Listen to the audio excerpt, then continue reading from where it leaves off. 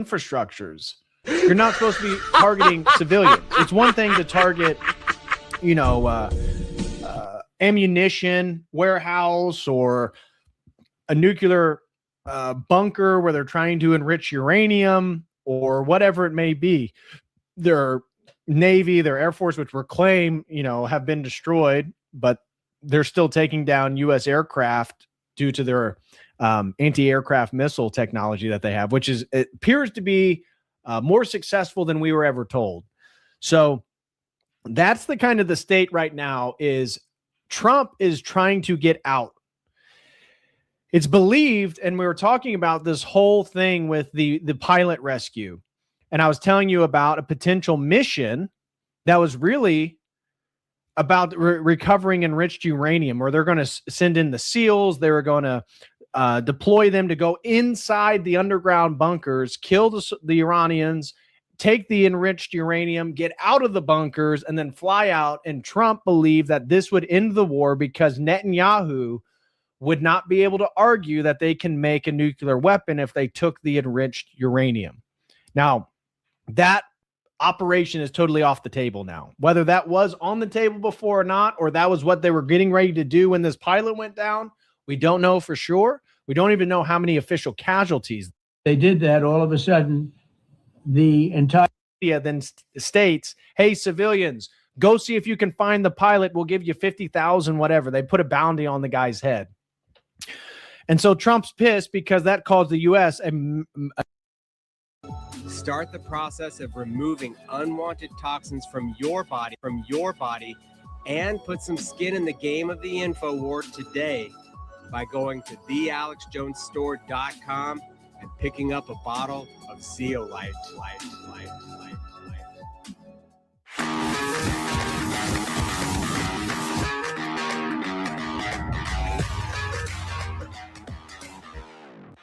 Whatever the future may hold, InfoWars will always live forever. The fight will continue. Be sure to follow us on X at RealAlexJones and at AJN Live. And now you can download the #1 news app in the world. Go to AlexJonesApp.com and let the Democrat Deep State Party know that we will never be silenced. Leading a frontal assault on the lies of the New World Order, it's Alex Jones. While you were sleeping, they came and took it all away. Came and took it all away. Yeah, it was an inside job, just like it always is. The names and the medals, the places where you used to play. It was an inside job. It was an inside job. Just like it always is. You're well connected. Your little protest, so merrily rejected. It was an inside job, like it always is. Chalk it up to business as usual.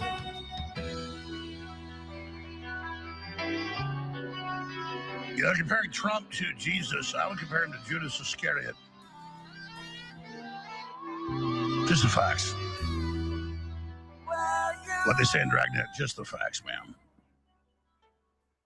Lori in Mexico, first-time caller, thanks for holding on Trump's sudden change. Give us your take. Thanks for calling. Well, after the horrific Havana syndrome attack on over, 1,000 people in Trump's last administration, I think anything's possible. And I'm wondering if there's a CIA or Mossad Black Op program within the Oval Office that could be brainwashing Trump, because this is a 180 on his platform. Nothing else makes sense. Something has to be brainwashing this man.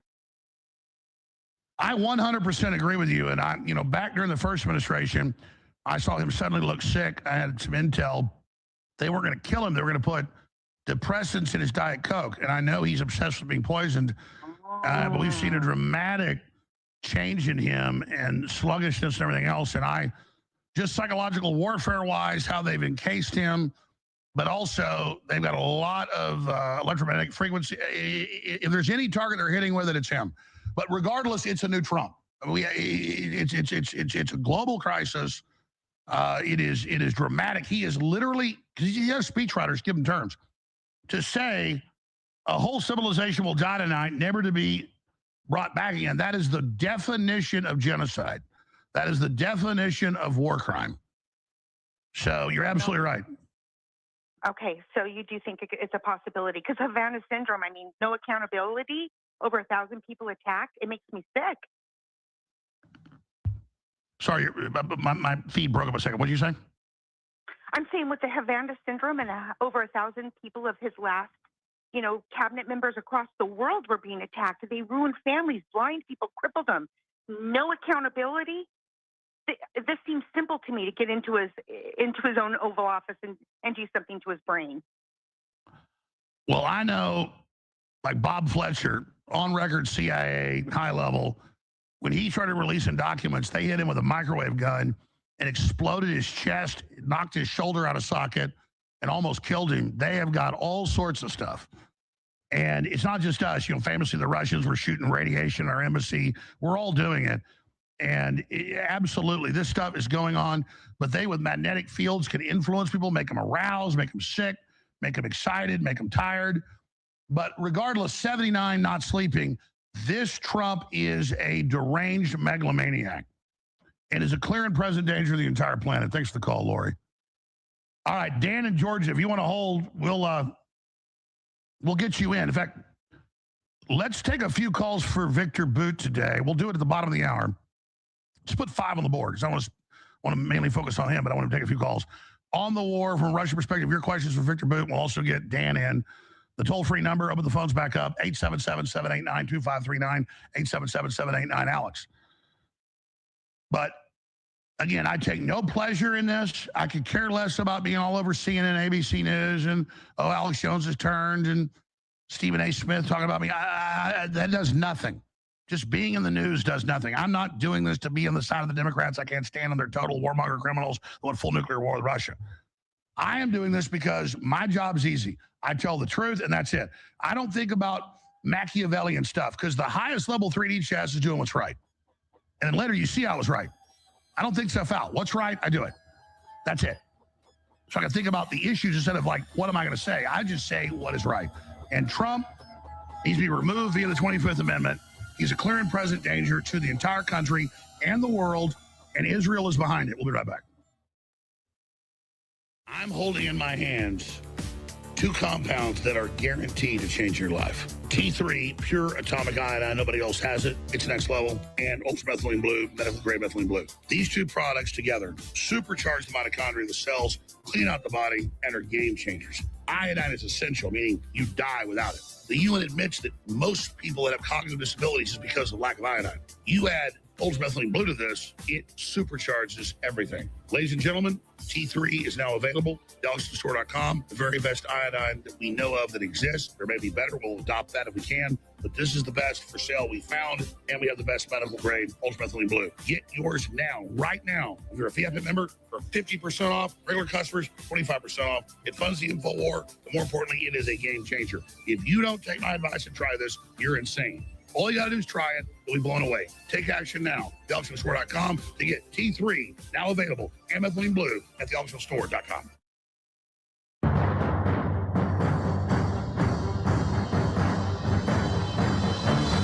Crashing through the lies and disinformation, it's Alex Jones coming to you live from the front lines of the info war.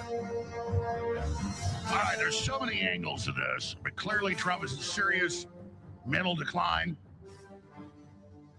President Trump is slurring his words, babbling, repeating himself in press conferences like 7, 8, 9, 10 times. And I'm not giving him a pass. I'm giving my analysis of what's happening. It started about 8 months ago. He got rid of Elon Musk. Things started going sideways. He wanted to fire Tulsi Gabbard last week because she told him, don't do this war. So folks I talked to convinced him not to. And you notice that they had a deadline of 8 o'clock tonight, and then Israel and the U.S. started hitting the bridges, the railways, and Carg Island at about 7 a.m. Eastern today. 12, 13 hours ahead of the deadline, which is why the Iranians cut off communications. And you notice Israel hit first today, just like they did 38 days ago. So Israel is truly in control of our foreign policy. Trump is a lightweight when it comes to military issues. He says, I don't care about the Strait. Let Europe and the Muslims go get it back, the Arabs. Then he's like, open the effing Strait. I'm going to annihilate your whole civilization, never to be brought back again. The definition of genocide. He's announced 23 times that we've had victory. He said again today, we have regime change, we won. This is the worst message to send to the world. This isn't unpredictability on purpose. This is someone out of their minds. And then he gives the very definition of genocide, to destroy a whole culture or people. That is the Webster definition, as I showed you last hour. The deliberate and systematic destruction of a racial, political, or cultural group. A whole civilization will die tonight, never to be brought back again. And then they start hitting the targets 13 hours before the deadline. And so, of course, the Iranians say, we're not talking to you anymore. And now they have their own citizens showing up at the bridges and the power plants all over the country ready to die. And our media calls them scum for their courage. Israel has had the deputy minister Netanyahu, who's even worse, say we might use nukes or neutron bombs, which I told you a month ago, neutron bombs, which we know they've got, which don't destroy the infrastructure, but kill the people. They're now bombing whole neighborhoods in Lebanon, in Iran, just like Gaza. This is genocide. And now Israel took 2+ years to absorb Gaza and still hasn't totally done it. Now that's like trying to eat a 10-ounce steak. Iran is an elephant. But if they were in the middle of nowhere, maybe we could do it, even if we were evil. Morally, it's wrong. But the Strait of Hormuz has been closed for almost a month. You can't take it back. The Navy won't go in there. They know it's a trap. Even Trump 2 days ago, oh, God, they can stop anything. We have been put in a trap. How do we get out of this? And then Trump is told by speechwriters, because he's reading off a teleprompter, the definition of war crime, the definition of genocide. And Larry Fink's so happy. The Great Reset's here. The American recovery is an example to kill nationalism worldwide. If they can, the elephant analogy, take out the lead elephant trying to be sovereign again with our incredible victory against globalists, getting them reelected. They turned that around and got victory in the jaws of defeat. And now they think they can discredit any other nationalist movement against them. This is the return of the globalists. Trump totally set up, out of his mind, a giant baby who doesn't want to hear any other countervailing ideas, but privately admits he got set up and told Mark Levin last week, you're a bad person. I shouldn't have listened to you, but you kissed my ass, so I did. It's cuckoo town. So we're going to take a few calls for Victor Bout, Russian military officer, and then paramilitary operator, kind of the Russian Eric Prince. And then businessman and a major elected leader in Russia, real Victor Bout, B-O-U-T, on X. Just launched that last week. He's a Russian businessman who was arrested by the DEA sting operation in Bangkok in 2008. Spent 10 years in the U.S. gulag. He was illegally transferred to New York City Metropolitan Correctional Facility in November 2010, went on trial, sentenced 25 years in prison, spent 10 years in infamous CMU unit, United States Penitentiary, Marion, where you learned about me, listen to me on AM radio. In December 2022, he was exchanged for a prisoner swap with Brittany Griner. He is now a deputy of, I always pronounce this wrong, Olyavaska region legislature, and member of the High Council of the LDPR party, real Victor Bout on X. So, Victor, I'm going to try to shut up, so don't stop or I'll interrupt you on, because I don't know where to go with you on this. There's so much, but my God, what a nightmare. What a danger. They're talking about using nuclear weapons. I know they're talking about that. Just this is the madness of King George III. This is King Lear. Where do you want to start? Victor Bout, thanks for joining us. Well, hi, you're absolutely right. It's a complete nightmare. And how to get out? The problem is if it would be only a nightmare which affects Trump or White House, who cares? But now the consequences are literally going to touch everybody on this planet. And the situation every day starting to be worse and worse. You know, the small lie will lead to bigger lie. And then, nobody knows where the truth, where the lie, because all this statement, especially of the Trump, especially if he's flip-flopping on these deadlines, not able to listen at least to those professionals or let even the diplomacy to take its time. It's really, as you said, White House was hijacked by the, eventually Benny Netanyahu, who runs it. He calls the shots. And, the Trump now in a position like, the old man in the house who cannot anymore say anything to nobody. He depends on everybody. Eventually, they've got something on him. He cannot admit it. He cannot come to his waters and say, hey, guys, this is situation. I was lied to, or whatever. Admit. And then at least it's opened some door how you're going to negotiate the exit out of this. But every day it's leading to the more destruction, to more deaths, not only and destruction in Iran, it's a destruction in the Persian Gulf. All right, Victor. Victor, your Zoom broke over a minute. You said destruction, Persian Gulf. Continue. Yeah, I said that, look, he brings destruction, not only to people to Iran, but also to the people, innocent people, kids, into the Gulf, Saudi Arabia, Iraq, including Lebanon, and also the Israel itself. So all those victims in all these countries have one thing in common. I think it's, because the Trump didn't really calculate consequences of his decisions. And this is where we are now. And situation is getting every day more and more dangerous. As you said, they run out of all basically aces in their hands. They have no cards to play anymore. And only one Trump card they've got. This is actually a nuclear bomb. And if this goes, then, I don't know. I can't really tell whether you're. By the way, you're a soldier and military strategist. You're a soldier and military strategist and also successful business. You have all the bases covered. Explain to people the threat escalation letter. You were on last week saying next is nuclear bomb. This is escalation. People understand why that is because they're not militarily trained on threat escalation. This is the only next move. And so people need to understand why you said that and why it's now coming true. People don't understand that. Well, it's very simple. Look, if you are a politician who taking decisions, who are giving orders to your military for operation, and they accordingly constitution, accordingly all the statutes must and obliged to follow these orders. So if you give them the orders, for instance, okay, we do this, and it doesn't go accordingly the plan or never achieve the targets you tell them, and then what you have. He cannot now admit that, look, we never achieved the initial goals.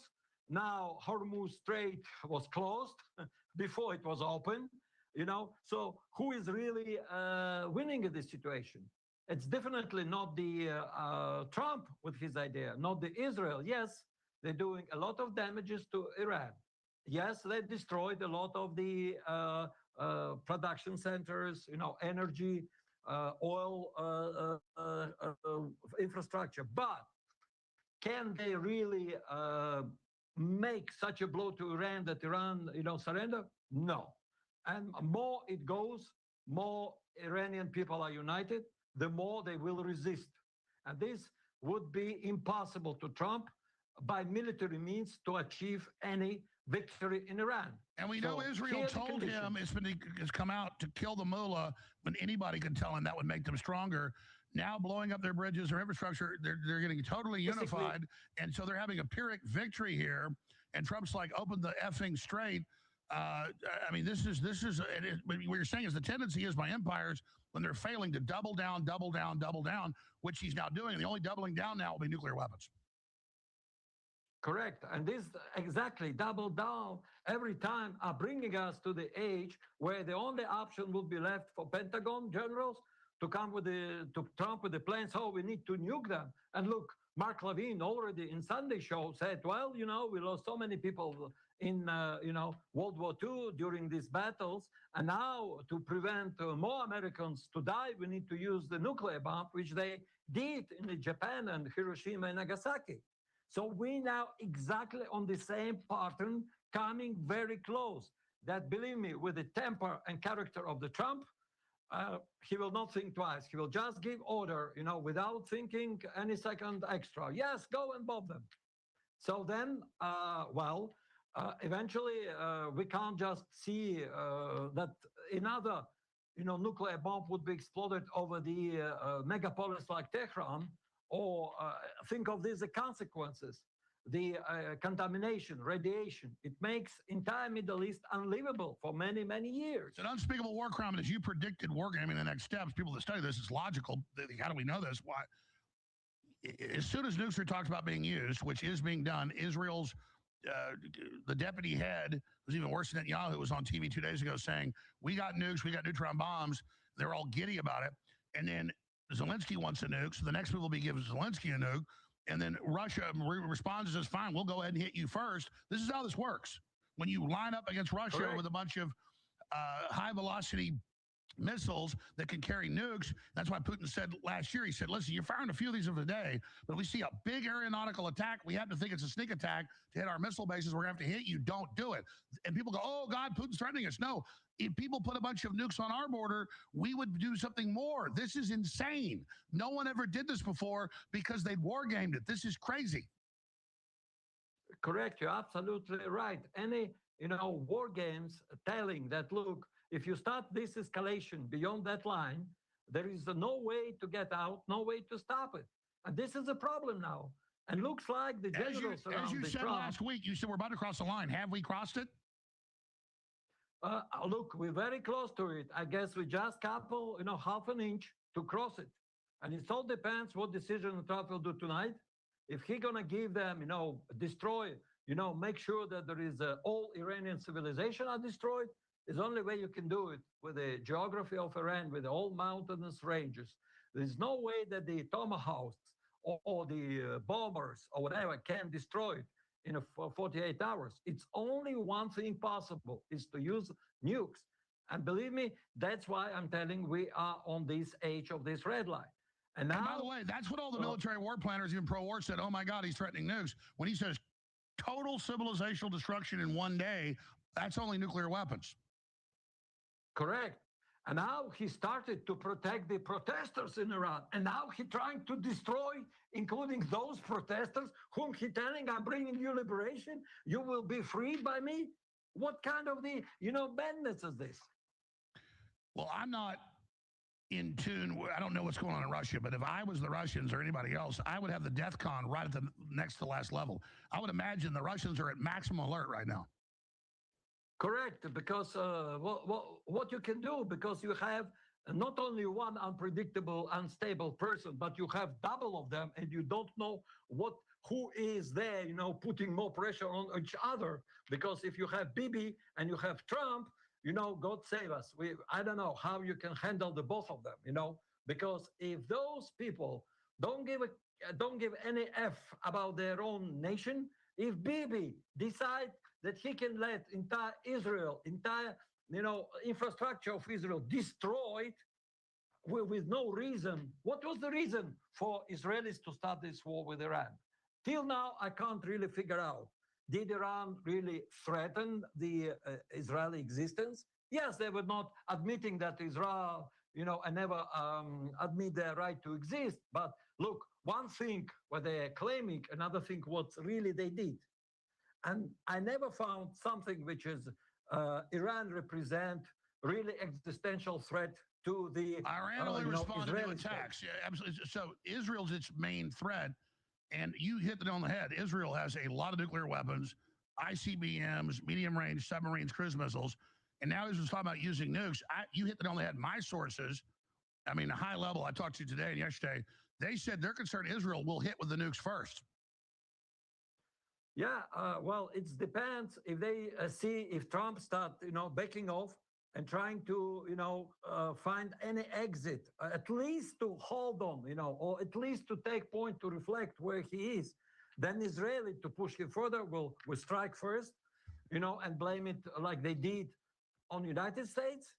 And then, immediately we have situation when then the British will immediately use this opportunity to let Ukrainians try to also use the nukes against Russia. But Which of Zelensky's course, called Russia for. will not let that happen. We have to strike first. If we see any sign that the Britain start moving it to Ukraine, we have to strike against Britain. We have to strike against all the bases in the Europe. We have to demolish the entire logistics in Poland, in the Romania, and definitely if before, sorry, was a understanding that Russian leadership never give the order to physically eliminate Zelensky and everybody around him, I guess this would be the right time to do so. That's right. Because in war doctrine, if anybody did this to the U.S., we have standard doctrine, we would have already hit them. And I don't want this to happen, folks, but Russia's already told the UK, we know you're behind the Northern group, and we are on the verge of total nuclear war. That is how this works. I cannot, this is not rhetoric, this is not hype, this is total danger. And Trump has no understanding of how it's all interconnected. He has no idea that Iran's even connected to Russia. He has no idea what is going on. And you have literal megalomaniac, psychotic Netanyahu that is doing this. What's the way out, Victor Boot? What should we do? What should Americans do? What should Russians do? What should Iranians do? What should Israelis do right now? Well, first thing, look, what's going on? Some small facts. Ukrainians, for the past time, trying hard to destroy actually the oil infrastructure, which pumping the oil from consortium of the Kazakhstan to the Black Sea, which is this international consortium, partly also owned by the Shell, American company. And they already trying to hit it fourth and fifth time, trying to destroy Yeah, let's explain that. They're cutting off Europe's oil while threatening to kill Viktor Orban, Zelensky Correct. is. So they are teaming up at the same time with BlackRock while the Strait is shut down to intensify the crisis. Correct, to testify. But this, look, this is American interest. And Russia keeping its agreements, which allowing all this transit through. And actually, by the way, Russia never chased out American company out of the Russia. You know, many of them remain, but many of them been forced under the woke policies to leave the Russian, business. But this is a one side of it. But another side, the Zelensky basically did by his, put his hand in this jar and meddling into the Hungary election. Yeah, so why which is he hitting this, European oil connections to Russia, and why is he threatening to kill Orban? Well, because look, Orban is only one who blocking that the UE supposed to give to Ukraine $90 billion as assistance because he is a broke. And without this $90 billion, they run out of money by end of this month. And that's why he's so desperate to do something, because he thinks physically, if Orban lose the election, a new leader would be pro-European, pro-globalist, and let them, have everything the Zelensky want. And now Zelensky, like a Bibi Netanyahu in the White House, basically now calling shots in the European Union. And this is the funny part. He's not even member of the European Union. So how to get out of this? I guess, I would be not surprised that sooner or later, the only way to stop the globalists, of course, if the Trump will admit and get back to the right side, or, of the, not for the dark side, but for the side of light, eventually join the effort. That is the good news, is that Trump is erratic, but you can get him back. He could. Well, it depends what kind of dirt they've got on him, because it's difficult to explain unless you really can, coerce the Trump, show some evidence, or threaten him with some exposure that he has under duress, act like that. There is no other logical explanation. I agree. So you think that's the Epstein stuff? Correct. And that's why eventually, because look, nobody now talks about Epstein files and this Epstein coalition now trying to destroy everything, including the physical existence of this evidence. No, I agree. We have an Epstein-Israeli coup, and we know that Epstein was Mossad. And I think that the evidence is overwhelming. Not even Trump's involved, but his circle, Ludnick, he's doing this to protect that, change the subject. Total insanity. Well, you're absolutely right. But, the only solution is either he, calls the Putin and said, hey, how I can get out of this situation. But he need to be honest, admit, and stop playing with the destinies of so many people on this planet, with so many, children who be dying because result of his action. We're going to break in 2 minutes. We'll come back and get more into larger issues that connect to this. But just on the genocide issue alone, Trump says, I will genocide your entire country, which is an open war crime. Even say you'll do it when you have the weapons. This is terrorism. This is do what I want or I'll destroy your whole country. I cannot believe it, like he's obviously being advised to say this. These people are setting him up. That's absolutely right, because look, there is not any more logic left. It's looks so absurd. It's a creep show, basically, because every time they're saying something, it makes no sense with what they said like just 5 minutes before. And all these, circus which going on, I don't know. I know that Trump was a big fan of the wrestling or whatever, but right now it's beyond all the pale lines. It's went into the stratosphere. It's went to the space with this, it's on steroids. I don't know which kind of the new generation steroids you need to use to get to this level. It's really insanity in the best form. Well, the good news is I talk to people on the ground and I see it. 90% of prominent Trump supporters are done. And he's trying to say we're idiots. Tucker's an idiot, low IQ. No, Trump, you literally didn't stick your own dick in a hornet's nest. You stuck ours in it, and you are out of your mind. And to defend J.D. Vance behind the scenes, that's people in the cabinet. He's been telling Trump no. That's why he's being sidelined. He's over there, with Victor Orban right now. We'll talk about that when we come back. Stay with us. Everything I sell to you works. Obviously, that's the goal. So that you get it, and you like it, and you want to get it again. Everything I sell to you, we put deep research into, and I personally use. Now, I've been promoting zeolites for decades with great sponsors because they really work. I want to tell you what they are. Well, Bigley, our sponsor, has a really high-quality, private label, top-selling brand that we were able to private label we're bringing to you right now. With unprecedented toxins in the environment, with the chemtrailing, all the garbage in the food, it is more important than ever to take zeolites on a regular basis. But not all zeolites are created equal. This is really a high-quality zeolite. Please do your own research and then go to the AlexJonesStore.com and secure our high-quality zeolite formula. Now let's go over just some of the incredible facts. We're swimming in toxins every single day. Metals from the air, chemicals in the food and water. Your body needs help binding and eliminating this garbage before it builds up and destroys your cells. Enter Zeolite Detox Defense, advanced binding agent. This isn't some gimmick. Zeolite is a naturally occurring volcanic mineral with a unique cage-like crystalline structure that acts like a molecular trap. Through ion exchange and absorption, it selectively grabs positively charged toxins, heavy metals, ammonia, and other unwanted compounds while letting beneficial minerals stay put. Then it escorts them straight out of your system through your gut. Paired with folic acid, it also supports healthy mineral transport and cleaner internal environment.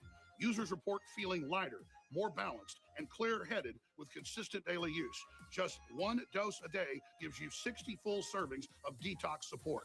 Ladies and gentlemen, I don't steer you wrong. You know that. If you love our methylene blue, if you love our bovine colostrum, if you love the other incredible products like our T3 iodine, you are going to love this zeolite detox formula. Secure yours now at thealexjonesstore.com. And if you haven't checked out the other supplements like our methylene red, that's proprietary to us, our ultramethylene blue that is on record the strongest and the best, then check it out today. And while you're there, check out the widest selection of Patriot apparel, baseball caps, t-shirts, hoodies, you name it, to spread the word of freedom in America and worldwide. Bottom line, thanks for keeping us on the air over the years. We're facing some of the biggest challenges ever to stay on the air. But thanks to you standing with us as our partners, the InfoWar, we are stronger than ever. So thank you so much for your support. Now, please visit thealexjonesstore.com today. And if you want to get massive discounts on all the supplements, sign up as a subscriber. Lock in your orders in the future. You can cancel anytime. So all you're really locking in is the massive discounts. Same thing with VIPs. Cancel anytime. $30 a month. Get $40 to spend in the store. Special deals, special offers, special sales on everything. So if you're buying anything, thealexjonesstore.com, you should be a VIP. Thank you so much for your support. Now secure your zeolite formula now at thealexjonesstore.com.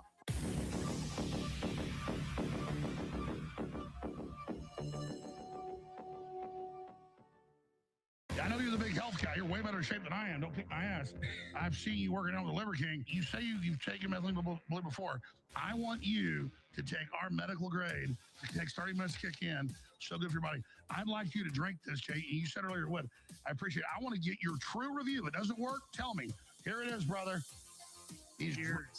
Looks just like the stuff from Dune, the water of life. He's drinking the juice of a strangled, drowned sandworm right now. Baron Harkonnen is not happy. We're going to see what happens. 20 minutes later. I feel like my brain is clearer and working faster. It feels like my brain and my energy have had the accelerator hit on them. I felt it in my brain and my energy. Well, I like it. I'm going to get me some before I leave. We're going to give you a couple bottles of it, bro. We love it. It's amazing. Get yours now, thealexjonesstore.com.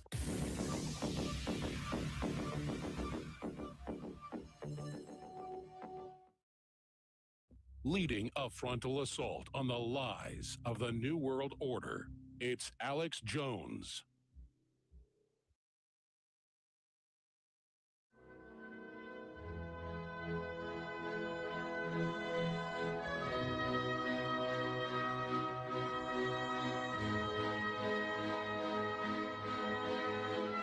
The last beacon of truth in a world of deception, it's Alex Jones.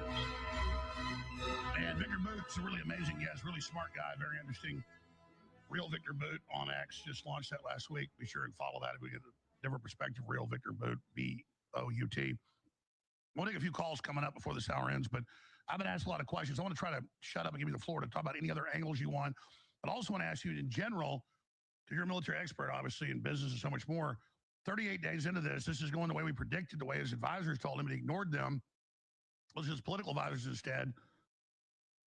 About where it goes if Trump continues on and off-ramps, ways to get to Trump. But first, what else is on your radar, Victor Boot?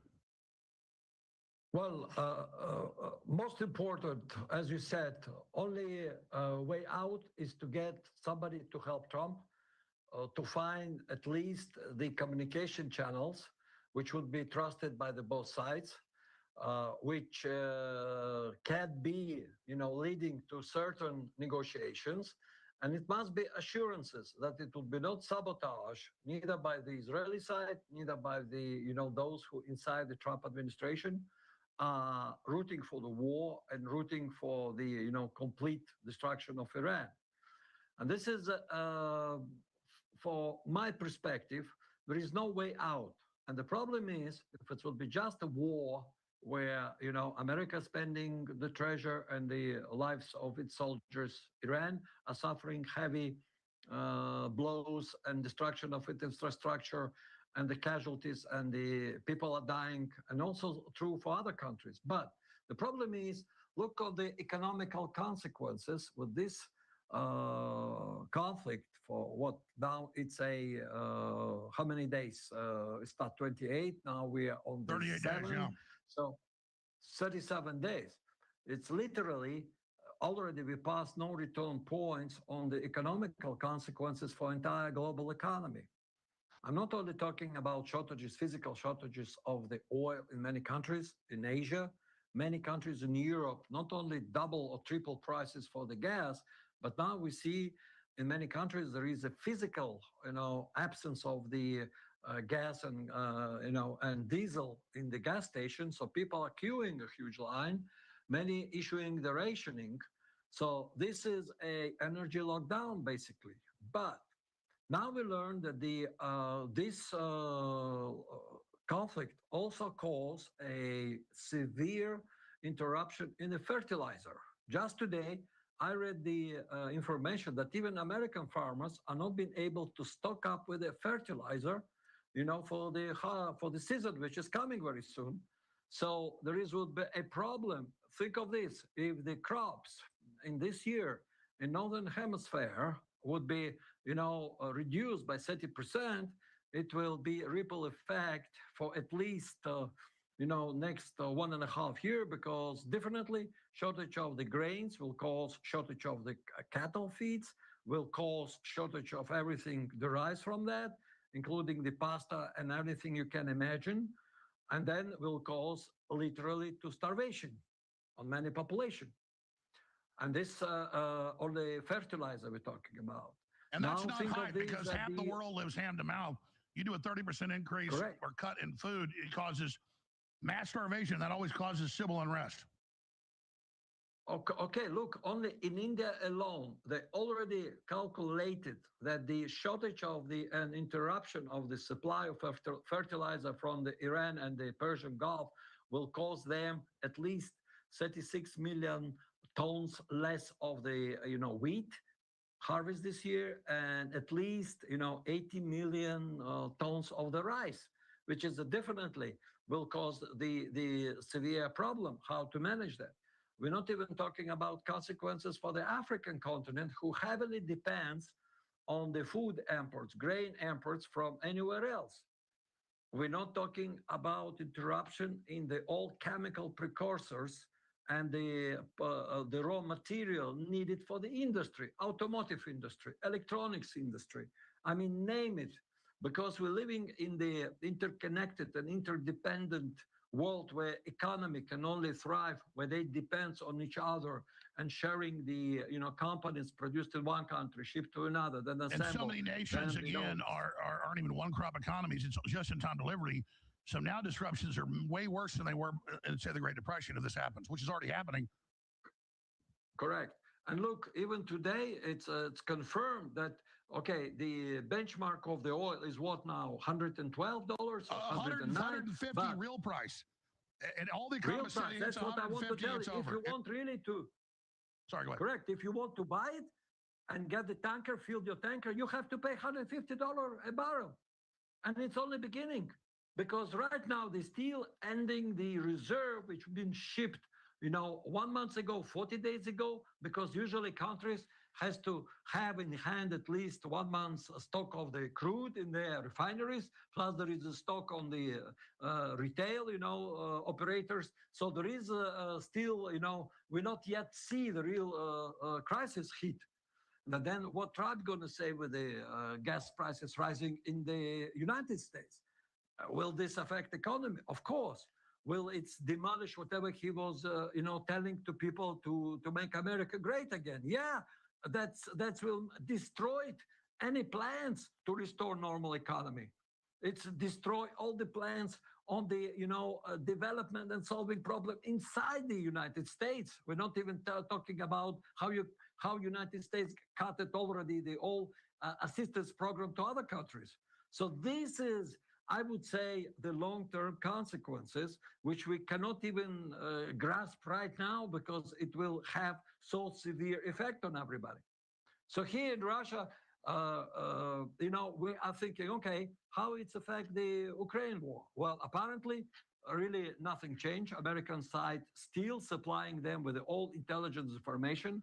Apparently, Elon Musk removed any limits. So now Ukrainian, drones who goes deep inside the Russia using the Starlink on them.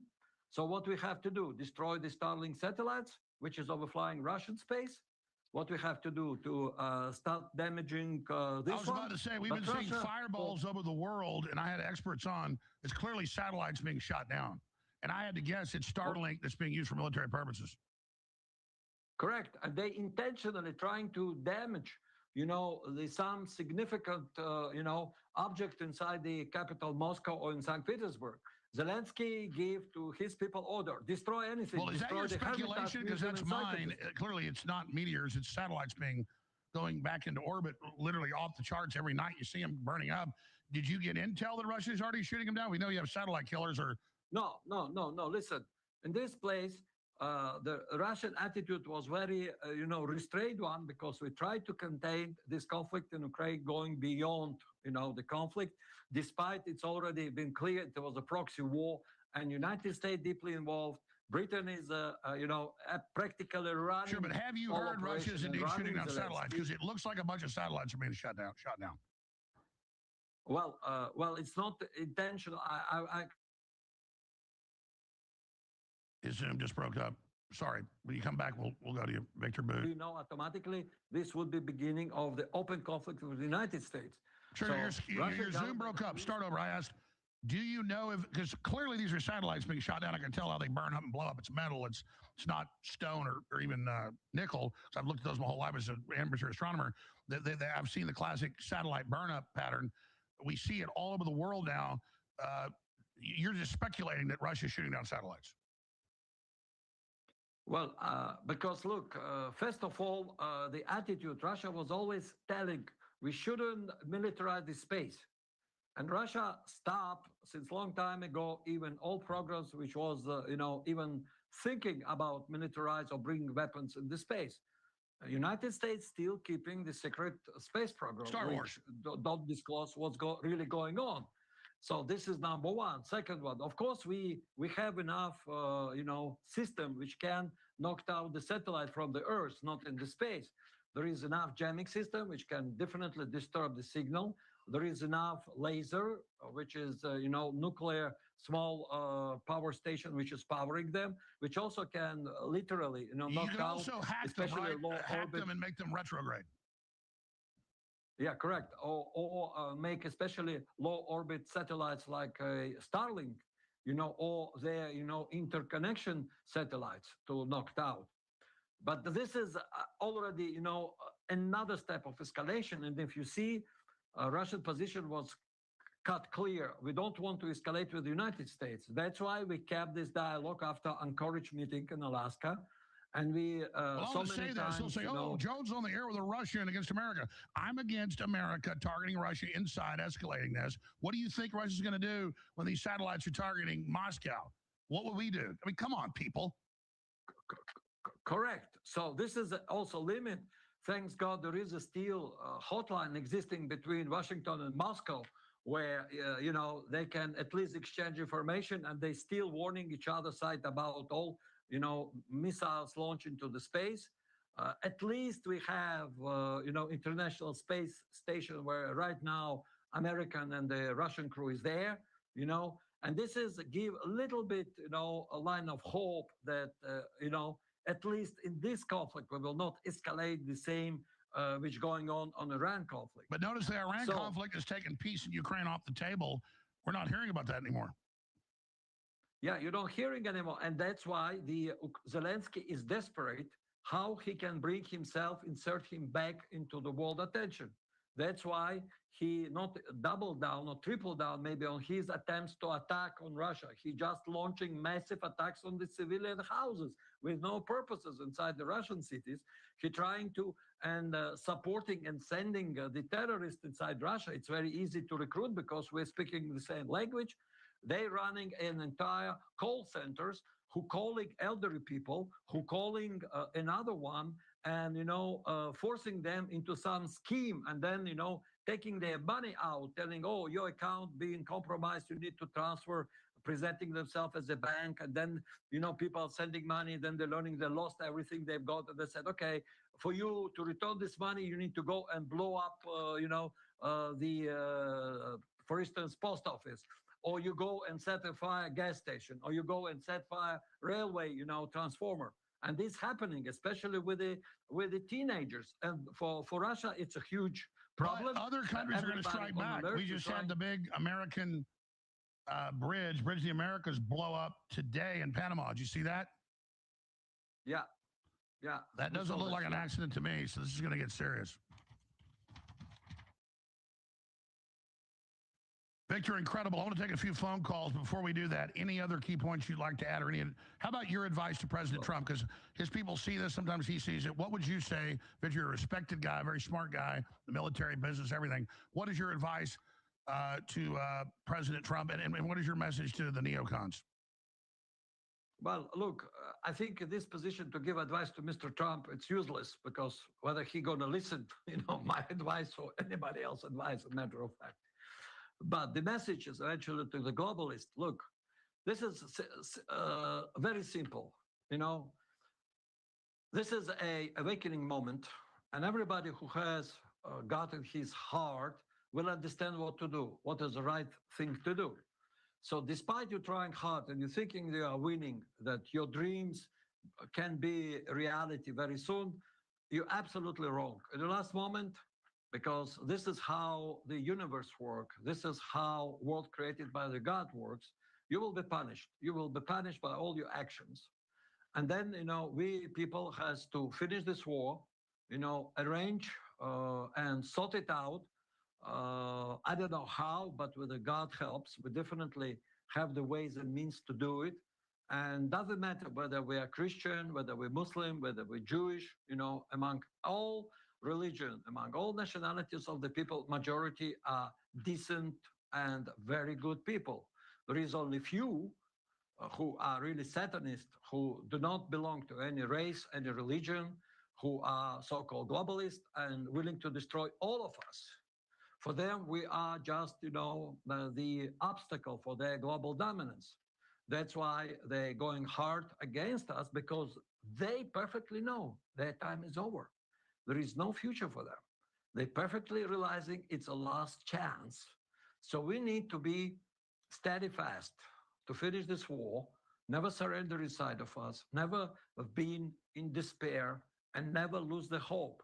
Because if we are trusting to God, if we believing to ourselves, if we do not lying to ourselves, we definitely will win.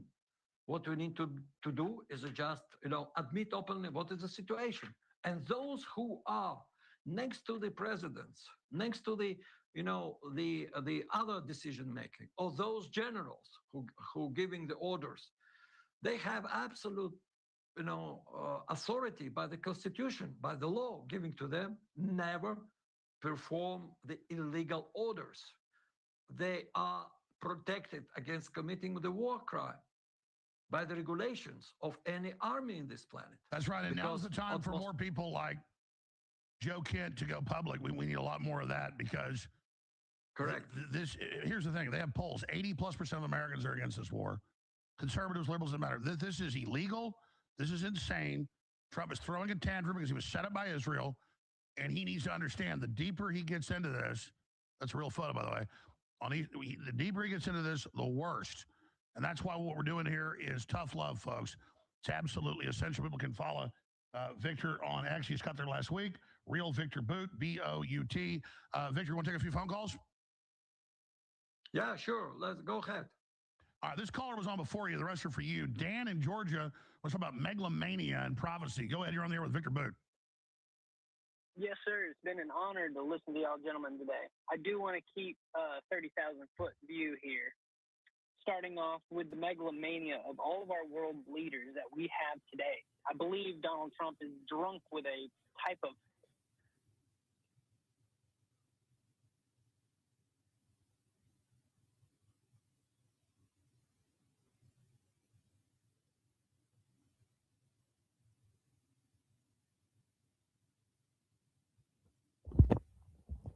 Yo. Okay, I guess we're up now.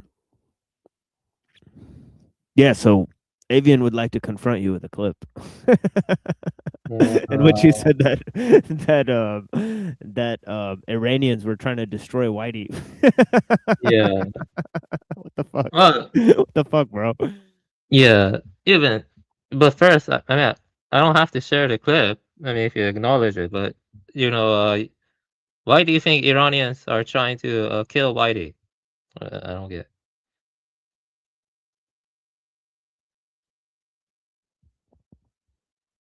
Yeah, I can give the clip if you deny it. I want to know why you think that. It also says they're having issues with YouTube, so I don't know. I mean, I've already created my live, but yeah, I don't know. It says posted 18 minutes ago, YouTube API issues. YouTube is currently experiencing some issues with their APIs that may prevent some users from going live on their destination. Our team is monitoring the platform for further updates. Oh, goody, goody, goody.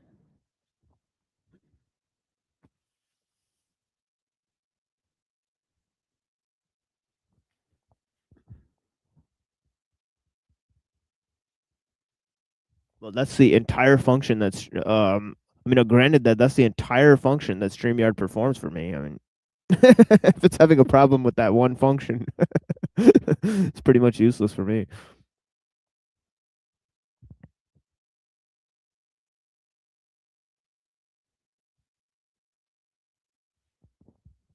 Yeah, I don't think Neuro Jack is here, honestly. Yo, sorry, I just Yeah. I was in the middle of something. I just got back. So sorry about that. Yeah. Yeah, I kind of heard what Avian said, but I Yeah. think he's that he thinks I think he believes that like I said something about Iran is trying to kill all whiteys or something. I mean, I don't think I've ever believed that or said that, but I mean, This I'm clip sure may you be can out of find a clip. context. Yeah. Yeah, I'm sure it's out of context, but I mean, I'm pretty sure I said that hypothetically.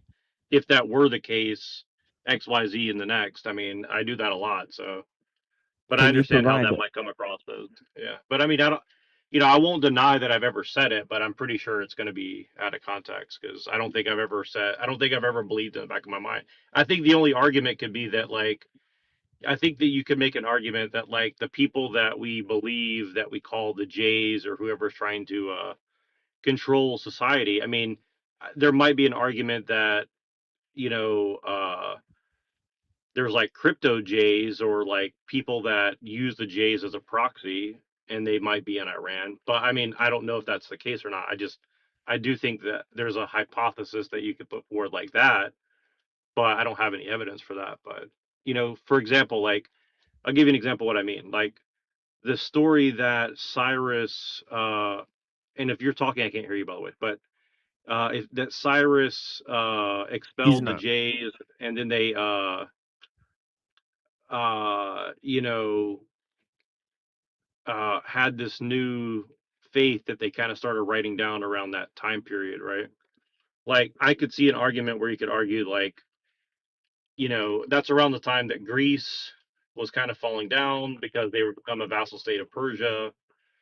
Then you could argue that, like, well, Rome was kind of like, I kind of have this theory that, like, Rome is kind of like crypto Jays, or they were Edom because they were against Sparta and like other Jewish enclaves or something. So I don't know. There's something weird about that. So I mean, I've definitely hypothesized about that, but I mean, as far as like today saying that like Iranians, I don't even know what an Iranian is, to be honest with you. Like, Yeah. I Okay. don't know the history of Iran. I don't know the history of Iran well enough to First, make a good argument first, that. I want to share some basic historical knowledge that everyone should know. Iran is pronounced Iran. It's been called Iran since pre-Islamic times. The Sassanid Empire, they called themselves Iran or Iran Shah, which means country of Iranians. Sassanids were before Islam, and the reason that's important is because intelligence agencies want to distance Persia from Iran. Persia is the name the Greeks called Iran, while Iran is the Indo-Nile, what the Iranians call themselves. Second, I want to say that you're mixing up a lot of stuff. I don't see how the Greek wars or even the wars with Romans and Iranians are relevant to this day. Maybe to some extent they are. I'm not sure, but Well, just really long briefly, time the ago. way that I think that they're relevant is that everything that you see throughout history is like, I don't think time is purely linear, at least when it comes to the occult. So they're certainly using recurring themes, and I think this is what Nietzsche was talking about, where they kind of That's like good. use this like prophecy and story and narrative, and they kind of remix it over and over again. And I mean, if you can't see that within the Iranian war right now, like, I don't know what to tell you. I mean, it's very clearly like they're using these kind of like recurring themes from, hundreds and thousands of years ago, like in the narrative they're constructing now. Like, again, that doesn't mean it's necessarily true, but they're definitely trying to manufacture a historical and mythological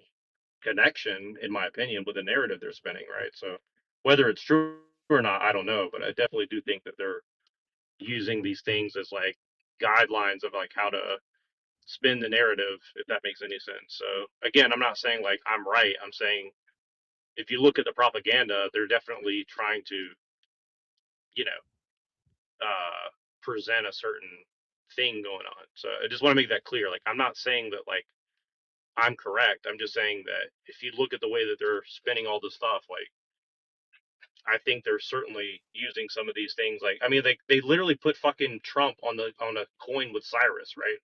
Like, I don't think that's a coincidence. You know what I mean?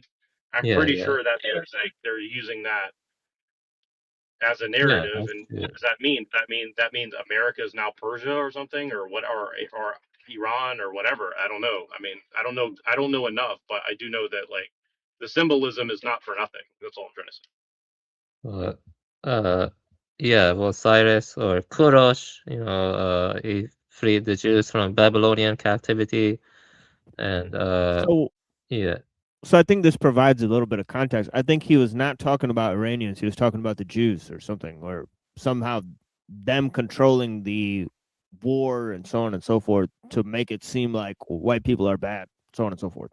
I think it's just it was more like Well, tongue in cheek humor or something. Well, and really quick, and again, I'm not saying I didn't say it. I may have definitely said it. I'm just saying, like, I don't think I've ever believed that per se. I would say that, like, I think there's a lot of people who call themselves Iranian or Iranian or whatever, or even Persian, and they're probably Jewish. And Yeah, again, that's if the true. things that I've seen Yeah, are there true, might be some yeah, there might be some like Iranian like liberal chicks that are like totally brainwashed. Like there's some of them in America. There's Yeah, also yeah. Jews from Iran That's that are true. very Yeah. supportive of of whatever America's doing or whatever they could be. I know yeah, not I all think of like them may be sympathetic, but yeah. Yeah, I saw like a statistic that said like something like either 30% of the Yeah. Iranians in LA Yeah. or in America Ye- are like Jewish, Yeah. right? So Yeah, because they had this show, it was a very famous, reality TV show called The Shahs of Sunset, where they had these Iranians that lived in California. They had like a reality TV show with these Iranians, right? And some of them were Jewish. Half of the cast was Jewish, and the other half was Muslim. It was pretty interesting. like I think that's kind of like what's going on with the Kardashians. Like I think they're crypto Jews, and so they call themselves Iranian or something. Like, see what I'm saying? Like there's something like that going on too. Where so again, like honestly, I'm not saying all Jews are bad either. I'm just saying like Yeah. there seems to be this like play with like these different terms, and they're trying to confuse people with like what's the underlying. Yeah. Yeah, Yeah, and I have regardless, I think it's best that Israel just go. Like it needs to go. Period. Like that's right. it. Yeah. It's an illegitimate state from the very Yeah, beginning. yeah. Pretty much. Yeah. These past decades, the no one state, no two state solution, Israel should just fucking go at this point. Like really, there's no fixing Yeah, it. they've committed atrocities. Yep. Yeah, It's yeah. actually time. Look, I mean, I'm not gonna like denounce what you're saying, but what I'm saying is like, I mean, America is very clearly like, I would say some combination of the Vatican, Saudi Arabia, Russia, America, and Britain. Some combination of these 5 countries are very clearly like cryptically backing Israel and or controlled by the people that control Israel. So like I see Israel as primarily a satellite of these 5 entities. Now, again, I'm not saying that means that like, whoever's controlling Israel doesn't have a lot of power and that they don't want a greater Israel. I think that's probably a good thing, but I do think that like personally, I think they want Ukraine more than they want Israel. Yeah, That's my personal opinion. Yeah, I see your perspective, and it's a difficult question whether Israel is a satellite or just a parasitical force that is infiltrating America and putting Mossad plants and stuff like that. It's hard to tell if Israel is a satellite or if it's more of a, parasite that is like infiltrating those to make them more subservient to Israeli Yeah. interests. Regardless, Israel has to go though. I just don't see it as sustainable or as a destabilizing force. It's Yeah, I agree. I mean, but in a sense, I agree. But I'm also just saying, like, I don't think it's so simple because, like, again, I think that their real move is in Ukraine, and ultimately, I think that they want Iran as either I mean, I don't know. There's something. All I know is there's something very weird. Like, and I'll give you an example. Right, like Dugin is promoting Eurasianism. What does that mean? In my opinion, they want to connect Israel all the way to Ukraine. And what's in between those two things? Well, Iran. So, in my opinion, Greater Israel is either, right. Yeah. yeah. Go ahead. Sorry. Yeah, No, that makes go a ahead. lot of sense. And I'm just gonna say that makes a lot of sense. And actually, there's a lot of ideas where it seems like the Russians are obviously doing business with the Israelis, right? And the Ukrainians and all these people, because the whole Alex Jones show that you were showing is interesting, right? Because obviously there's some play where, for two elections, right? Like Alex Jones supported Trump and now he doesn't. And now he has this analyst from Russia that's saying that basically, Israel is going to sell Russia out in Ukraine, right? And that's his whole like talking point, right? So it's just pretty interesting, right? Right. It's very, very weird. And what did he call this guy, Victor Bout, who's a arms and drugs dealer? They got caught in Thailand and spent 10 years in federal prison. By the way, one of the guys that I followed from the alt-right literally shared a cell next to Victor Bout and talked to him extensively over the course of like 3 years. So I think that's very interesting as well. And what I think what's happening, he called Victor Bout the Eric Prince of Russia. So you're literally talking to like, a crypto Zionist perhaps, or I don't know what that's supposed to mean. Like, what does the Eric Prince of Russia entail, right? Like, I don't know, but that's like a private military contractor essentially. I don't know. I mean, so I think they're very clearly, like you said. I mean, he very, no one supported Donald Trump more than Alex Jones that I'm aware of in the last 10 years. So, Right. So for him to just say all this seems very. and it I think was that it's a yeah, totally and at that time, disingenuous thing he's saying. that time he was pro-Israeli and pro-Russian. So now he's pro-Russian and anti-Israeli. So something has changed, right? Yeah, and he literally is basically saying like he's basically Fed posting about Israel and Benjamin Netanyahu. So again, Yeah. I'm just saying like I would not trust anything that's. I don't think Alex Jones is being honest whatsoever in what he's saying. Yeah, Now well, I want again, to say some stuff though. Yeah, is yeah. that So go ahead. sometimes you have to forge alliances that are not 100% in one's interest or aligned with one's view. Because let me be honest, I think based on what I've read, Iran just dislikes Israel. Iran doesn't care if America just throw Israel under the bus and then America want to become allies with Iran. In the late 90s, Iran and America could have been allies. There was this president, his name was Hatami. Hatami, he was close to becoming allies with America during Clinton's presidency. But guess who got in the way?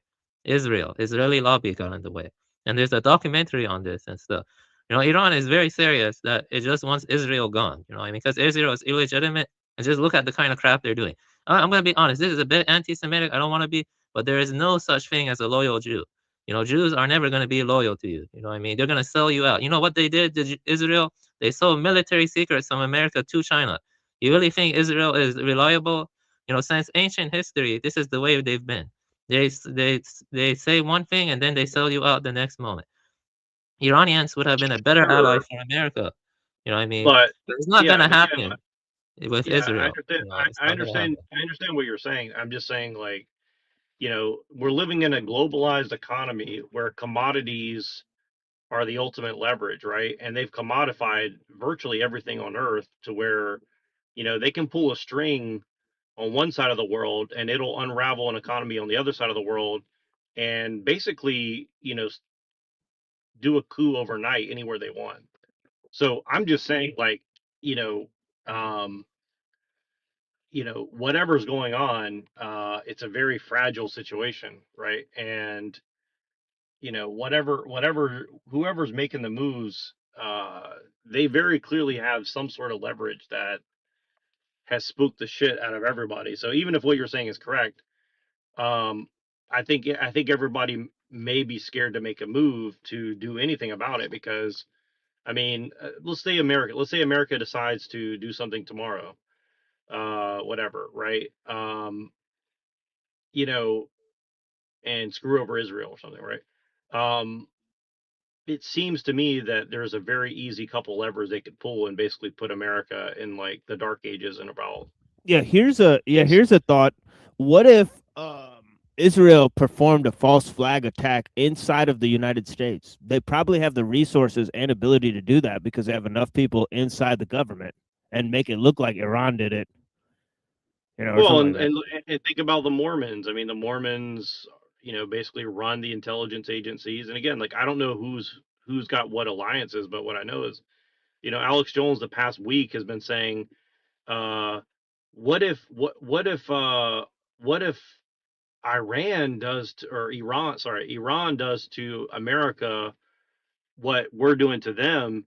How would America like it if Iran destroyed the Golden Gate bridge or something, right? So I'm trying to be careful what I'm saying. I don't want the algorithms to think I'm like Fed posting, but you get the idea, right? Like I'm saying, like, why are they signaling that over and over again? Now, whether it's going to happen or not, who knows? But certainly, I think there's nothing stopping something like that. I mean, think about it like this: these people seem to believe and think like everything's an investment, right? So, for example, whoever did 9/11, whoever was behind that is the greatest ROI in history. Basically, you get a bunch of hopeless people to go and allegedly unalive themselves with an airplane, and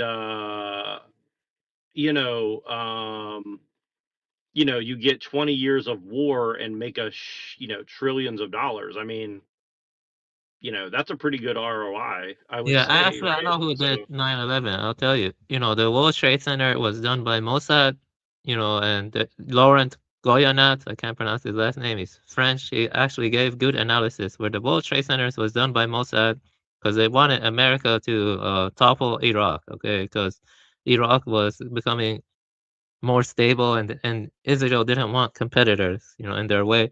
And but the Pentagon attack was done by this guy, I can't pronounce his name. He's like a freaking Eastern European. He was a neocon. It was done by the Pentagon was done by neocons, and because they wanted to get more into Afghanistan, because they wanted to liberalize and secularize Afghanistan. And that guy though, the second one I have to look up his name is Eastern European. He came to America. He actually did not like Israel, believe it or not. He was getting tired of Israel. So the neocons in the past, though, believe it or not, they were actually divided on Israel. I can give you that guy's name and I can give you some quotes from him. I'm going to be honest with you, I'm really fed up with the Jews, like very, very much so. If I know someone is Jewish, I don't want to talk to them at all, even if they're on my side. I'm just getting very fed up with them, personally speaking. It's just very tiresome, how much they are like embedded everywhere and how much problems they're causing. Let me tell you this.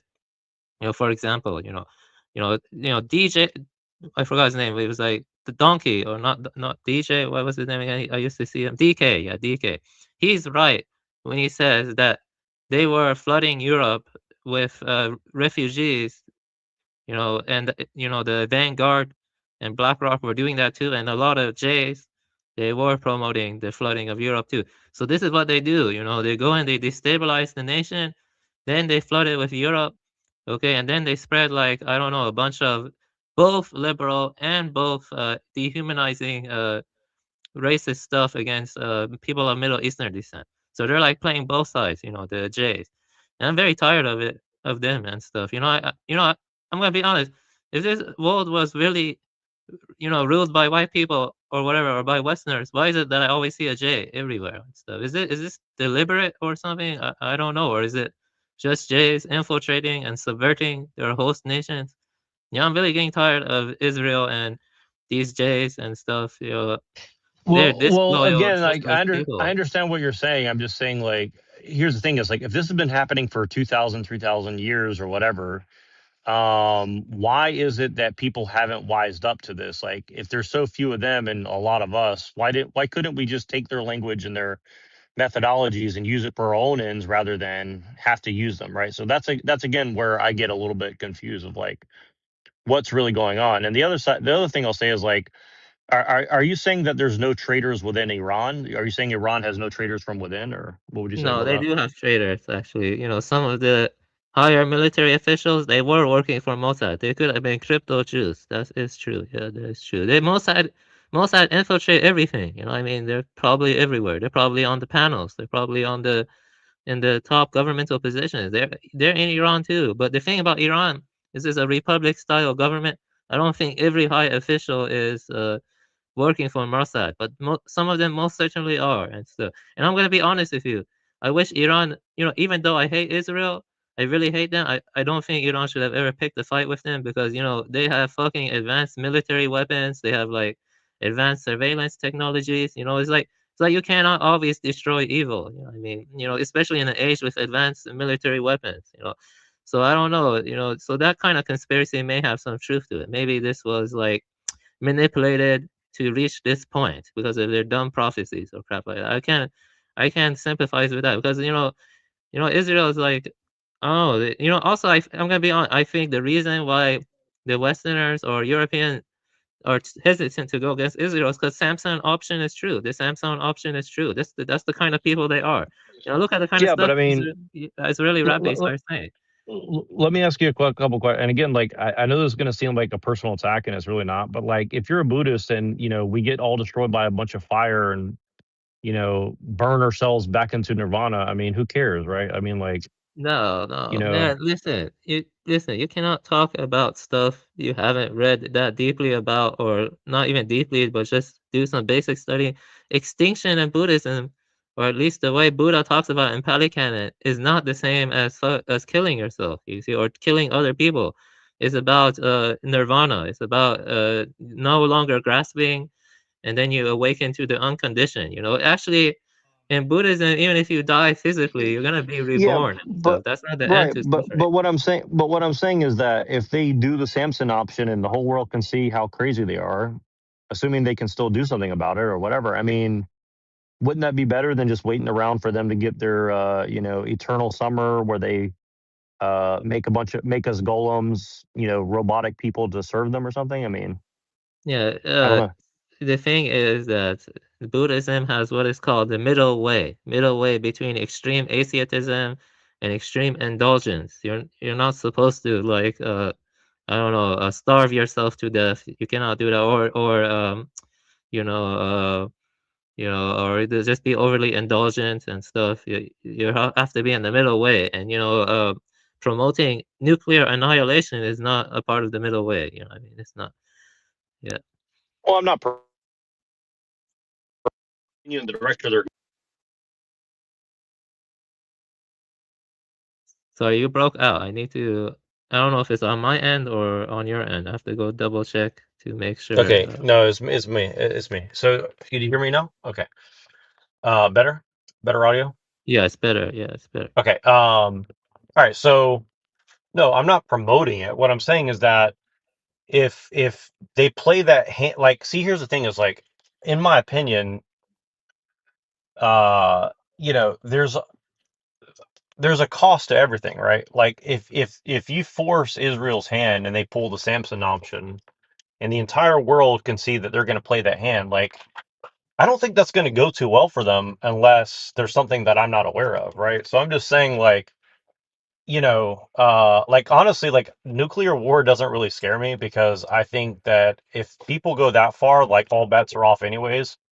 And secondly, it's going to expose everything. Now, honestly, also like people are just cowards anyway. So maybe people would just be numb to that and say, well, I still got to go and like find food and go to my job tomorrow, even in the midst of World War III. And again, because the technological and economic system has made everybody so dependent on their next meal from, you know, this global economic system that everybody, I think people will fight and die to keep things status quo. I mean, I just don't think, I think nuclear war is probably not the thing to be scared of, other than the fact that it'll disrupt the global economy. I mean, you know, I think I think economic warfare is, I mean, about as scary as you can get. I mean, look at the color revolutions, all this. I mean, they don't need bombs to like destroy things. They just need like people who are hungry or desperate for money. I mean, I look at like look where I live at, and you know, everybody's trying to like scrounge up money to pay $5,000 for a 2-bedroom apartment that's not totally ghetto. I mean, I mean, that's slavery in my opinion. Like every measure of the word, that's slavery in my opinion, right? It costs you $5,000 to have a 2-bedroom apartment. That's not, your door getting kicked in by, crazy people or, people pooping outside your door. And even then, you're still going to have that threat. So I'm just saying, like, I just don't think that like nuclear war is like really that big of a threat other than, and even if it is, it's not really worth like being scared of. I think like, you know, I if it's mean, going to happen, it's going to happen. I mean, I can't really do much about that. So yeah, I see your point, but I think both are bad. Oh, we're not living in an ideal world. That's for certain. We're not living in really good circumstances. I agree that that there's growing wealth income disparity, and especially with housing prices going up, and younger people not having much opportunities to make money anymore or whatever. well, the idea of a job in But general is yeah, I'm sorry to be frank. I'll be frank. I'll be very like honest. I think that the idea of having to have a job to survive is like raping of the mind, essentially, right? Like people didn't have a job; they just did what they had to do to like live, right? And I truly believe like, yeah, it's hard work to go work in a field and all this stuff, but like at least you have some sort of connection to what you're doing, right? Like it's basically illegal to just go farm on a piece of land because you're going to have to pay taxes and property taxes and deal with EPA and pesticides and everything else. I mean, it's not so simple to just go and start a homestead or something. I mean, you know what I mean? And even if it were, you need a shitload of kids to be able to do that because you need a lot of basically free labor. So this whole idea that we're gonna like import people for this labor and do that and that, it's just really just anti-family all the way through, all the way through. So I'm just saying like I'm just trying to go more fundamental. I mean, just the idea of like opportunity and jobs and stuff like this, like it's all retarded, right? Like I'm not a communist at all, but like I mean, I think that you need a price mechanism. I don't think that that means necessarily like I'm a capitalist or and also on the same thing, like I don't think there's anything wrong with socialism in the sense of like subsidizing people to have an existence without labor attached to it. And I don't think that makes me a communist either. I think that's just like Yeah. uh, but Yeah, at I the mean, I same time, think, like we want to have our cake and eat it too, So yeah, I mean, I think like capitalism's gone, and I think Alul was right. It's basically just done, right? It was a thing that was yeah, basically tried I out pretty for much like, agree. Yeah. yeah, like 100 years before, the Industrial Revolution. Like there were some capitalists, right? Like like they bought some land and shit. I mean, right? They opened up some banks, but those are basically taken over. yeah, I agree with you that modernity was a mistake, and that industrialization was a net negative, and people don't have as much self-reliance. That they depend on volatile supply chains that were basically like hamsters in a cage that depend on an invisible hand that is trying to domesticate Yeah. us and stuff. I mean, I agree with that, but Yeah. yeah, And that's again, I'm just saying like it's a lot more subtle. I just think it's a lot more subtle what's going on. I mean, I understand your perspective, and again, I don't like what's happening either. I'm just saying like I think it's very, very, very subtle what's happening, and I think that the fact that people haven't taken the time, and I'm not saying this to you per se. I'm just saying like I think the fact that people haven't taken the time to sit and smell the roses and like kind of reflect back on like where we're really sitting at. Like here's the thing is like we're on this ride, like it or not. Like and again, like this is where I differ with Machine and you perhaps where I'm like I'm not saying I'm definitely not pro technology. But what I'm saying is like we're not gonna you cannot dismantle this stuff overnight, right? And even if you could, you're gonna kill 95% of people on Earth because if you just take away gasoline, like the Earth is gonna depopulate very quickly. And so again, and maybe that's for the best. I don't know. I'm just saying like you got to be honest about that, right? So, whatever's going on, it's a very subtle thing. And I'm just saying, you know, look, if they're going to do global communism, which they already are, like you said, okay, capitalism's dead. Yes. Like really what's happening is they're using public capitalist markets to fund private socialism, right? And me and Pillard are talking about this a lot lately, where it's like, um, you know, like for example, like they pretty much force you to put your money in a 401k or whatever for your retirement. It's like, so they're basically force injecting money into a stock market where if you take it out anytime before 65 or whatever the age is now, I don't know, but you get penalized like 40% or 50%, right? And I just think you can't underestimate how much that impacts people's decisions. Okay, like um, it just basically, like you said, it basically forces you into a cage on a treadmill or like a little hamster wheel. Um, and again, people can reject that and just go try to like live in an RV or live in the van down by the river or become homeless and a drug addict or what, there's ways around it to some degree, but for the most part, I mean, if you want to like have kids and a wife, it's they pretty much got, and really this is all anti-male. So like a lot, it's like anti-male to get to like make women upset, and then you use the women who are upset to like amplify anti, anti-masculine, anti-male half of the society, essentially, right? Like everything is designed to make males expendable, useless. Um, you know, so and again, I know that like feminism is a total psyop in my opinion. Like it's feminism is basically about making men um unable to compete in a pseudo capitalist thing that's really just like, you know, publicly it's supposed to be capitalism, but privately it's actually just a bunch of private communist socialism for like people who know. Like if you know the right person, you're never going to run out of money and resources. If you don't know the right person, you're fucked. You know what I mean? Like that's kind of I wish I knew a better way to put it, but and it really hinges on basically just giving men no control over their environment, right? So like I heard this phrase the other day.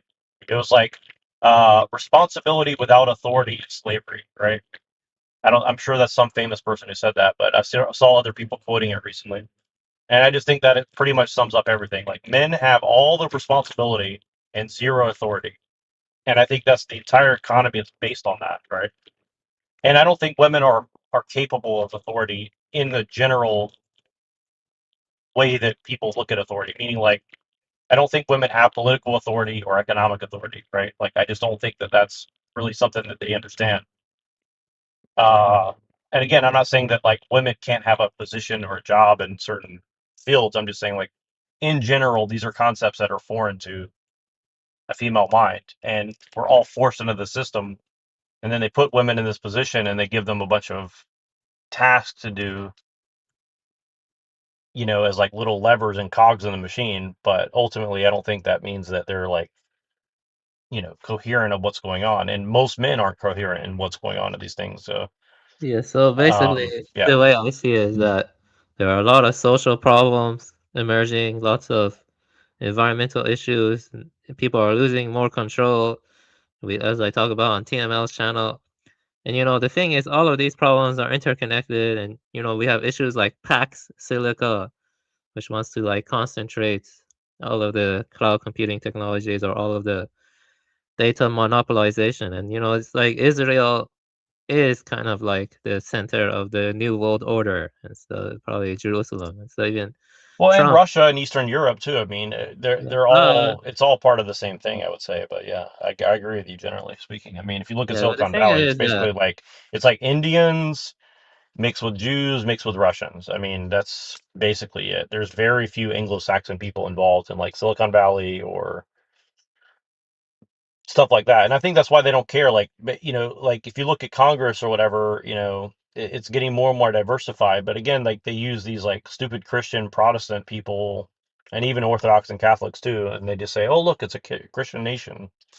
But again, like who's writing the policy at the end of the day? It's like really the technology and the economics are writing the policy, right? Like, Yeah, the you thing know, is that Putin is surrounded by billionaire Chabad Lukavich Jews too, so it's hard to tell if Russia is truly acting in its own self-interest or they were infiltrated and subverted by the Jays also. You see what I'm yeah, saying? of course. Yeah, I'm just saying, like, as a political entity, whatever the truth is about it, I don't know. But yeah, as a political entity, I think Russia is totally deeply involved in the tech. And um, yeah, I don't know. I mean, it's just kind of funny. I mean, this is kind of the thing is like, look, I mean, reading European history, I think there's a good argument to say that like Europeans have been a slave class for a long time, right? This is why I push back on the whole like we was slaves and shit stuff so much. Not because necessarily like it's wrong, but it's like, what's your definition of slavery, right? I mean, again, responsibility without authority is slavery, right? And I think that a lot of European history has been doing that to other Europeans for a long period of time, right? So, uh, like I just think people need to get more fundamental with their like examination of the problem, you know. Now again, like that also, it's also not like I'm not like a complete anarcho-capitalist or anarchist or something. Like, obviously I think, but because I think men have to be subservient to God, but that's very different than like, and also I need to be subservient to like some random government that, you know, is basically controlled by the means of production and the means of technology, right? So I don't know. That's a very complicated thought, but that's kind of what I'm trying to get across, I guess. It's very hard to motivate oneself to work when your taxes and all of that go to illegitimate states like Israel and bolstering the surveillance state and stuff. It doesn't seem like it's very hard to motivate oneself to work in the Well, yeah, exactly. And slavery. that's the thing is like, well, and I think that's very much on purpose. And again, like, I'm not blaming Indians or anything like this, but like there's like these documentaries and stuff, which is all propaganda, but it's exposing like this whole industry of like Indians, scamming the system on like student visas and H-1Bs and F-1s and getting fake jobs and getting welfare or whatever. And I don't really blame the people for doing what they got to do. I mean, I think Americans, it would behoove them to start scamming the system too. To be honest with you, I mean, if we, if we don't really have opportunity, you might as well scam the system. To be honest with you, Yeah, I agree. you know what I Definitely. mean. So Yeah, I I know. wish more white people took the page out of their book and just did it themselves rather than because then something would actually happen about it, and then they say, oh, we can't have this, and then something might actually happen at least. That because like I think corruption's bad, but I'm just saying like Well, if you're in a corrupt one system, thing they're morality goes out not, the door, right? So yeah, one thing they're not accounting for is like 10 people living in one apartment, or 8 people driving in one oh yeah, for Toyota sure. Yep. Corolla. Oh Sitting yeah, on each no, other's lap. Where oh they're just yeah, transporting people in massive 100%. amounts, and and you can't really like no white people are gonna sit on each other's lap to go to work. Right, so yeah, it's just not gonna Well, happen. yeah. Right, that's a Well, I used problem to. too. I mean, I grew up with a big family. It's like we used to pile like 4 kids and 3 adults into like a station wagon or something, and like you know, half the people wearing seatbelts and the other half were not in this like death machine. So to some degree we'll do it, but to some degree we'll do it. But yeah, for certainly we had like a 4-bedroom house too, so like people had some sort of space, right? But I've lived in, immigrant communities. I've literally lived in a neighborhood with all like Hispanic people. I live currently in a neighborhood with like virtually no one born in America, I would say. Um, and yeah, they cram themselves into like a tiny space. I mean, Right. my neighbors are like from Nepal. They have like 4 or 5 guys living in a 2-bedroom apartment or That's whatever, right. Yeah. and they Yeah, have they'll like pull it off. Yeah. The people they will have sleep on like the floor. Right. So yep, yep, and they drink and they fight and they do whatever, and then they just like wake up and go share one scooter and one car between 4 men with no yep. wife and no kids. And again, like I do respect the hustle, you know what I mean? I really do. But at the same time, it's like I think I feel bad for them because like they think America is a land of opportunity, and all I see happening to them is they're becoming degenerate cunts, in my opinion. Now, again, I'm not judging their soul or anything on that. I'm just saying, like, they go work all day driving Uber Eats to like go buy a bunch of beer and get fucked up, fight each other, and then wake up and do the same thing again the next day, right? Like, Right. like that's not really a life, in my opinion, right? So, again, they seem like okay people, but they're also kind of like trashy. They just throw their trash everywhere. And again, I'm just using them as an example. Like, I know plenty of white people much worse than Yeah, they're that. gonna So again, live I'm that not way judging them for for doing like, this. Yeah.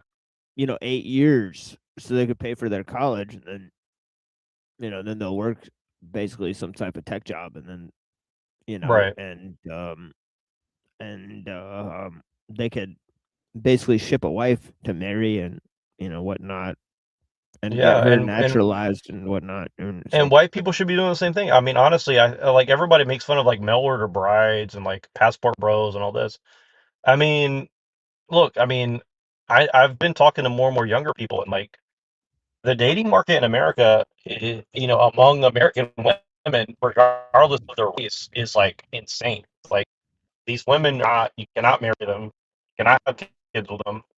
I think it's not the worst idea in the world to like, like go get someone from somewhere else.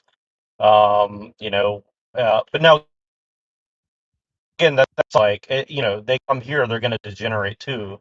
But I'm just saying, like, everybody's got to make choices that are tough in life. So I don't know what the answer is. I'm just saying, like, it's just What do funny. you think Again, I think about everything just comes down to like demonizing men trying to like get around the like the hamster obstacle course that we've all been put into, essentially.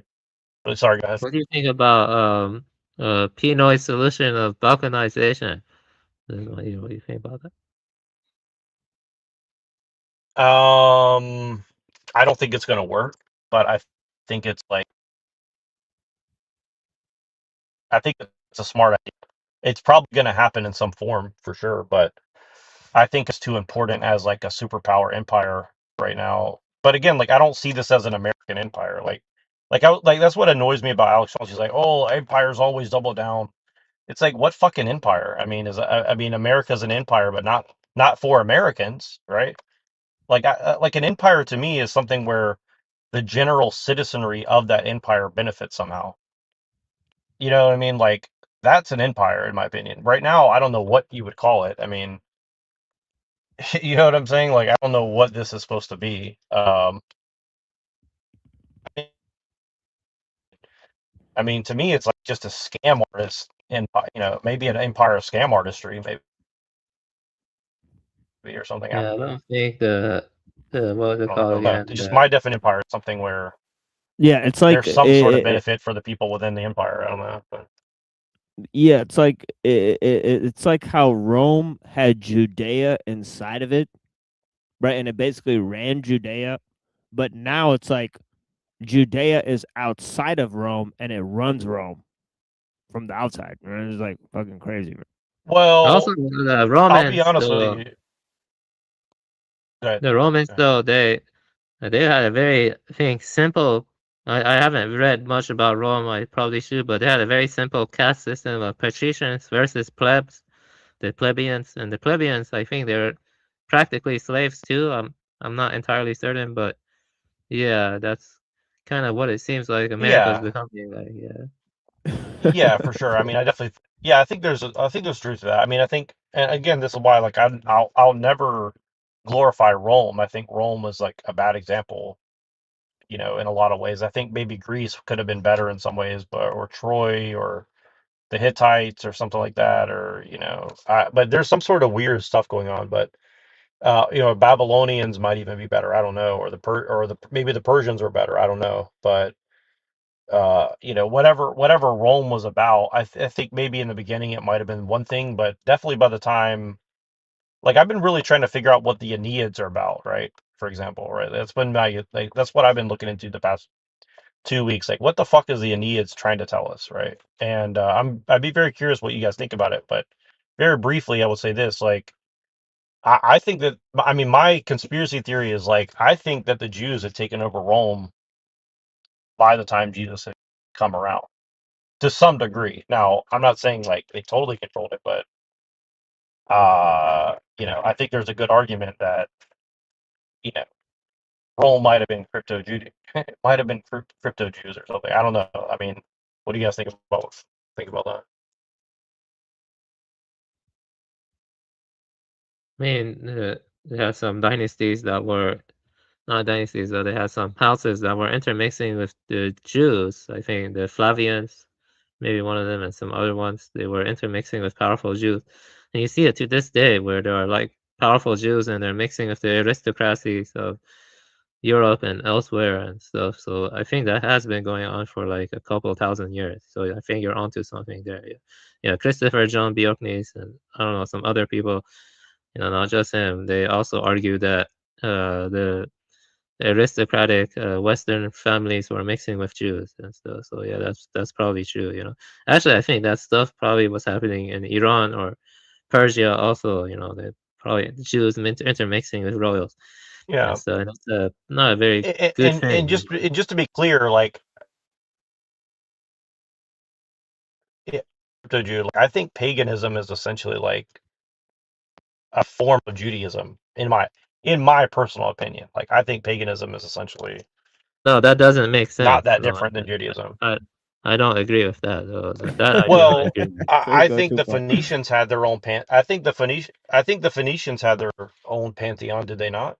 I think the Canaanites had their own pantheon, did they not? I mean, I don't think they it's really were that pagans. different, Yeah, the Jews were pagans. That's for sure. When did they become,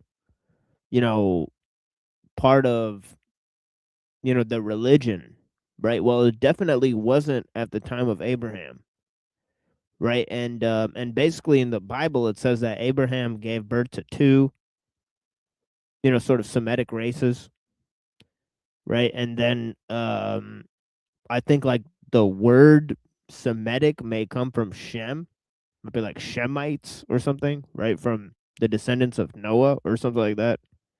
So they're distinguished from white people because white people are part of a different group, right? Or something like that. Yeah, exactly. Yeah, and that's what I think the whole Edom and Rome, like I think Edom, Rome, all these terms are basically pejoratives against,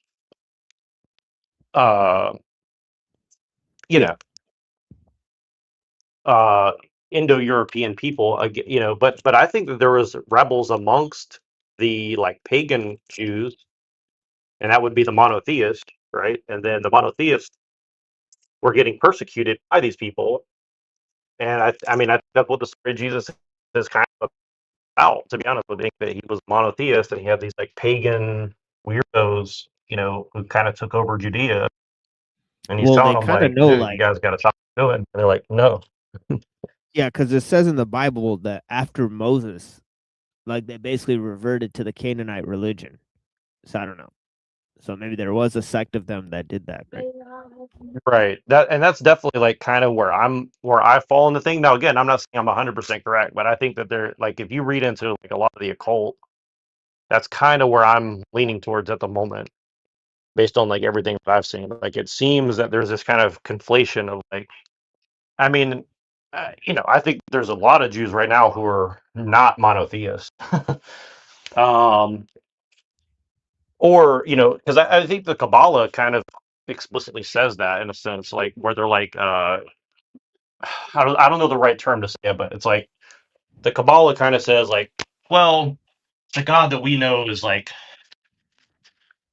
kind of like an avatar of the real actual God that you can't understand, and it's divine and feminine, and they just basically complexifying it into this term where you're basically coming back around to Hinduism or something. So Yeah, I don't agree because I'm reading the Pentateuch, which is basically the Torah, and the Jews, whenever they feel threatened, they call the people Amalek, or whatever, and then they pray to their God or give offerings to their God, votive offerings, stuff like that, or whatever.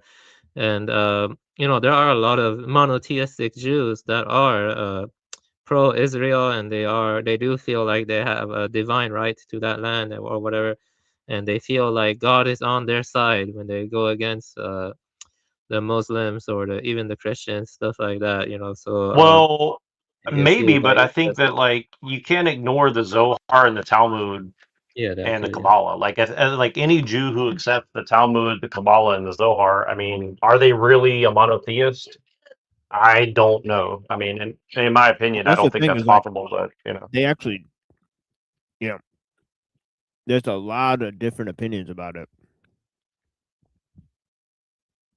Yeah, yeah, and I don't have a solid opinion on it. I'm just trying to that's what I'm trying to formulate. I'm trying to formulate my own opinion on it. Like from what I see, like calling Christianity and Judaism like the same thing is like doesn't make any sense to me. Like it doesn't.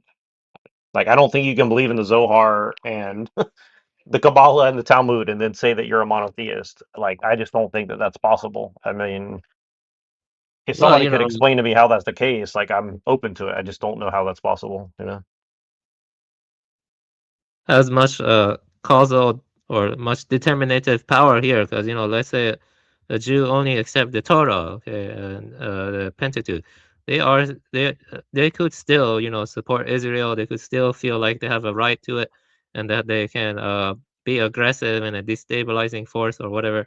You know, I don't think you see what I'm trying to say? It's a causal question. You know, I don't think that this is causally reducible to whether a Jew, because believe it or not, I have come across Kabbalists. You know, they are anti-Israel. They want to live more in peace, but Right. you know, still suspicious of them. But overall, you know, there's a lot of complexity here. So I don't really think Yeah, this is. that's what I was gonna say. Yeah. So there's so that would be the minority of Jews. Like a minority of Jews would be either Torah observant or so they would think that Israel does not follow the Jewish laws, so eventually it will be destroyed because it's not technically just not a Jewish state.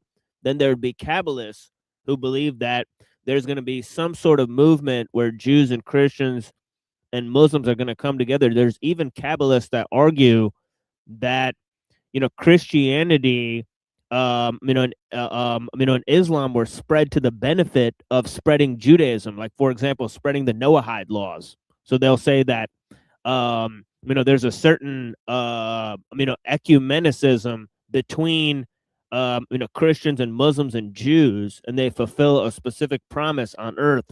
Then there's Jews who say that the Torah and the Talmud and the Kabbalah and all that stuff has to be taken together, and they disagree with all of those other ones I just mentioned, right? And they say that actually we should preserve a complex understanding of the laws and hand it over to the religious authorities, but also collaborate with the Zionists, right? The Zionists were basically a secular movement starting out, right, in Europe, right, under Herzl, but the ideas go back much, much further, right? Like, to Isaac LaPerriere and the support of Shabbatai Zevi. Now, it's really interesting that the followers of Shabbatai Zevi formulated a understanding where they said that the Torah is not important and the Zohar is more important than the Torah. So they said you should burn the Torah and follow the Zohar. Right. So they came up with all of these crazy ideas. Right. So depending on which Jew you're talking to, the Torah and the oral tradition of the Talmud is either one and one, or one is more important than the other, or the Kabbalah is the ultimate understanding, or so on and so forth. So they'll have different takes on which texts are, relevant. But Yeah. there are many of those within all of those groups that will lend support to Zionism and think there's some sort of spiritual idea behind the state of Israel. For example, there's been Jewish rabbis who have argued that dwelling in the land is more important than all the observances of the Torah law. So if you just complete the the Aliyah, which is the ascension to the Holy Land of Israel, where you migrate to the Holy Land, you're fulfilling over 90% of your religious duties, right? So there's all sorts of different.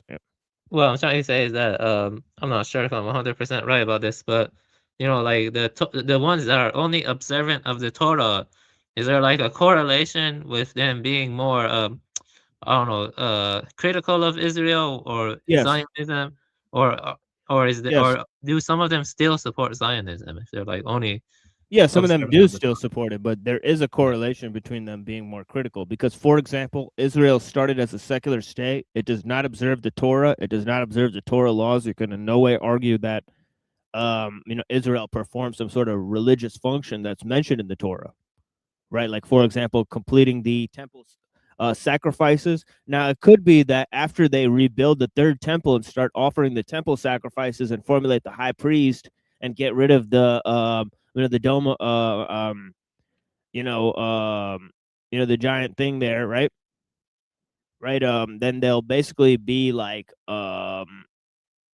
then certain Jews will be moved by that to say that Israel has fulfilled those religious, rights. So there could be a large movement towards that. So there could be pressure to build the third temple for that reason, right?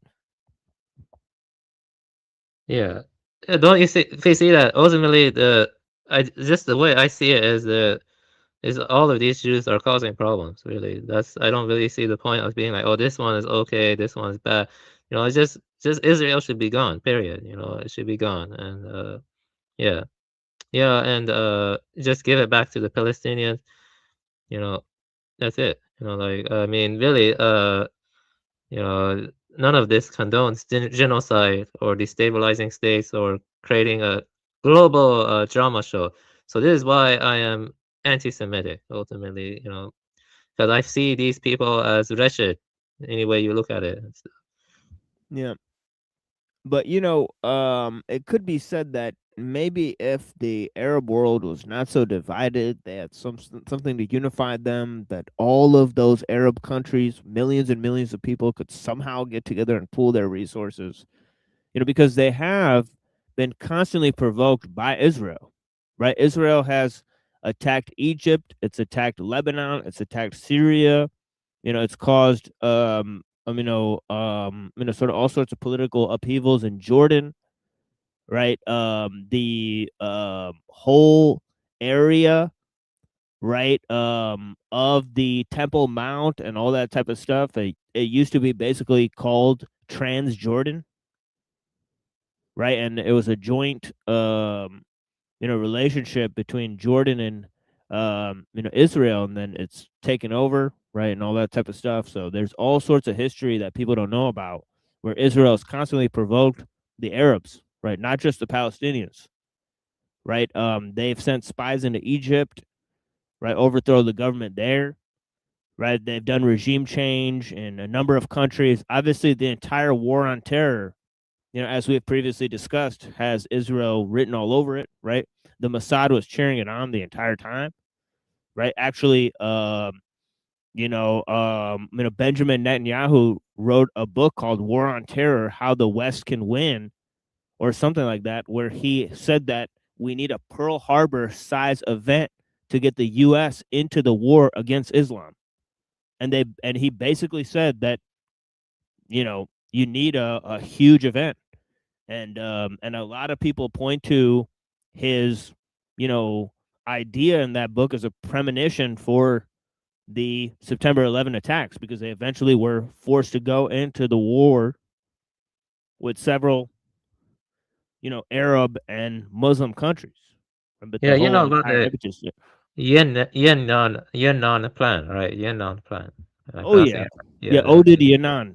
Yeah, Yeah. Oded Yannon. Yeah, it's kind of like the Greater Israel, but it's more expansive, right? So it's a plan for Eretz Israel, right? Because they say that those two lines, right, the blue lines on the Israeli, flag, right, they actually represent the Nile and the Euphrates, right? Because between the Nile and the Euphrates, which is between Egypt and Iraq, that's where they had the ancient land of Eretz Israel, right? So that's actually shown on a Likud flag, right? The original Likud party, right? That was under Menachem Begin, right? It had a flag,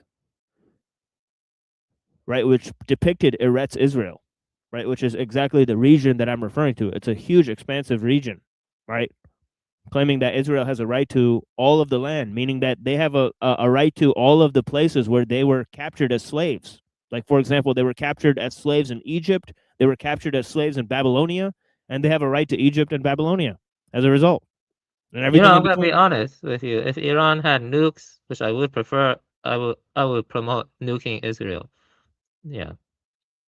At this point, I'm getting really tired and fed up with Israel, and I'm fed up with the people who are muddying the waters. Oh, Iran is working with Israel, or Jews are Persians. Look at the Ixtalarks. No, motherfuckers, we're fucking against Israel.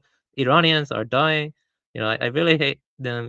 And I hope one day the Iranians no longer distinguish good from bad Jew, and they decorate Cyrus's tomb. That's what I hope. I hope his tomb is decorated, and I leave that to your imagination to imagine what I mean when I say his tomb is decorated. Because I'm really tired of the Jews. Decorate. What do you Really mean tired of Cyrus it. decorated? Yeah, you can use your imagination to figure out what I mean, and so his tomb should be decorated, and so because I'm really tired of the Jews. You mean desecrated? No, Desecrated, you mean? no, I mean decorated. I mean decorated.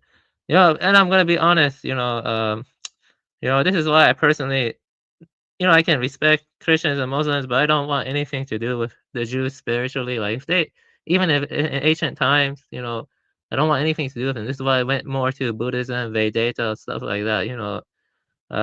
I don't know. I'm just very, very suspicious of the Jews. Like very, like I don't know, like. Well, the thing is, like, what is a Jew? Because I noticed this is like a big thing too. Like, what is the definition of a Jew? Because, like, Well, even more really, so, what is a there's not even a spiritual real Jew? definition of Right. right. Based What on is a Exactly. Jew reading the spiritually? Pentateuch, I define it as a rabble-rousing minority that wants to vilify the ethnic gods of any host nation they reside in, and then just conquer them with their Kako demon. Because when I get down to it, I agree with Christopher John Bjorknes that Jehovah, it does seem like a Kako demon to me.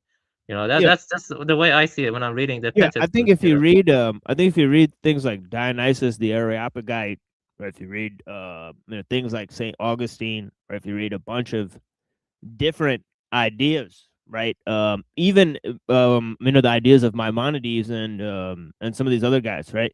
They have a complex philosophical tradition, and it is different from the Greeks, right? So if you look at the monotheistic tradition, right, you look at Al-Ghazali, right, you look at all of these thinkers, right, they have provided a huge challenge to Greek philosophy, right? So I think there is a huge value in just looking at the philosophical traditions, what they've produced, right? Even the incredible amount of art, even just what the Jews have produced, right, throughout history, right? I mean, it is actually a marvel, right? I mean, you can't undo history, right? They have done a lot, right? So, so there is Yeah, that but aspect of things. the thing is that the Iranians during the Safavid Empire, they took a deep interest in, the Hinduism. One of the earliest translation of the Yoga Vashita actually came from Iranians, and I think even Sure.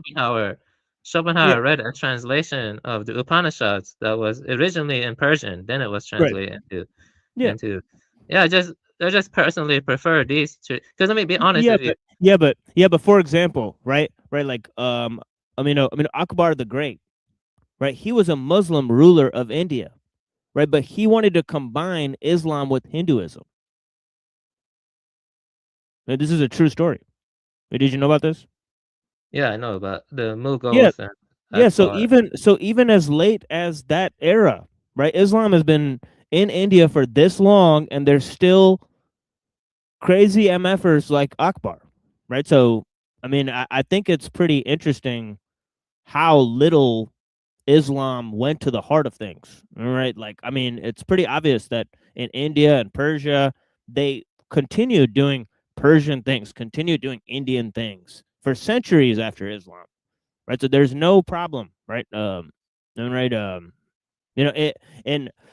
another sense, Islam enhanced the political organization, right? It allowed them to conquer lands and all of that type of stuff. It changed the administration and so on and so forth. It kind of cleaned up the corruption and so on and so forth.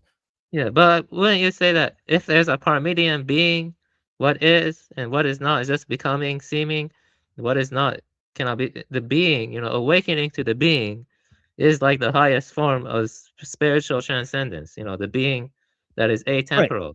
Yeah.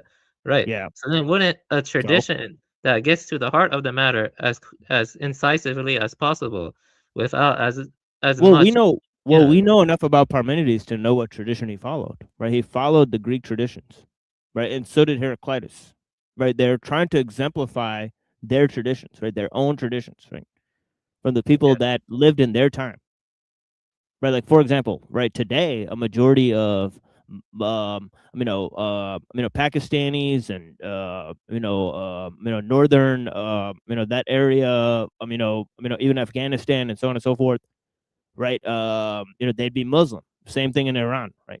So Yeah, I know, but I would prefer, you know, if it weren't for these attacks, I would prefer for Iran to de-Islamify personally, though, but not in the way that make it vulnerable to Israeli well, I think it expansion. would inevitably make it vulnerable because Yeah, any project, like that's any true. Yeah. project for de-Islamification, would lead to a majority of like you'd open the floodgates for the liberals and the secularists, and they'd basically take over, right? Well, Because and you're that's kind basically of what saying, yeah, and sorry to interrupt you, but that's kind of what I'm been trying to get at with a lot of this stuff is like, look, like you can hate Christianity or Islam all day long, but it's like, you know, well, the case in do point, you think? Yeah, go ahead.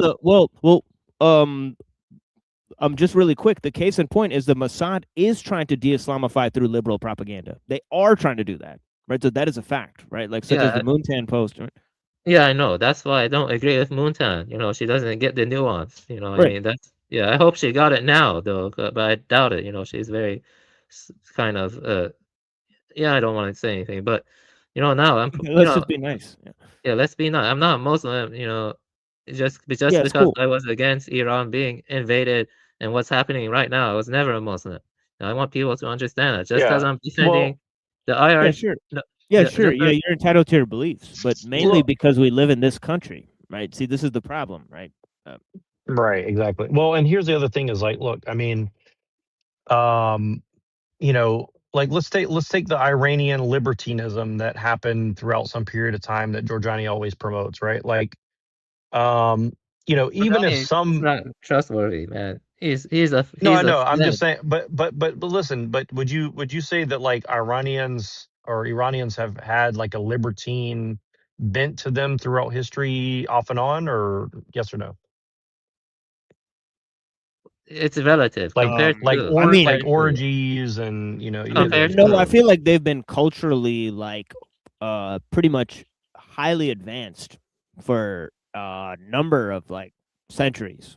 Oh, Like I thank would you. think like until like basically like the 1800s, like the Iran was probably like the most advanced culture on earth, most likely. Yeah, Qajars ruined it. Qajars. So. Yeah. Actually, I would say it. Yeah, was but like you have like Mongols. Rumi, like Rumi's like literally like in the 1500s. So it's Well, like he's crazy. Like it's technically Afghan. You see the Tajiks and Iranians, Yeah. they speak the same language. They are a bit different, but they are united by a common, if no cultural angle. The reason why there were more Iranian scientists than Arabs is because there were more Iranians. You know what I'm saying? yeah, but I don't think you can say that for all of the Naqshbandis. Right? I think some of the Naqshbandis were Iranians. Right? Like I don't know, like Mansour Halaj, was he Tajik as well? Yeah, but those guys are Iranian too. Though. Iranian refers to different groups. Kurdish people, the Tajiks, Persians or Gilaki people. All of those people Yeah. are Iranian. They're all Iranian. Yeah, it's it says here like European. yeah, it says here on the life early years of of Mansour Halaj. Right? It says that he was actually his grandfather was a Zoroastrian magus. That's pretty interesting, right? Yeah, I'm just, yeah, let me see what I was going to say. Kind of lost my train of thought. But yeah, it's a mess. My point is that my point is this really quick. So, look, I mean, if do you think that the average Iranian person today could handle de-Islamification and maintain a culture of like having kids and stable families and all that, like in the current situation of a No. global economy and all that? Right, exactly. No, So no. look, and here's the thing is like, this is why I always say is like, look, look at what's happened to Christianity and look at what they're doing to Islam currently. Or like they're like Machine is saying, they're trying to techno-liberalize everything in the world. Like every belief system has to be techno-liberal. And what does that entail? That means women have to be quote unquote educated for 25 fucking years, and then maybe they'll get around to having a kid when they're 30 if they're lucky, right? I mean, you cannot have a society that Yeah, runs that way. It's just it's impossible, right? Yeah, I basically agree Like with it, you on suicidal. that. Yeah, I but yeah, agree. it's by definition, it's going to destroy any people. Like you just can't do that. And again, does that mean the women shouldn't be educated in some sense? No, of course not. But what I'm saying is that the way that they're trying to impose that on everyone, it's literally a death sentence for any culture and any people. Like there's no way that that can be sustained unless the goal is to go to like 10% of the population of today. Like that's the only way that can work. That's the only way that like if unless the goal is to depopulate 90% of the people over the next 100 years, that's and look, I'm not saying that like that's a totally bad idea, but the way it's being imposed um is wrong, right? Like if people choose that organically or something, like that would be one thing, but it's not, people are not choosing that, right? Like it's being imposed upon them, right? And so what I'm saying is like, you know, again, this is why Christianity and Islam, in my opinion, like you can't just try to get rid of them, because if you do that, people are just gonna like, I mean, look at what people in America are turning into. They're turning into like NPC robot. Yeah, no. Let me tell you Well, this. well, Actually, I agree with you halfway. I think Halfway. the Jews, the atheists, and the Catholics, they have a huge alliance, right? Just like they promote the same world like view. You know, they promote the scientific worldview and they promote techno-liberalism. They've basically succumbed to that. Yeah, I agree. And again, this is why I'm like going back to my roots as a Protestant in a sense, where it's like growing up in the South, like we just had never trusted Catholics. Okay. And like, and again, I'm not saying all Catholics are bad. You know, I like a lot of Catholics. I like a lot of like culture around Catholicism, but like as an institution, it's devastating to the world. I mean, it's it's one of the worst institutions ever to exist, in my opinion. So Yeah, but let me say this though. I agree with you halfway in the sense that I agree that it's not you cannot expect a culture to organically like change its like tradition overnight. That makes it vulnerable. And also we're dealing with new kinds of issue like techno-liberalism and with the weird, I don't know, just ways of living like I don't know, like yeah, let me finish though. and Let me look, finish though. I'm you not go done ahead, go. though. Yeah. The thing is we gotta separate, you know, theological questions or metaphysical questions from the social ones. At least that's what I do because when things get down, let's say I'm on my deathbed, I'm looking back on my life and other stuff, I'm gonna be questioning my mortality. What happens to my mind after I die? What happens to my attachments? Those kind of things, you know, and that's a different level of questions. It's a different domain. At least the way I see it. I'm not saying to compartmentalize everything, but I'm saying that there are different dialectics or ways of approaching one's relationship to the world. And when I did that, it just led me more towards Buddhism and Vedanta. It just led me to those kind of traditions. Personally, I'm not saying you have to do that. It's just what I was naturally led towards when I went through my Sure, yeah. but kind of what I'm saying is like if you're not going to get women under control, um, there is no future. So I mean, yeah, and like again, like I agree that we should be contemplating these things. I do it all the time. I'm just saying like the material world still does matter, right? And you know, the average person has to be governed and um and probably governed very severely, to be honest with you. So Yeah, no, I just totally. think that you have to be honest about that if you want to quote unquote, you know, push things in a positive direction. I mean, again, as a Christian, you know, what we do in this life is for the next life to some degree, but at the same time, like I still think the material conditions and our role, like for example, right, like if I went and like I'm trying to learn how to do advertising for years now, right, and I've been watching some of these guys and they're doing advertising for like casinos and gambling, like I fucking hate gambling. I think gambling is a fucking curse on humanity, right? Now, does that mean that like you going to a poker or Vegas and gambling a little bit here and there is like evil? No. But the average person is not capable of governing themselves when it comes to gambling, right? I've been able to gamble and basically always break about even, right? So it was an experience. And, you know, I don't think of it much more than that, right? Other people, they go and gamble and they can't stop. And then they get into drugs and then they degenerate and all this. You know, maybe eventually that makes them grow as a person, but as a society, it destroys your society, right? So I would never want to participate in something that promotes gambling because it is literally trying to take advantage of people's weakness for your own benefit. And I think that's just evil, in my opinion, right? Yeah, So, I agree. The gambling is not so good. you know, so I'm just using that as an example to now extrapolate that out into like everything else, right? Like, look, if it's kind of like an Islam thing, like with Islam, like, look, if one man has 4 wives, it's way better than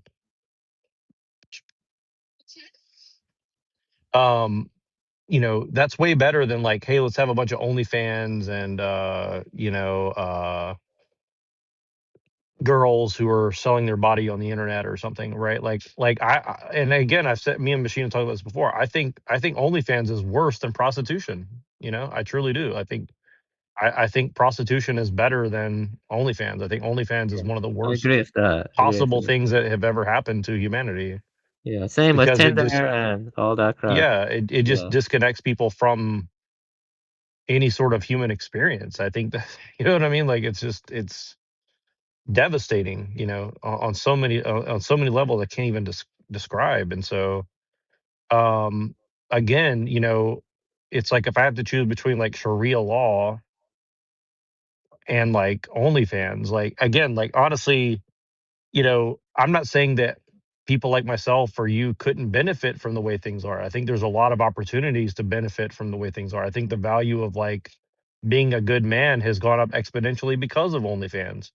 However, as a society, it's fucking horrible. Okay. So even if I personally benefit, still I think OnlyFans should be destroyed. Okay. So again, it's like Yeah, I agree. I that's a agree. high there's different ways to examine the problem, right? So like, Actually, you I know. would say all industry porn should be banned, you know. But when it comes to like amateur stuff, which I think is still bad, but it's just harder to regulate it or whatever. But I'm not saying for more regulation. I'm just saying to just don't allow industries to form over stuff like Instagram. I mean, stuff like Well, OnlyFans or porn industry. You know, yeah, just ban all. and look here, and look, there's benefits to OnlyFans in some senses where it's like okay, and again, I'm just trying to I'm being this is just me making an argument. I'm not saying like I truly believe this, but for example, like it seems that to some degree, some of these people are being less sex trafficked and less forced into it,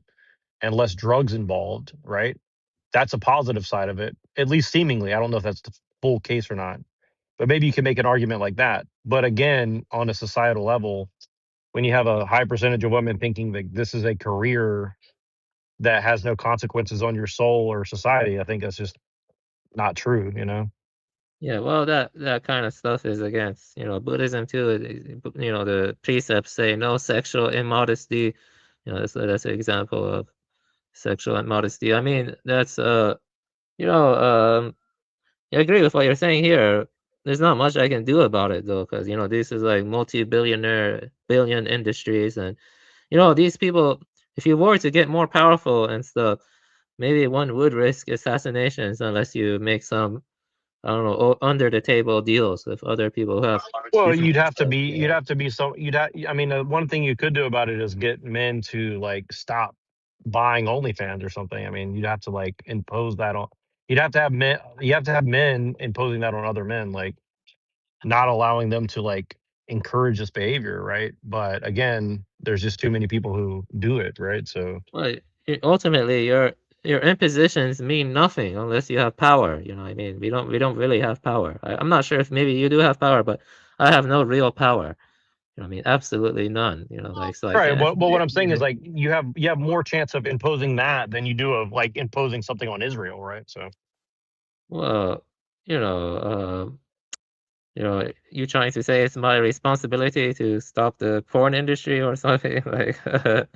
No, I well, mean. I'm saying that you could probably get people you could probably get men to agree on certain things and make moves in a certain direction.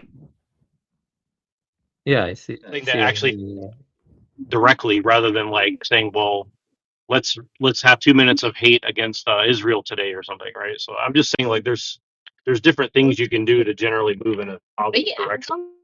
Well, then, that's true because we're talking about international politics and stuff. But why discuss international politics then? Because what you're saying does have a lot of truth to it. Because we cannot really change international politics at all. It's really difficult. I'm not sure how we can do it from a local sense. Um, you Right, know, but you're gonna see what you're gonna see is like I think you're gonna see a real situation where women are very desperate for uh positive male attention. And I think you could push men to position themselves to quote unquote take advantage of that in a positive direction, meaning like, you know, wife up some women who are going the wrong direction rather than let them continue doing the bad things that they're doing. I think that there's going to be real opportunity for that. And I think doing stuff like that will ultimately lead to men having more power in society because then they'll have more control over their women. I mean, again, I don't like Andrew Tate, but I think that his LARP is generally LARPing in a good direction as far as like get control over women. I think that that would be better. Now, again, I'm not saying like abuse women or something, you but I'm could saying is use like get women out of politics, get women out of the workforce. you I could think use a those two better things would be example. very. I think Andrew that would Tate be is amazing for society. you could have You know. maybe find a better example for next time because Andrew Tate is probably one of the worst examples you could have made. Uh, Yeah, but what I'm saying is like I don't see any other men in society saying let's get women out of the fucking workforce and let's get women out of the political situation. Like I think if you know like there's no mainstream people saying that other than him as far as I'm aware. So I'm just saying like I'm not saying I endorse everything the guy's saying. I'm just saying that like getting people moving in that direction is probably not the worst idea. yeah, yeah, I guess so. But I'm married. I got my wife. I don't think about women that much anymore. You're right that most women are used up whores now. Unfortunately, I would personally never marry a non-virgin. I think one way to fix it is to just shame non-virgins. Going after men because when you're a used up whore, I disagree with that. I mean, Oh no! I Oh don't think no! that's going to work. But I get what you're saying. I just don't think that's going to work. But yeah, you see, the thing is you know. that Yeah, take away their I don't driving think license. about women much. Actually, I don't even like talking to women. I Well, they don't don't even have like shame. talking to them. Well, women. Well, look, women don't have shame though. This is the thing is like people don't understand. Women don't have shame.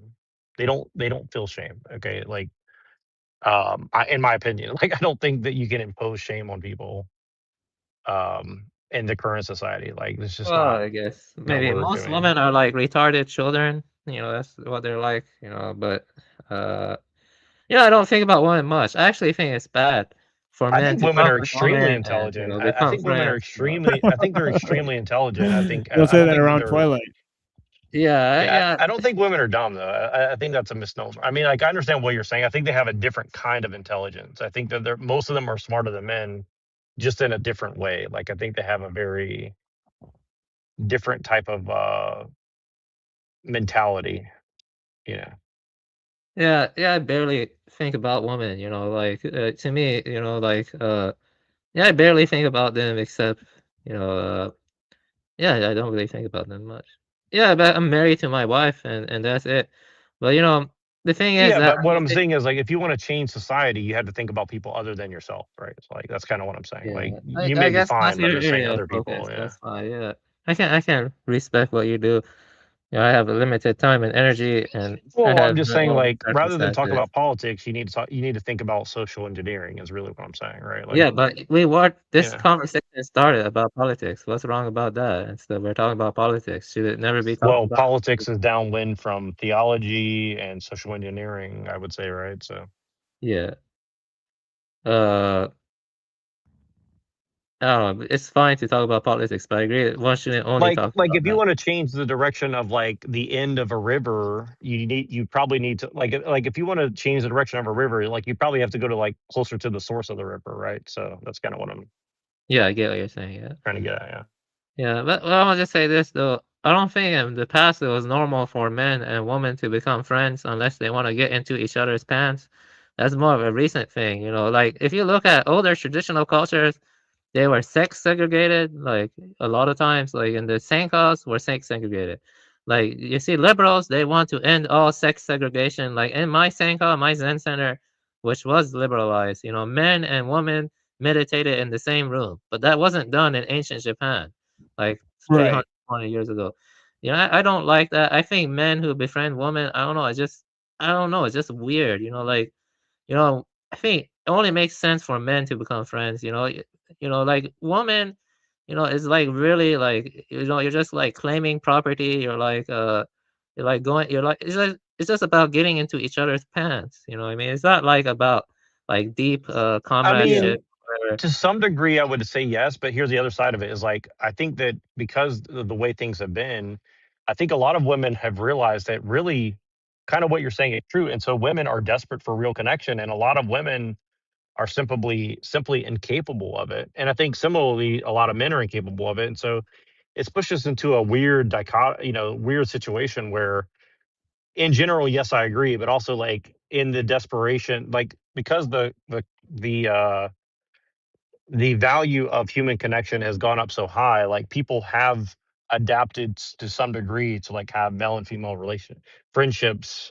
Now again, that sexual tension is probably always going to be there, unless they're both 80, unless one of them's 80 years old or something. But yeah, in general, I think you're right. But I think that I wouldn't underestimate that like people have adapted somewhat to the situation that they're in. Yeah, well, that adaptation, which is brought by secular liberalism, that's really the root of the issue. I don't think it's good for men to become friends with women. That's my personal take. You know, like I think friendship between men meant something more honorable, something different. Like 200 years ago, I don't know. I feel like the way everything is directing or evolving, it makes everything disposable. Unfortunately, like in modern times, friendships are disposable or repurposable, or you know, it just like extends to everything. You see that because of consumerism and because of materialism. You know, because of crap like that. You know, that's a deep rooted issue. Yeah, it just seems like it's getting worse. You know, you are right about OnlyFans and other stuff. You know, but I would say it goes even deeper than that. So it goes pretty deep, you know, like if you read older, I don't know, literature or something like from a long time ago, like Yeah, the but yeah. but what I'm saying is like, we didn't just wake up in this liberal techno liberalism or whatever, right? Like it took 300 or 400 years of romanticism and all these other like ideals to really set in. And now with the technology, it's kind of like accelerated. So it's like it's gotten a lot more whatever, you know what I mean? It's gotten a lot more quick. The culture creation and the culture destruction has gotten a lot, I guess. You like fiery woman or you like a docile, submissive woman? I'm just curious. About your taste, everyone here. I'm just curious about people that fiery, I or mean, fiery, independent, or you like them to be docile, submissive. I mean, I don't know. I think that has different connotations for different people. I mean, Yeah, I you'd mean, have to give like, me a like specific let me example to make it really more give you an clear. Do you answer. find a woman that is like all fiery and independent and strong and stuff like that as being more No. attractive or No. less attractive than the more petite and innocent and you know, like woman or something? Like, you get what I'm saying? Like, I'm talking about archetypes here. Like, which archetype do you prefer? I like women with big hips and big titties, but I do like them to be docile and whatnot. And Yeah, that's based. Yeah, yeah, that's based. Yeah, yeah, I that's don't good. like petite women, but I do like women who are basically they understand the role of a woman and they understand the role of a man, and so on and so forth. Yeah, that's good. Yeah, I can agree with that. You know, Yeah. yeah. Um. Yeah, I think. I mean, I definitely agree in general with that. I think. I mean, docile is one of these weird words. Like, I don't know. I think Yeah, maybe not in docile, theory, maybe like, more fun, but fun in private, and so on and so forth. yeah, exactly. Yeah, I think. Yeah, exactly. I think one of these things where people are like, I'm trying to think how to put it. someone who has discretion, meaning like they know when to be fiery or whatever, and they know when to like chill, right? You see what I'm saying? Like, and I think that we all make mistakes in that thing. Like, for example, like I think a lot of the women who are the loudest about some of this stuff are actually not as committed to those beliefs as it seems in a lot of ways, right? Like a lot of them complain and do all this stuff because they're so unhappy with the situation, right? So I don't know. I think You have it's to hard you have to to train a say, woman. you know. You see, a woman, you have to train your woman. You know, like, you know, it's preferable for the woman to like not be working for like the first 2 years or whatever, and then you like select some books and you you teach them proper manners. You teach them, you know, how to be, you know, uh, a good wife material, stuff like that to their husband. You can't view the woman as as being free and intelligent or whatever. You know, women are, most of them are just dumb. You know what I mean? You just gotta be careful with them. You know, that's what it is like. It's like I wouldn't even say that they're dumb. I think a lot of it is like you just put a fish out of water and then you expect it to walk. I mean, it's like, you see what I'm Stop saying? it. Like I think You're giving women too it's much kind credit. You know, it's just, you know, I don't even know why we're talking about it. I actually don't like talking about women. I don't even like talking to women. Period. You know, just I just do it because you know, it's just awkward to be like, oh, I'm just gonna ignore a woman. I mean, I've learned a It's good lot to from be a bit of women a personally. judge. I You know, mean, it's good to be. Have you? I've learned a lot from women. I mean, I think they're a lot. I think they're very honest. I think they're very honest in a lot of ways. You know, No, I mean, I they're have. definitely capable of being dishonest, but when they want to be, they can be very perceptive and honest. You know. No, I've never really felt that way. You know, I just yeah, I just, you know, just about no, I've never really felt that way. No. No. I think most Yeah. women just are dumb, you know, like I just, that's just honest, but you can train them to stop being dumb. But the thing is, after you train them, they don't Well, seem I to be mean, aware of what you you could like. certainly argue that there's a lot that most men are dumb as well. I mean, there's no way Not you couldn't argue really. that. I mean, No, not really. You know, even Buddha would agree with me. Like if you read the Pali Canon, you can find some misogynist stuff. You know, I agree with him there. You know what I mean? That's just been my experience. You never see a woman become existential or become you know, you reflective don't or think there's a lot of contemplative. dumb. You don't think there's a lot of dumb men There are, yeah, in but I'm just saying. Atlanta, Georgia. I mean, I don't And know. no, I agree with you. I'm just saying, relatively speaking, yeah, percentage-wise, you know what I mean? I'm just saying that, you know, there are some, you know, like Emily Dickinson was a very thoughtful Well, woman. I don't think there's a lot of variation in the intelligence of women. I think women are generally in a certain range. You know, probably Yeah. around somewhere between 95 and 105. But I think men have more variance. You know, for sure. I think men are more expected to confront the dark aspects of life, and they have to be strong in doing so, courageous and valorous when they confront the dark aspects of life. While women tend to be more sheltered from the dark aspects. That's why you have stuff like women taking trips to Morocco and then getting cut up, which is very disturbing, you know what I mean? But at the same time, you know, I asked myself, like, just how dumb did you have to be to think you can go to Morocco and hitchhike alone and be safe? You know what I mean? Especially when you can just read about it and be like, "Oh, this is dangerous." You know, and, you know that I don't know. There's not much I can do about it. You know, most women are sheltered and too naive and stuff, but at the same time, they can be kind of manipulative and stuff. That's the way I see we're talking about. Boy.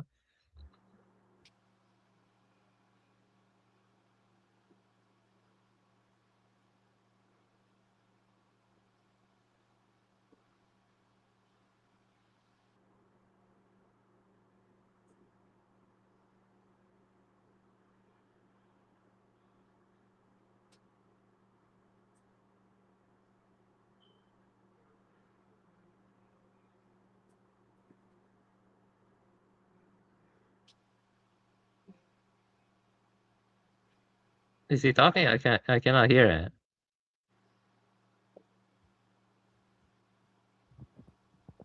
No. Okay, I got you. Oh, sorry, I had myself muted. No, I said I don't know that I can do much about women. Women hitchhiking in Morocco. I mean, people who focus on feminism so much, I don't really enjoy talking to them overall. Like, it's just, I don't know. Like, it's not one of my area of Twilight focuses. talking, by the way? Sorry, No, I I just don't think realized so. that. I don't Okay, if think you Twilight, try to let us know. Let us know if you can't be heard if you're talking or something.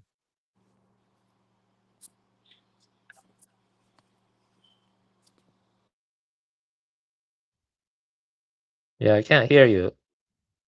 I think you should go and come back.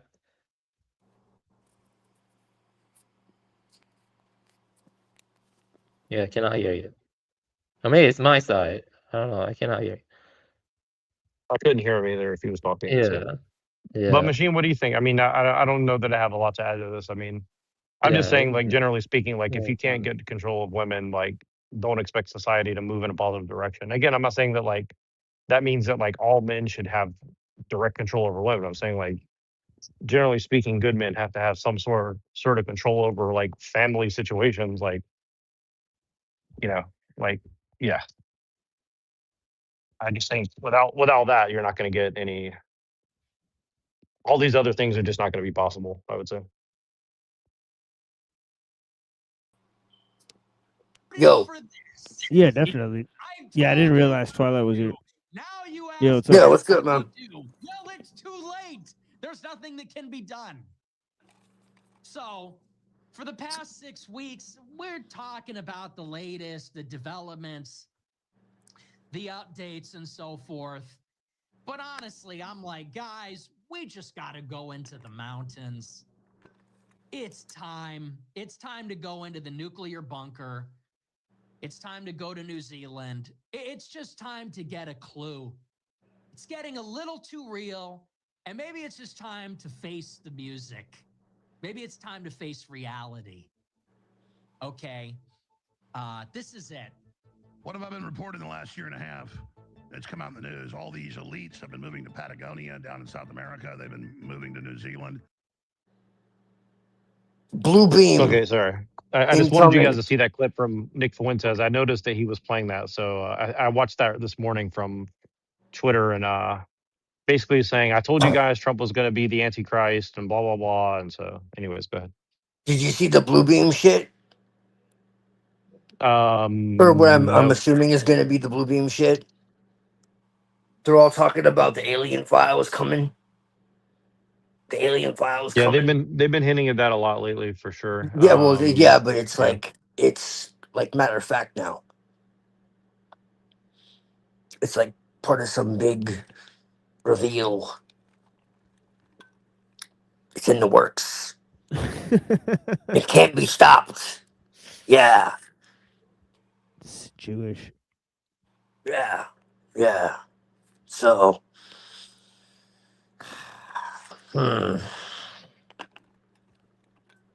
here, prepare yourself.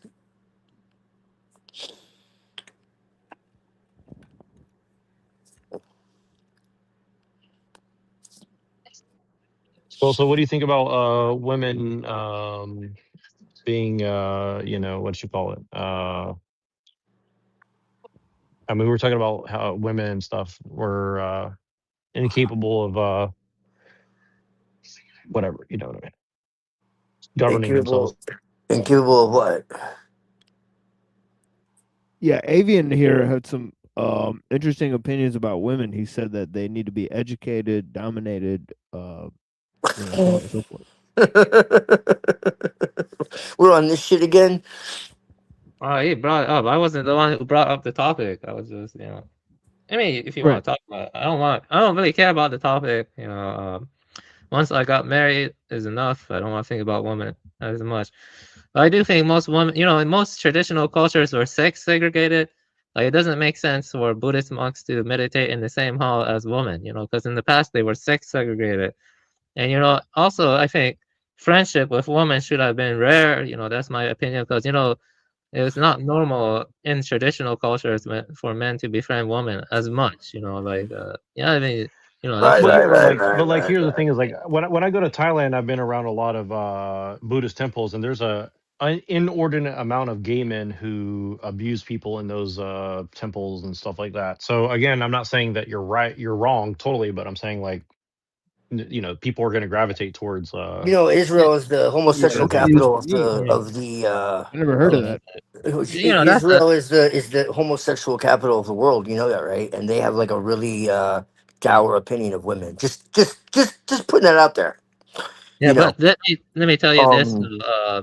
That's more of a recent thing, you know, because you know in the past, you know, men can befriend each other, they go to military and other stuff, and they don't become homosexual. You know, I think that's probably due to pornography or NGOs. You know, NGOs are spread everywhere, and they're like trying to like I don't know make people more tolerant to homosexuals and Well, are also you saying that? Are you saying that? Well, I feminism. that mean, I'm are you not saying that against Hindu and Buddhist anybody. cultures didn't You know, have homosexuality doing. though? Wait, I Yeah, just no, want to make sure I actually, understand. I'm saying that the Buddhists were not more homosexual than Christians or even Muslims. You're making a claim that Buddhism had more homosexuals than your culture. So I'm saying not exactly. You know, yeah, Yeah, I don't think that's. I don't think that's How did necessarily. we get to this? Like, what the I don't. fuck? I yeah. don't think that's necessarily fair, but I think this is very entertaining, though. Let's continue. Mm. Right. Wait, no, this is an absurd line of questioning. Yeah. Good to see you, Mohammed. Yeah. Well, I'm not uh, as extreme as Evola. Evola was super extreme. You know, Julius Evola actually supported the Indian practice of sati, burning widows at the Yeah, that's fire. pretty hardcore. Yeah. Yeah, yeah, I I know. wouldn't go that far. I wouldn't go that far. Like, That's why there are things about Evola that I like and things I don't like, and that's but one of the main ones. yeah, but I agree. Listen, anti-feminism. I'm not a feminist. I am not Well, a feminist. but wouldn't you say that I'm not a there's like feminist this? either. I think Well, feminism is terrible. It's toxic as fuck. I believe in true equality. but wait, That's No, the thing. Twilight. Wouldn't you say that no. like there are these like dark archontic witches and winches that are ruling society to some degree? Absolutely, absolutely, absolutely. Yes, I tell you that the very top is a female. Yes, I'm the one who says it. I'm the one who fucking. I'm the only one who says it. Who tells you that the very tip top of the fucking Illuminati is female? Everyone thinks I'm crazy, but it's true.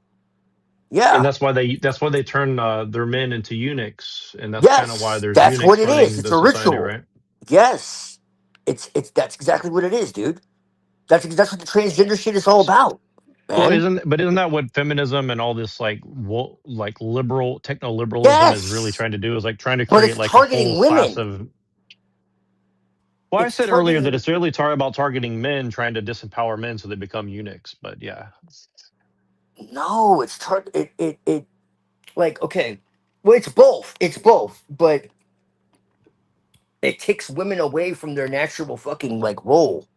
Because I do believe women have roles. Okay, so I'm not a fucking feminist. Okay, I don't believe they should Yeah, have like all the role like to just do whatever they want in that sense. In some ways, yes, but in some ways, no. Okay, we have certain strengths and weaknesses, you know, and I think we should fucking go with that. You know, nature gave us certain propensities, and we should follow that.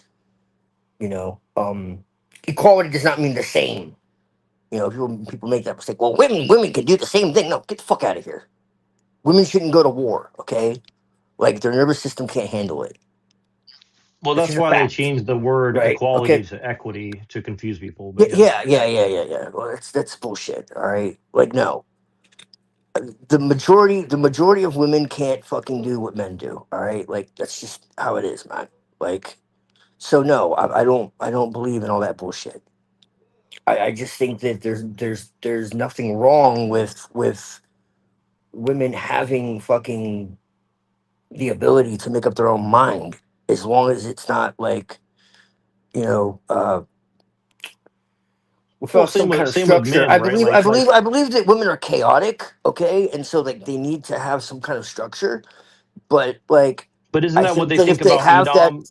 huh? So sorry to interrupt you, but isn't that kind of what they think about Edom? And they said that like Lilith was is like represents Edom women, like Goyim women, and so like that's why she's evil or something like that. Yeah, Yeah, well, she wanted equality. That's the thing. Lilith didn't want to be above anybody.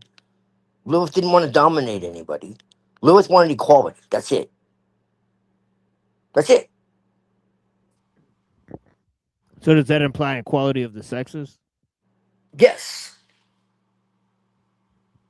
No, you know, True equality, though. Not like I say it's equality, but really it's superiority.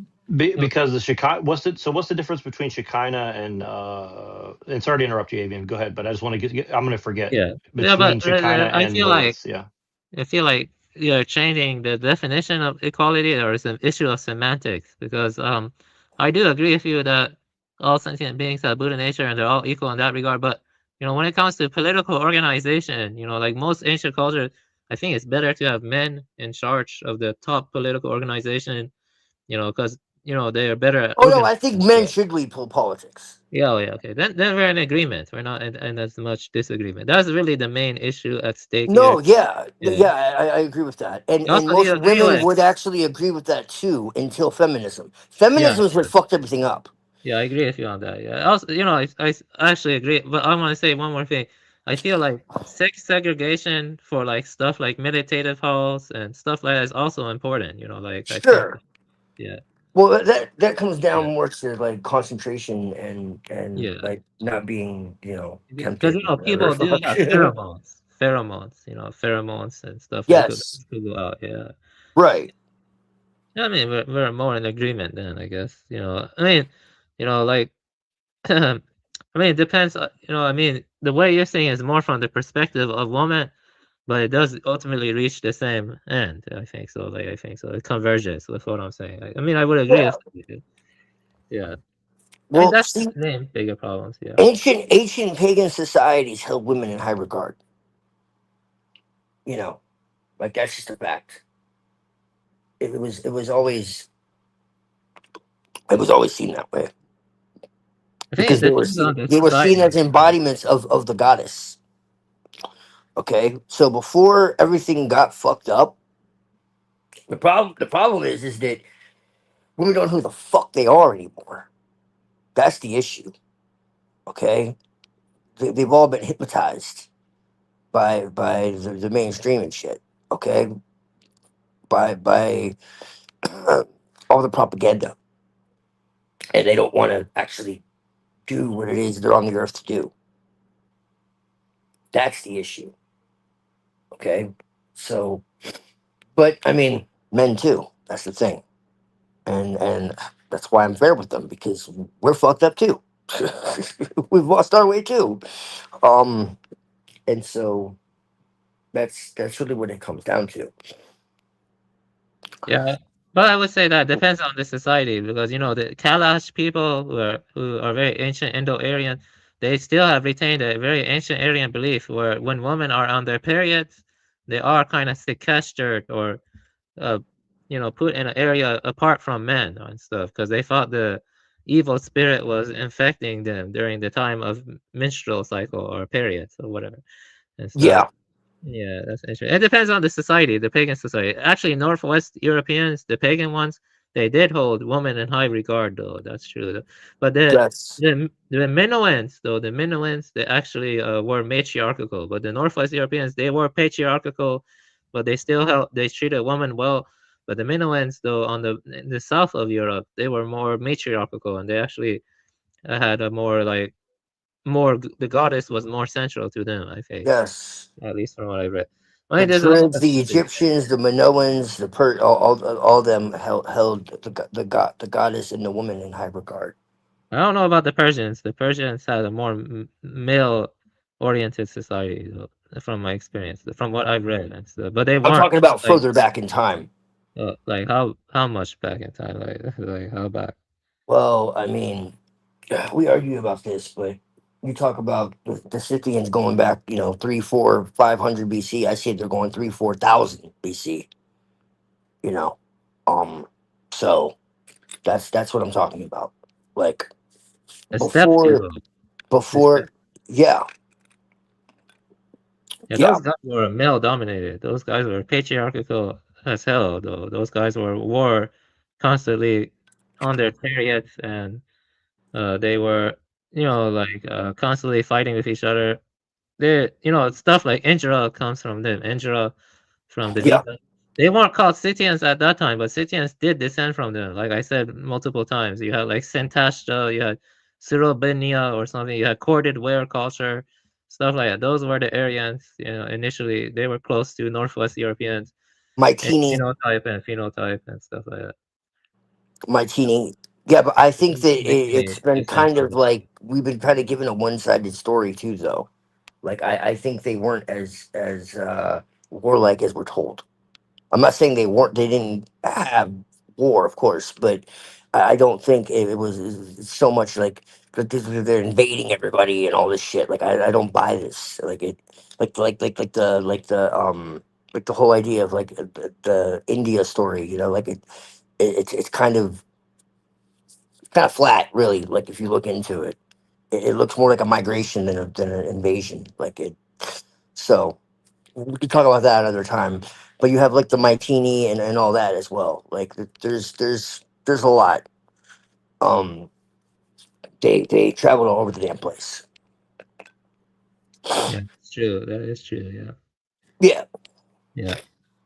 But the some cultures they influence more than others, because that's why Indians and Iranians speak an Indo-European language, Afghans too. Whereas the Yeah. Levantines they speak a Semitic language, that's what it gets down to. Is it? Yeah, Punjabi is Indo-Aryan too, Indo-European. Punjabi, Indo-European. So, stuff like Hebrew is not Indo-European. It's just No. what. Yeah. Yeah, but those people initially, before their migrations, they were closer to Northwest Europeans. Like I did say that, that's what the genetic evidence shows. So like stick close to Right. that. Yeah.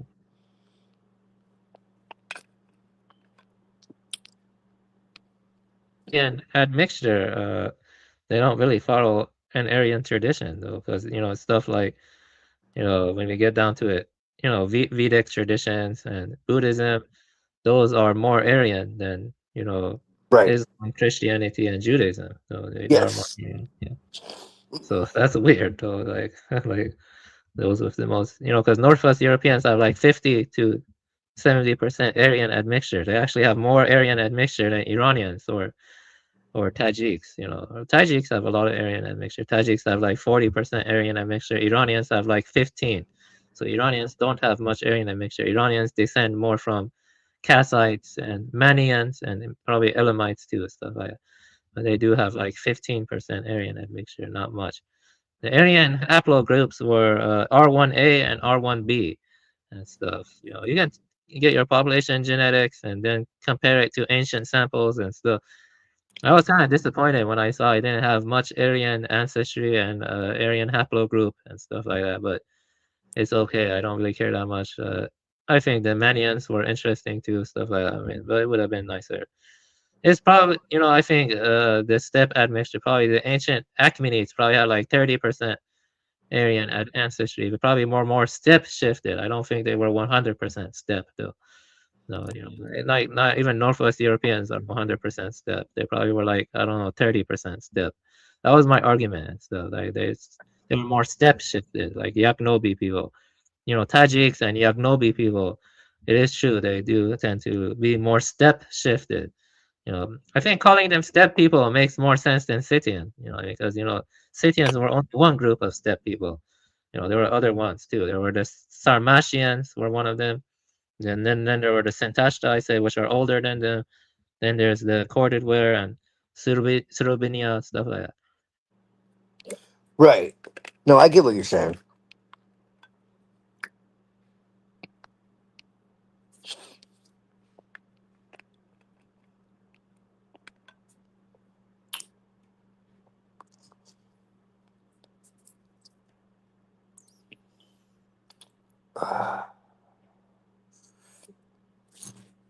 Yeah, the ancient Armenians, they had a culture that was highly influential, but no one ever talks about them anymore. That's It's very called true.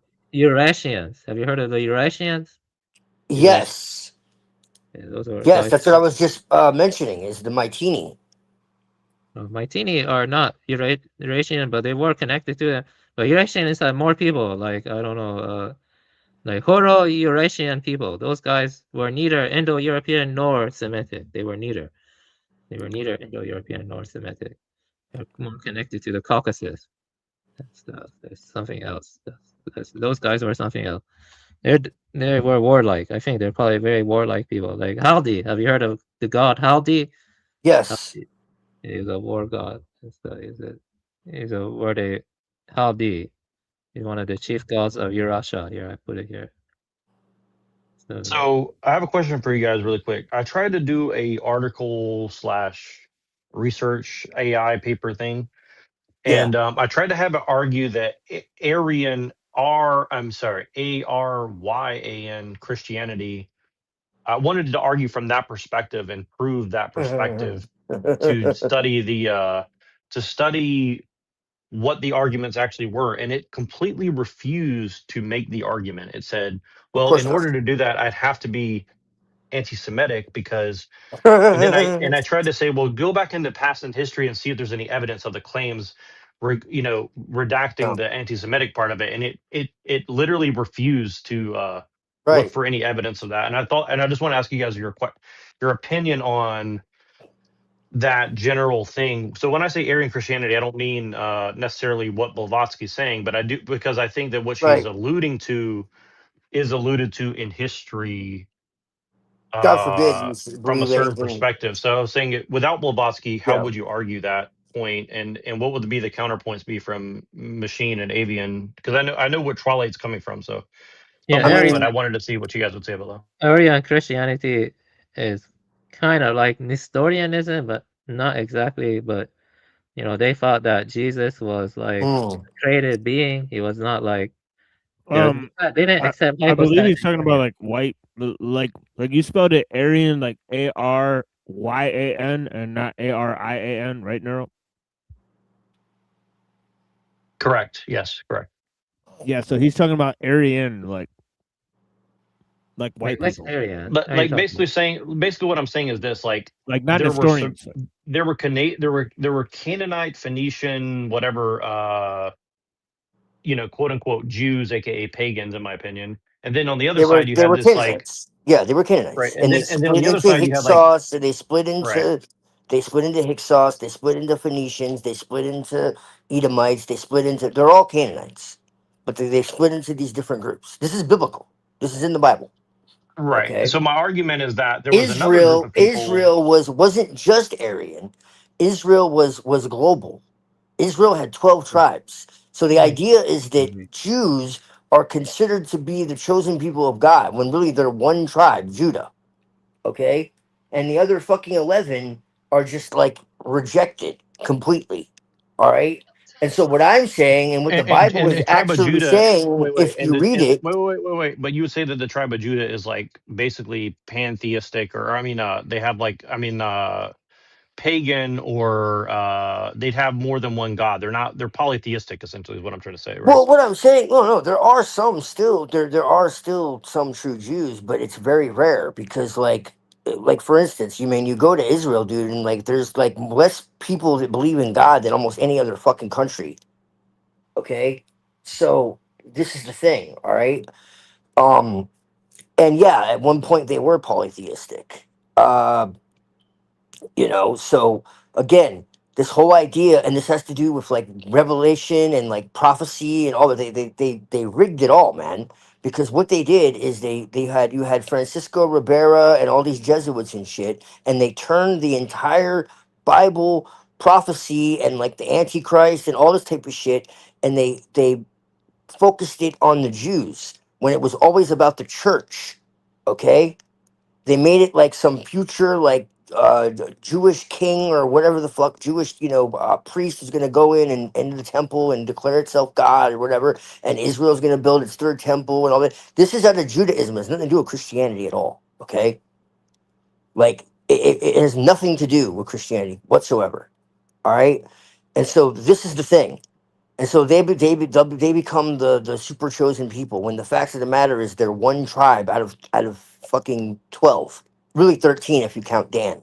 Okay, and so what I'm saying and what the Bible actually says, okay, and I could show you a ton of verses, all right, is that Israel was actually global. All right. So Israel is not the same thing as Jew. All right. And so Israel was spread out across the world. All right. And that's basically it, man. Like it's that simple. And a lot of these a lot of the Judites and Dan, which is the 13th tribe, okay, uh became these other tribes I'm talking about, the Hyksos, the Edomites, the so on and so forth. And they're the seed of Cain, which was cursed because they no longer basically their promise was conditional. Okay, it was given to them conditionally, and they didn't you know abide by it. They chose not to it was based in you know actually following God, and they chose not to do that, and so they lost that. But they got everybody mind fucked, okay, into believing that they're the chosen ones, when biblically speaking, no, they're not. Now, as I said, that doesn't mean that there aren't some, okay, but the idea that they're all just by default is nonsense, okay. And this idea of the third temple and all that, that's out of Judaism. It's nothing to do with Christianity whatsoever. All right. So that's what I'm saying. It's a switcheroo to take the fucking eyes off of the church, which has always been antichrist, which has always been the focus. Because the real and then also to make it look like it's gonna be like some kind of like new religion. No. It's gonna be an apostate Christianity. That's the fucking mystery religion. That's the Antichrist system. It is an imposter Christianity that unites everything. That's what it is. Like, yeah. And like I said, it's all biblical, man. I could give you verse after verse after verse after verse after verse after verse. It's all there. Why trust their account though? 'Cause that's written from their perspective, and everyone's perspective is limited, It's not though. See, this is the thing. It's not. That's exactly it. They're not the ones who wrote it. They're one tribe. Okay? Just like Jesus wasn't a Jew. Jesus was an Israelite. He was born in Galilee. He was a Galilean. It's not the same thing. This is what they've done. They've mind fucked everybody. Okay? So I'm just saying, for someone who's a Christian, it's worth looking into, because like, because I'm not a Christian in that sense. I do believe there's Well, truth in it though. so And so and what I'm I saying is I like so just to make sure, because I know that this is going to end up in a debate to some degree, but so like, what would you say to Orthodox or Catholic or Protestant come out of there Christians my who come out of her my people. no, but what would you say to them to argue that theosophy is not only true, but it's actually speaking to like a deeper history, and like a what would be your evidence, and b how would you ignore the connections of theosophy to like Kabbalah or stuff like I this, wouldn't use or theosophy. I'd use the Zohar or Bible. something? It's in the Bible. I wouldn't use theosophy if I'm talking to But I you don't need to. think It's in the but you would say Bible. that theosophy is correct, though, to at least to a large degree, right? I would say that Blavatsky was insightful. I mean, I wouldn't use Blavatsky if I was talking to someone who was religious like that. If No, I but was what I'm saying actually is like, trying do to you get think through to do you, them, but do you think there's any evidence independent of the Bible to verify yeah, I do. that? But Okay, I wouldn't. But can you I give me an wouldn't use example? it though. I wouldn't use it though. Yeah, but like, I mean, like, just looking at like the Aeneads or Greek or Roman history Yeah, or Near Eastern, like, stuff, right. whatever, the Hittites, stuff like that. Like, where would you start to like make the argument that Jesus was part of the sect that was not Canaanite, essentially? I mean, he was Galilean, man. It's in the Bible. Like I said, he's from Galilee. Galilee is not part of Judah. Like, It's that simple. You know, like, I mean, if you want to get into like the whole, like, they were diversified. I mean, you can go to Israel and you can find that there were people with blonde hair and blue fucking eyes 6,500 years ago. Explain that shit to me, please. Like, dude, you know, we've been fooled. It's that simple. So, do you think the One thing Persians I and don't the get Greeks though is were blonde hair, blue eyed, or Huh? do you think the Persians and the Egyptians and the Greeks were also blonde hair, blue eyed, or No, I think that we've had a lot of melting fucking pots, and people just don't want to accept it. But that's my own personal view, and I don't push it on anybody else. I think that you go into Ireland, you go into Egypt, and you find fucking people that are definitely, you know, out of place. And this isn't an opinion, this is a fact. All right, like I said, look up the first fucking pharaoh of Ireland. but You'll find out I they're guess buried in County Meath, fucking Ireland. Explain that I shit guess to me, what I'm trying to get please. at what I'm yeah. trying to No, get at actually, is I like wanna. what is the blood libel of the what we call the Jews against Edom? And I guess so that's Yeah. what I'm trying. Sorry, go ahead. I Edom want to hates respond the to that. fucking Jews. This is what you got to understand. It's not the Jews. This is what I really want you to understand, dude. The Jews, the real Jews, are fucking are hated by Edom. Okay, this is part of the trick. They fucking despise them. They've always despised them. All right. There are very few actual Jews. They exist, but they're eclipsed. Okay, like I said, Israel is 30% religious. The other 70% are atheists or Sabbateans. Okay, it's Yeah, let hard to me respond to determine something. who the hell a So, Jew well, even is anymore. I'm talking about back in like 400 BC to like 0 BC. But okay, go Yes, ahead. they've Sorry. always hated them. That's the point, dude. Look into the Hasmonean dynasty. Okay, look at that in the Bible. Look up the Hasmoneans in the Bible and in history, and you'll see what I'm talking about. This is way before the Khazars. The Khazar shit's another just fucking distraction. They say, oh, it's the Khazars. No, dude, it goes back way further than that. Yeah, that was one, but we don't even really know how many people fucking really converted. We know that that dynasty did. Yeah, okay, sure. So what does that mean that everyone did? Like, there's no evidence of that whatsoever. You know, but the Hasmoneans, the Herodians, you know, they did for sure. Okay, like there was a whole the Maccabee revolt and all that shit. Like it's all there, dude. So this is what I'm saying. All right, they fucking despise actual Jews, man.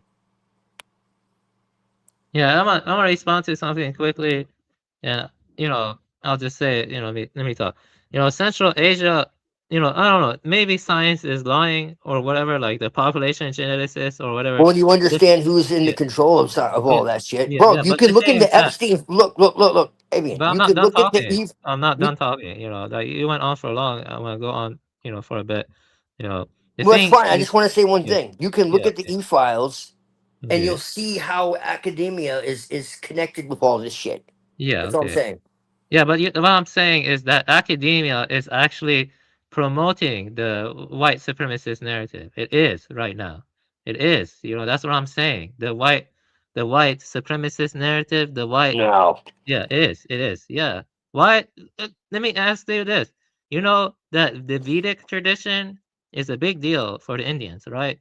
And so, you know, um, the genetics or the population genetics, which could be fake, it shows that there was an Aryan migration, and that does confirm the white supremacist narrative in the sense that Central Asia was a melting pot. Like I'm saying, like there were lots of Hmm.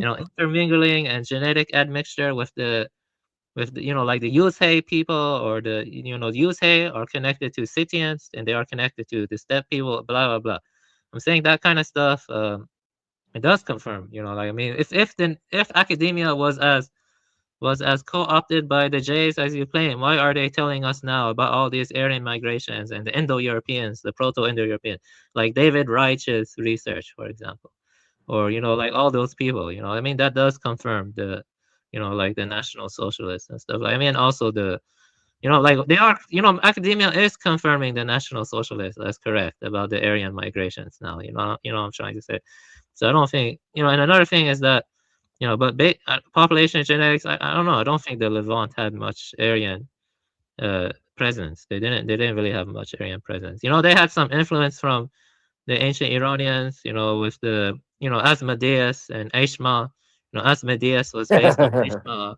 And you know, the Yes. Qumran caves, they had a kind of bridge to the afterlife, you know, and some of the stuff in Qumran bridge does kind of Mm-hmm. resemble some Zoroastrian stuff. But yeah, but the point I'm trying to make is that one cannot just pick and choose what to believe that confirms the biases. That's called confirmation bias. You know, if we're gonna stick to the science or whatever, then we should like be more cautious of the claims we make, because it's easy to overextend one's claims. You know what I mean? Because you know, at the end of the day, you know, the ancient world was very diverse. It was very vastly diverse. There's a lot of different. Right. Well, I agree with that. I don't believe in any supremacy. I believe that the world is more of a fucking melting pot than anyone wants to believe. So I don't believe in any supremacy. I don't believe in any like unified bloodline or whatever the fuck. I don't believe any of that shit. It wasn't that much of a melting pot, you see, because that's globalist. You know, because if it was From what that much I've of a seen, it melting really pot, is. if it was that much of a melting pot, what's wrong with all the I don't know, refugees flooding Europe then? Because that's more of a melting pot. You know what I mean? You see what I'm saying? Because Like, they're not really refugees, man. If they were actually refugees, it'd be one thing, but they're not. It's a fucking it's a scam. It's a scam. yeah, I These think some people parts are of the set world up were. to cause disorder and chaos. They're not really like refugees. I'm convinced of that. If they were, I wouldn't have a problem with it whatsoever. Oh wow, that's, you know, yeah. I think some parts of the world were bigger melting pots than others. Other parts not as much, Yes. because there's no evidence. I don't think the Levant was as much of a melting Greece, pot. Egypt, like all those Oh, places, geez. they were major melting That's pots, true. man. That's true. Like, But yeah, but that's what not I'm with the saying. Northern Europes. The Northern Europes were not really in, you know, that much in the Levant. You know, the Northwest Europeans, they were more in Central Asia at that time. Here's a really quick argument about that, is to say that, like, well, if the Jews, Right. whoever they are, left and were in captivity in Babylon or whatever and got freed by the Persians Yes. or whatever, who was in that place while they were gone, I guess, right? So Yeah, Yeah. when they were in captivity, that's when it became Judaism, and they fell away from their original tradition, which Christianity ultimately continued.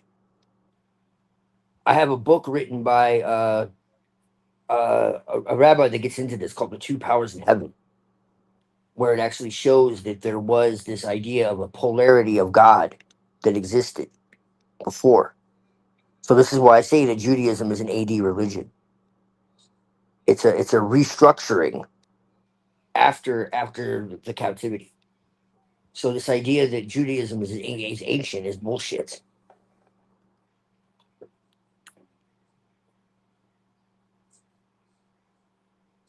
Yeah, that kind of pattern occurs everywhere, though. Like when the Indo-Europeans spread their traditions into Central Asia, Zoroastrianism evolved a reformation of the uh, Yes, prior step beliefs and stuff. yes, Yeah. yes. I agree. And Zoroastrianism got twisted when it was like originally like a philosophy, and and then you have like the Magian order and all of that, which was really robust, I think. But yeah, because that's like the Gnostic, like pretty much Gnostic, honestly. Like once you strip away the priesthood and all that, like before it got codified into law, because you had, as I said before, Ahriman and Ahura Mazda were not like fighting each other. It was a necessary conflict that existed within nature itself, that was meant to renew, for things to renew and regenerate themselves. Like Ahriman was like the constrainer, and Ahura Mazda was, what allowed things to grow, and there was this tension, I think but initially it was more about mentality, you know, it was about that too. intention. If you read the Gathas, You know, Right. Yasna 3.3 menu translates into both spirit and mentality. You know, Right. that's it. So, Right. And I but they think that still, influenced the Vedic eventually, ultimately. Um, you know, so there's a lot of like back and forth with that. yeah. One thing Some I people don't say get the is, Vedic is older, but I actually I'm not convinced of that. At one time I was, but I'm not convinced. I think that the tradition that existed before Zoroastrianism is much older. one thing I don't get though is, um, you are you were initially talking about calorically plan, correct? And you know, Yeah. we see lots of evidence.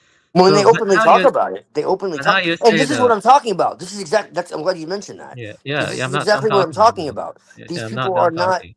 They're not like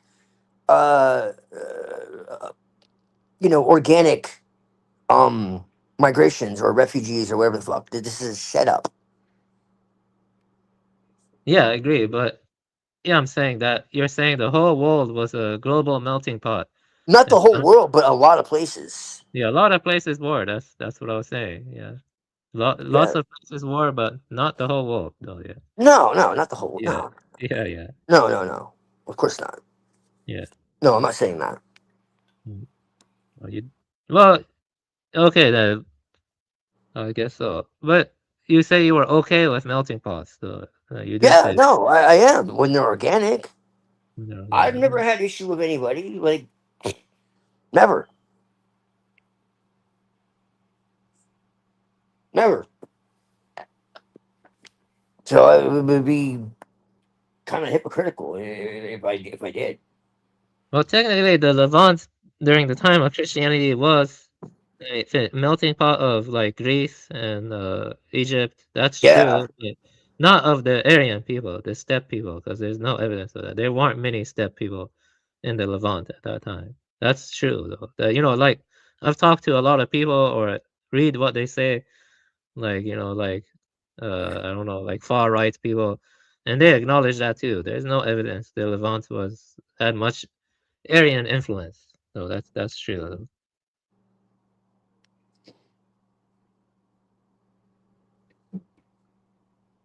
Like Baltic Scandinavian people, their beliefs are very close to the initial waves of the Aryans and stuff. That was just close to corded ware culture, stuff like that. You know, I mean, Survive the Jive acknowledges that stuff too. Survive the Jive is better than Astral Logos because Survive the Jive sticks closer to the sources and stuff.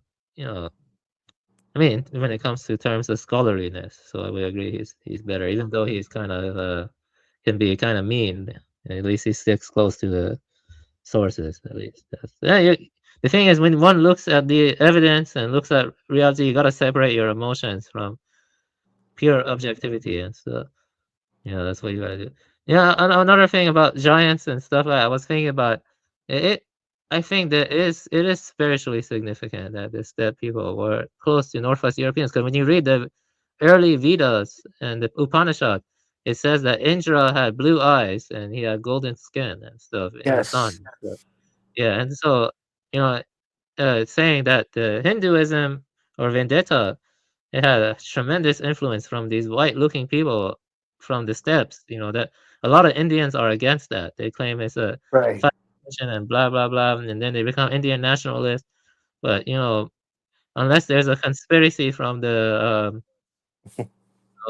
scientific institutions, they're wrong. I mean, there were like white steppe people. Unless the scientists are lying. You see what I'm saying? So I disagree Hmm. with on that. I did some more thinking on it.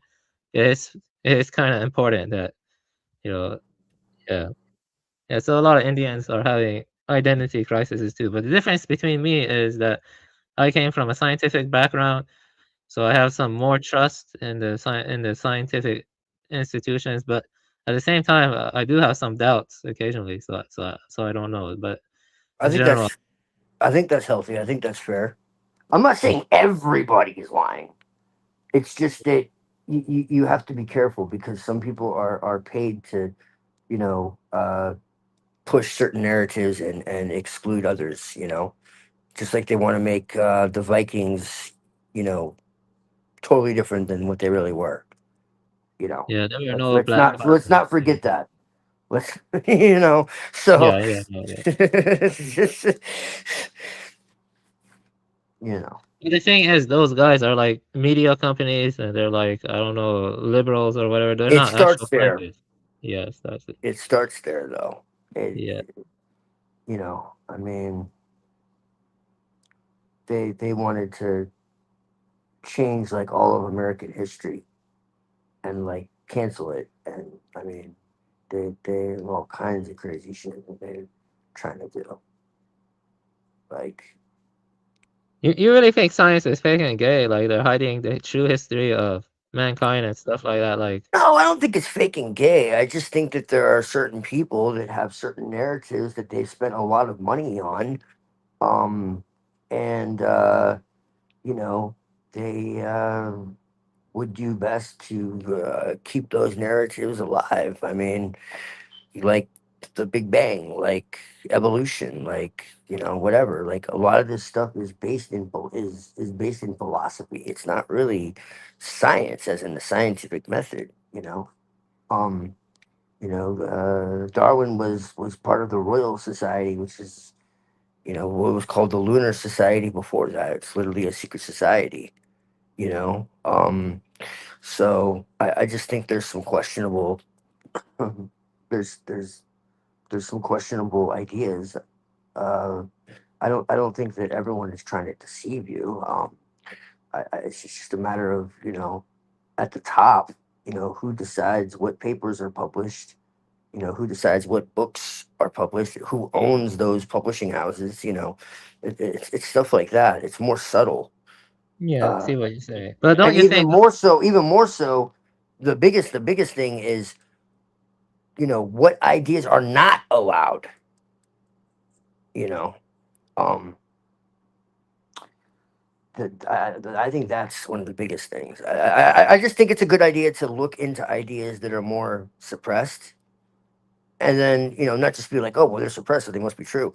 But look, why are they suppressed? Look, that's what I would say. Uh, Yeah, because but don't you sometimes, think that when all narratives are suspect, like, because you can dig through any narrative and then, be like, oh, this comes from this institution or it comes from these scriptures or blah blah blah. These people have a vested right? interest in these narratives being true. So then, don't you think there's an issue with confirmation bias when picking and choosing narratives? You see what I'm trying to say? That's what It I'm can trying to be. get at. There can be. Yeah, Yeah. No, I agree. There can be. yeah, yeah. I see what you mean. There Yeah, I can be. guess this is my issue with the occult, generally speaking, because I feel like, with Parmenidean being, because TML talks a lot about Parmenides, which is atemporal. I think only awakening to your true spirit is the highest form of knowing. Your true spirit is like Right. pure awareness where Yes. is like pure possibility. Because at the end of the day, we cannot know for certain what happened in the past. We have to like reconstruct it based on Right. what we're being fed, and that's always uh suspect. You can always I don't know deconstruct it in some way or form. I'm trying to say, but yeah, I Hmm. guess so. Yeah. Yeah. No. No. I agree. Yeah, we're ultimately guessing with almost everything in some way or another. For example, let me make a point. I don't know if Iran, like in a deeper level, I've looked into people's arguments. It is possible that Iran could be in on the whole thing. It's possible, but that doesn't mean that it's true, though. Like, or maybe Iran the wouldn't be on it though. See, that's the thing. yeah, It's I, not I don't know. Iran that would be in on it. It would be the secret societies that fucking control all this shit. You know what I Yeah. mean? Just like it's not America. Like it's not America. America's not doing this shit because these people because they're doing things that are catastrophic to themselves. So it's like, well, why would they do that? Well, they wouldn't on the surface. But when you understand that these people they're not loyal to any country, any religion, any, you know what I'm saying? Like That's what it comes down to. You're talking about Jesuits. These people are chameleons. They're not loyal to anything or anyone, you know. And so that's really what you're talking about. Yeah, but what I'm getting at is deeper, like you see, ultimately I have to read some stuff, I get like news outlets or even non-mainstream sources. If the synarchy or the Jesuits or whatever, they have like that much power, they're gonna be working They to do. suppress the truth, to suppress the truth. So then when I read something, how can I know for myself whether it's true or false? Because I have to go off on a gut instinct, or intuition, basically, ultimately. But I feel like intuition can be unreliable a lot of times, unless it's like a philosophical intuition. Like, that's different, like a more philosophical intuition that maybe more Parmenidean or something like that. That's different. But when I look at history and what's happening in mankind, it feels truly chaotic. It's really hard to piece together Mhm. what's really going on. I'm trying to say, especially with mankind's past, I don't know what's true about mankind's past. Like that's what I feel like. That's why I like Buddhism more than, I'm not trying to bash anyone here, but then, like Abrahamic traditions rely on revelation, and the revelation is recorded, and that recording relies on trusting their account of events that transpired. You know what I mean? So the events transpired, and I'm trusting them about how they transpired. You see what I mean? Right. And then, yeah.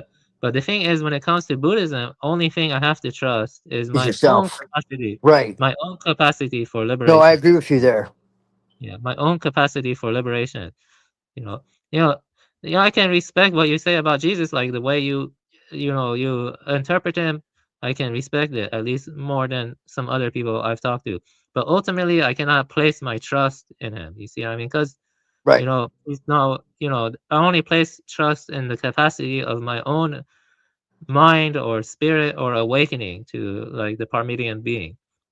You see what I mean? I think Parmenides' being is better than Heraclitus because being or the pure awareness, I do think that is atemporal. You see what I mean? So that's what I lean towards now. Right. Just keep things very, very simple. You know what I mean? That's what I like to do. Very simple. Like you either awaken to the being or you don't. And I do think if you awaken to it, you can end rebirth or something. But I do think rebirth is occurring right now. Actually, it's like just a causal continuum, an experiential continuity. And I don't think that continuity ends when we die, though. But it's an assumption to think it ends. But I don't know. I'm getting kind of off on a tangent. But my point is that this is like postmodern, stuff we're getting into. Like I don't know. Yeah.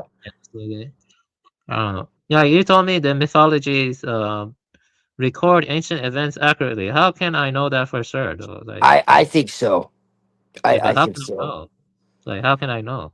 So, like I mean, like, how can I know? There's Like, so much. There's so much. It's ubiquitous. It's ubiquitous. And for the simple fact that they say all this shit isn't true, and then the more time goes by, the more stuff they find in mythology that is in fact true. And it's just like, okay, well, how many things that are mythologically, fiction, or do they have to discover before it's like, okay, maybe there's something to this? I actually think that our ancestors were not fucking stupid. I think they weren't just bored and didn't have TV. And I think that they were actually navigating and documenting what the hell it is they actually experienced. That's why. Because I think that this postmodern, like atheist idea that, our ancestors were just fucking stupid and just telling stories, I think is nonsense. I think if it was important enough for them to write down, that there was a reason. Now, I also believe that the shit's written in code, and they understood the code at the time, and we've kind of lost it. All right, but like you have what's like Troy, right? That was a myth. Darren Kuyu was a myth. They found it. Okay, like Dwarka is a myth. They found it. Like there's just too much you have like vitrified glass and shit in certain places. There's evidence of like advanced weaponry that's been used throughout time. You know, they're like you could look at like the fucking Vimanas, and you could build something that actually flies. Like there's just too much. It's like, oh well, this is all fantasy. Like, no, dude, no. You can't like. There's a difference between having an imagination and coming up with like incredibly complicated ideas that just so happen to be accurate. Like, no, that's not possible, dude. Like, you can't. It's kind of like when they say that like psychedelics are just hallucinations. Okay, well, here's the thing. You can hallucinate things. Your imagination is incredibly powerful, yes, but you can't hallucinate concepts that your brain has no fucking reference to. Okay, like, and then everyone has the same. Everyone has the same concepts. Like, it's not possible, dude. Like, there's something real there. Okay, so that's what I'm saying is like there's way too many things that have occurred in mythology, supposedly, that can be verified to have actually occurred. And the more time goes by, the more we find it.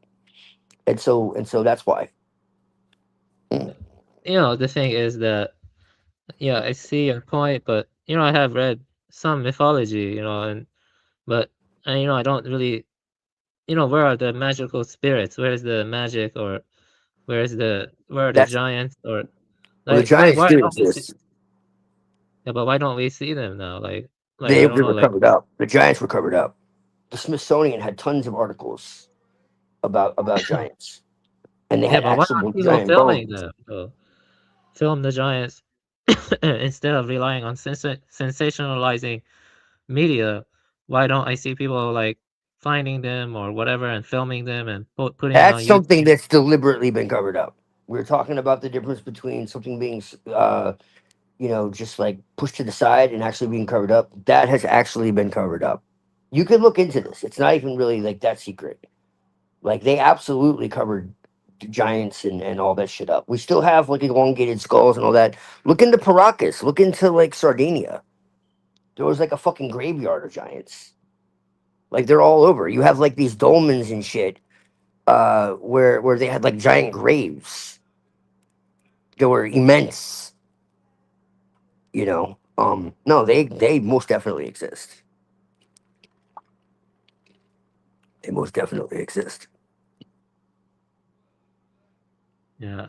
I mean, like, can you like get the evidence for me so I can look into it more? Like, uh I don't know if they exist or not.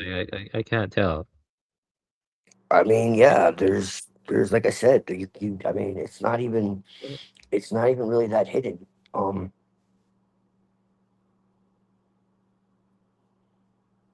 Yeah, I think it's like a megalith and Yeah. uh, I mean, but it also makes that's a lot really more interesting. sense of how the fuck these megaliths were built. I mean, how do you think this shit was built? Some of this stuff is, 50, 100, 1,000 tons. 1,000 tons. We're talking over 1,000,000 pounds. Like aligned with advanced mathematics and archaeoastronomy and all this shit. Well, supposedly we didn't even have the fucking wheel. Like how? How? Like it doesn't make any damn sense. So this is what I'm saying. The idea that our ancestors were just fucking like cavemen and didn't know anything and were just like wanted to entertain themselves is complete nonsense.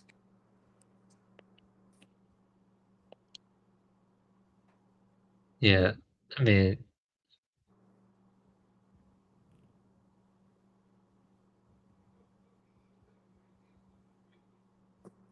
yeah, I guess.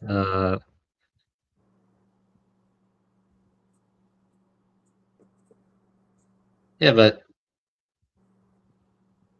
I mean, for example, I read different examples of how they could have built the pyramids. They could have used a certain extinct animal or some advanced trolley system, and maybe the ancient people they had better understanding of the stars. They used certain advanced equipment, but the giants, though, and dragons too, like uh, they're covering this up, and they're spending a lot of effort, exerting a lot of effort to hide this evidence.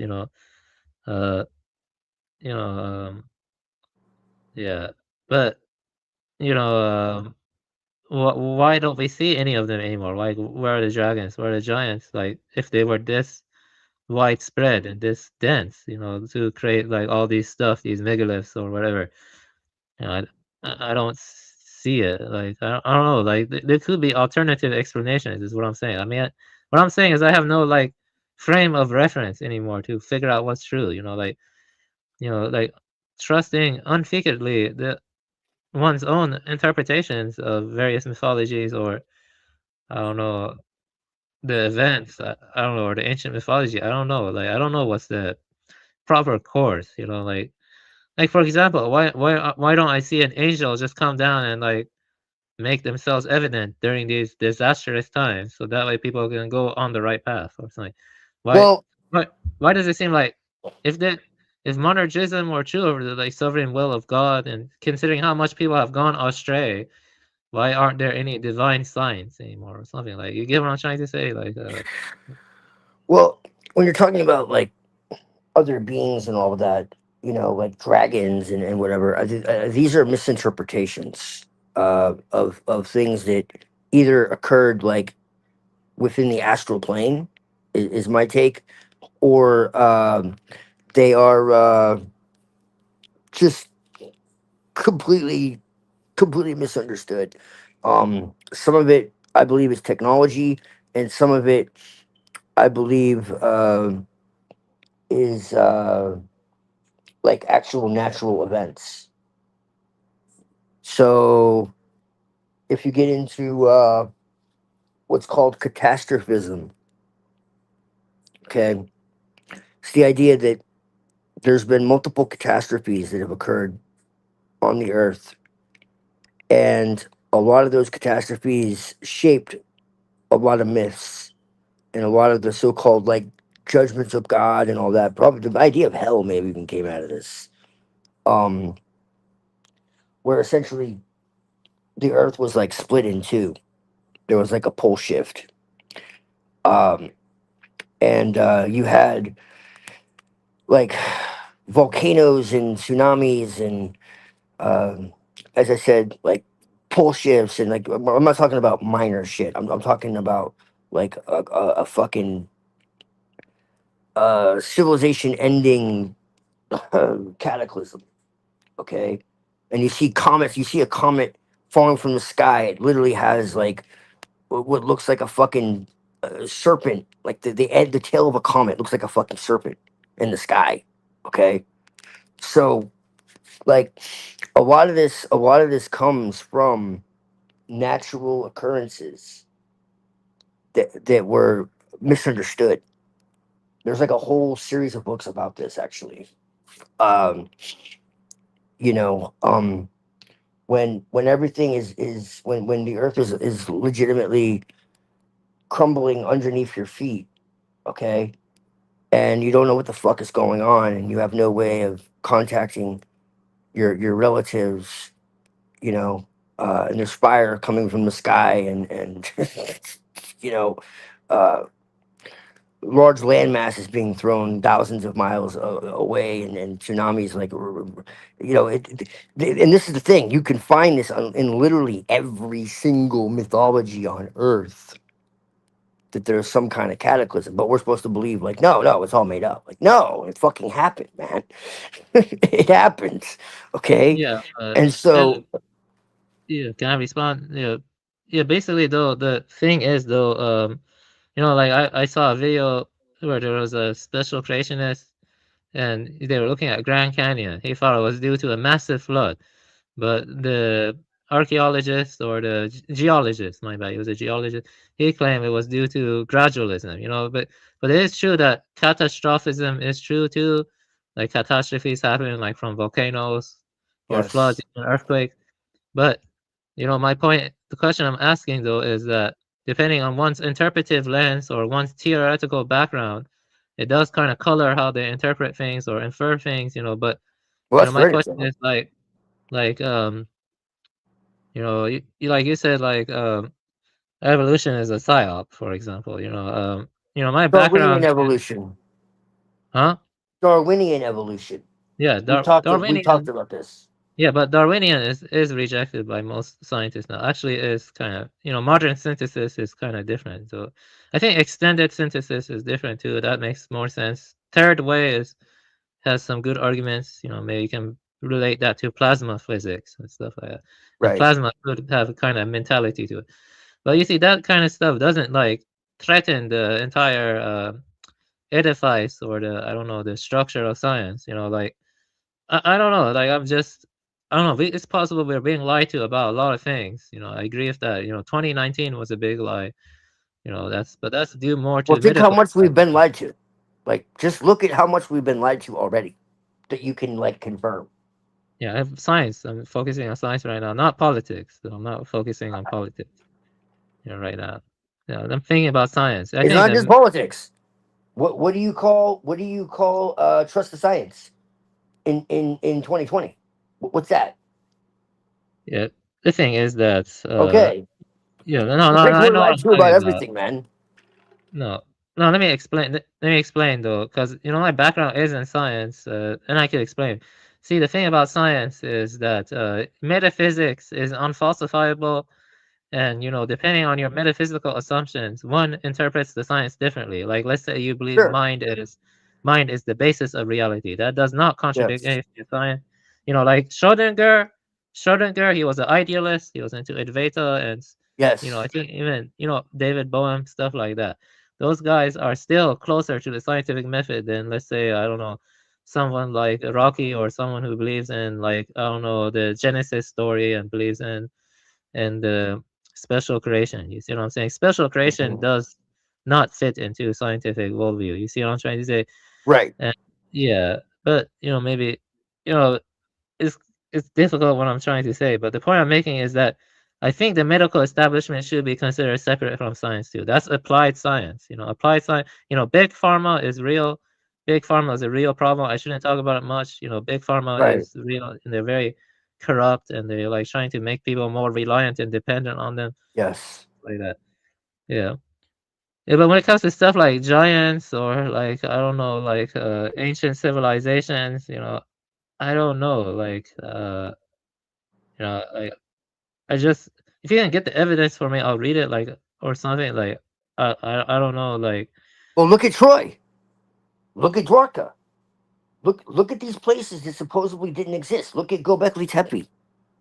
Look at they're finding new places all the time. And the fact of the matter is, I don't think they're finding anything. I think they've always known about this. At least the people at the top. Maybe not the main, whatever. But like, how many places do they need to find before everyone's like, hey, maybe there's more to this here? Like they've had the same. Like, here's the thing, they've had the same idea, okay, since the 19th century. They haven't moved from them. This is one thing I don't think people understand. Okay, they've had these same baked ideas from the fucking 19th and early 20th century to now. They haven't updated it. Yeah, but you gotta realize the ancient Aryans, and even I think some of them, some groups, they thought the Earth was flat. They didn't think it Yeah, was well, round. Yeah, like, see what I'm trying to say? If these people were as advanced as you're claiming, why didn't they know the Earth was round? Like, only a few ancient Greeks knew that. You see what I'm trying to say? I don't think they were. I think they were stupid then, and they're stupid. I think mankind, on average, across the whole world, has always been kind of stupid. on average, Unfortunately, maybe.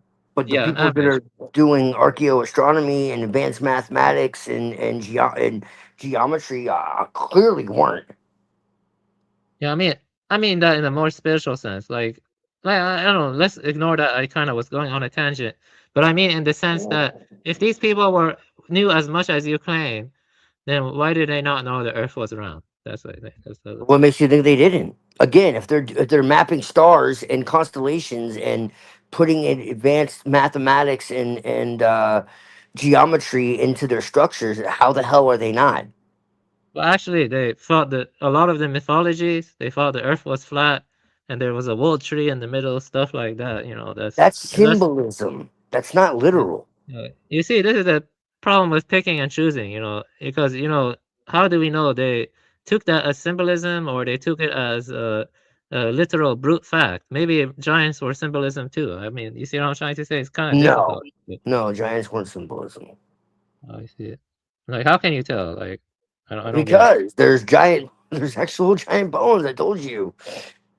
Yeah, I want to see those. Like, if you can get those and send it to me or Discord, I'll look into it more. Like, I think that would be Okay. freaking big.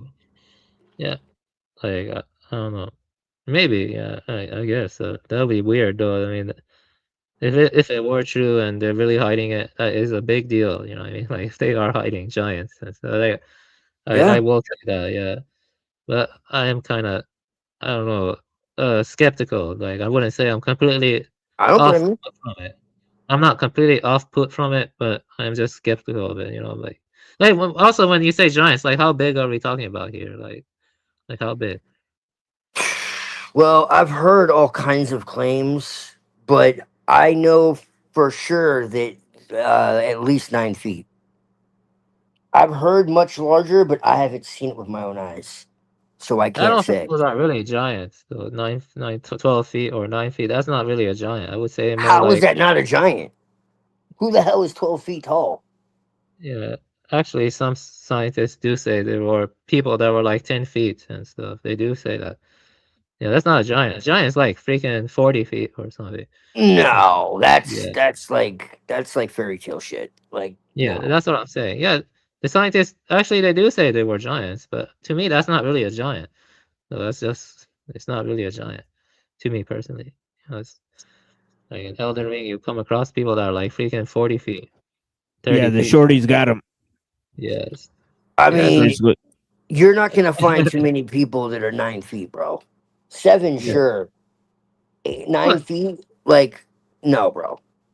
yeah, there are scientists who accept there were 9 feet to 12 feet people. I've seen them and stuff. I mean that to me that's Okay, not well there you go then. Yeah, it's hundreds like of shorties got together and got rid of You're them. just like you're just expecting them to be like skyscrapers. Now there are claims of that, but I haven't seen it myself. yeah, but how does that disprove evolution though? Because that's still possible via evolution, like I 9 feet. think Darwinian evolution is a lie. I didn't say Okay. evolution was a lie. Yeah, I got you. We agree on evolution. Yeah. Yeah, We talked about Hyperborean does not. He's more into the involution club. The involution. Yeah. Yeah. Well, I guess there were giants then. If you're saying they're 9 to 12 feet, I agree Yeah, with that. yeah. I'm not Yeah. saying they're like 50 feet tall. No. I've heard claims of that, but I've never seen it with my own eyes. So I can't say for sure. Maybe there was, but I've never seen it. Yeah, there was a cannibalistic. I think they were probably cannibals, to be honest. They're the cannibalistic, giants they found in South America and stuff. I remember reading about them and stuff. Yeah. They were like 8 feet or something, or 9 feet. Yeah, they're probably very, very big people, but 9 feet is still kind of small though. It's like, I know people who are like 6'3", and that's only like just 3 inches or 4 inches above Yeah, them. but I mean, it doesn't sound like a lot, but like Yeah. when you actually they've done like the like the reconstruction, and when you actually see the reconstruction, like it's a lot. It's more than it sounds. Because I was like, well, that's not really that much. Because I kind of felt the same way you did, but like when you actually see, like it is. It's more than you think. I mean, Yeah, you get granted, like like you get like 3 or 4 like of the Homo floresiensis. You yeah, could take bro. down one of those giant guys for no problem. Yeah. So let me see. Why do you think they're hiding this stuff? 'Cause I do think this is more believable if they're like 9 foot to 12 foot, but it does seem like Yeah. they maybe hide that. Like, Yeah, why that's do you what I'm think they're saying. hiding? I mean, they could be bigger, but I haven't seen it with my own eyes. Like I said, there's some that say they're up to like 30 some feet, but I haven't seen it. Uh, you know. Yeah, it does seem like there were. Now that I'm looking into it more, it does seem there were more scientists in the past saying that they found like 9 foot to 12 foot tall Yes. skeleton. Yeah, they are Right. suppressing. I wonder why. Yes. Yeah. Yeah. because it destroys the current narrative, man. Because like, okay, like you had like Descartes and people like that that essentially got rid of any supernaturalism Yeah, within the you get an world. 8 foot guy, like a few of us could take him down. But if you get a fucking fucking 12-foot guy, good lord, that's gonna be a problem. A slap Yeah, on that guy's gonna fucking hurt in the morning for yeah, sure. yeah, definitely. Yeah, it does seem this Smithsonian Institute could be hiding it. I see what you're saying now. Yeah, yeah, yeah. No, I'm not saying they're like 50 feet, man. If I had known that from the beginning, I would have made that clear. So it me. So you think all these fossils they could be faked and stuff like for dinosaurs and stuff, or you think? I don't think the fossils are fake. I think the fact that they know what the dinosaurs look like is bullshit. I think they're like guessing. I think they have a certain agenda. I don't think they actually fucking know.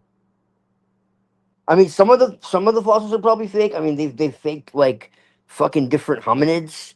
They've taken like animal bones and like mixed it with human bones and been like, we found a new hominid, and it's like literally bullshit. And they've been caught doing it. So I mean, yeah, I'm sure some of it is, but yeah, like I'm suspicious of the shit. But then at the same time, like I've also seen like what appeared to be dinosaur fucking footprints next to human footprints. So it's like, okay. And there's like sketches of like a dinosaur like on a fucking like cave wall and shit. And it's like, well, how did they know what the fuck it looked like? If supposedly only 100 years ago they discovered like what the fuck these look like. And this is like thousands of years ago. And there's a fucking sketching of a dinosaur, like of what they look like in modern times. So what's that about? So I don't know. I go back and forth on it. And then they're like constantly changing like what the dinosaurs actually look like. They're like, well, they probably had feathers. It's like, well, now it's like, okay, like what the fuck, Because like if you look at it, like they're constantly changing like what they actually look like. So I think it's more like disinformation than like completely making it up, and probably like lying about when they were. And I think that like the people that are discovering the shit are being lied to just as much as anybody else. I'm not really sure on it. I just think that what we're being told, kind of like with aliens, is bullshit. So it's not that it doesn't exist. It's just like we're not really being told the truth about it.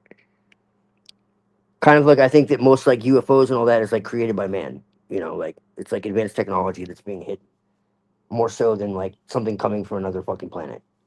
Yeah, but when we get down to it, uh, like if the science is like making up all this bullshit about fossils, like, but I've read the studies and stuff.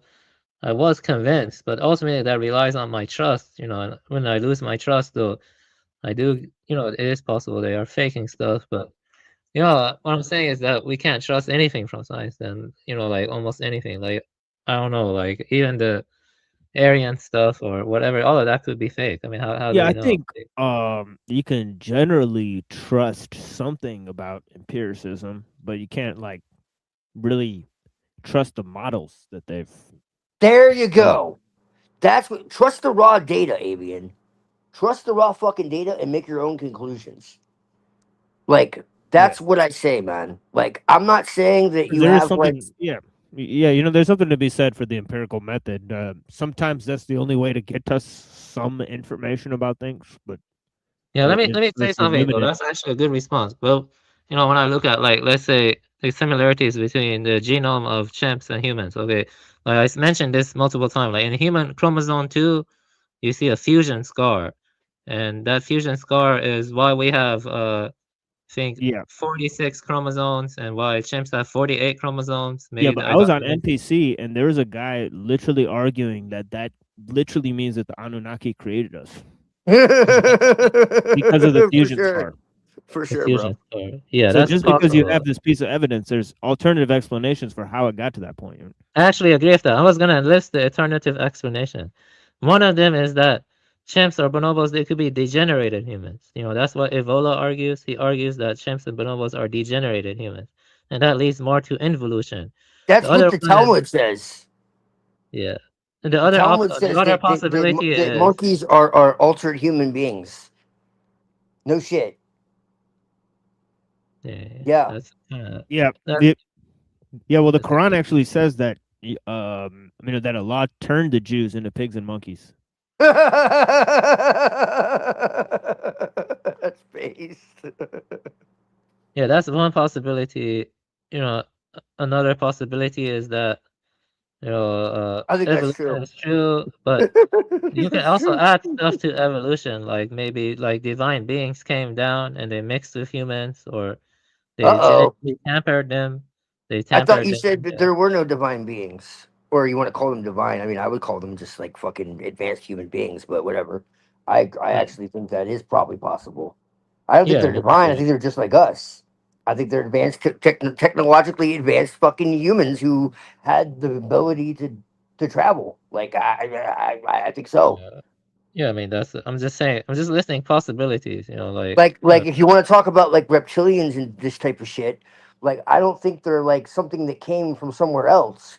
I think they're genetic experiments that happened on Earth. If you really want to go like far out into speculation, I'm speculating. But I'm saying Yeah, like a lot yeah, of people have seen these things, okay? And speculating, okay, just speculating. I can't prove this shit, okay?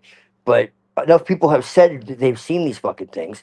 I think they're fucking genetic experiments that have occurred on Earth. I don't think they're from any other planet.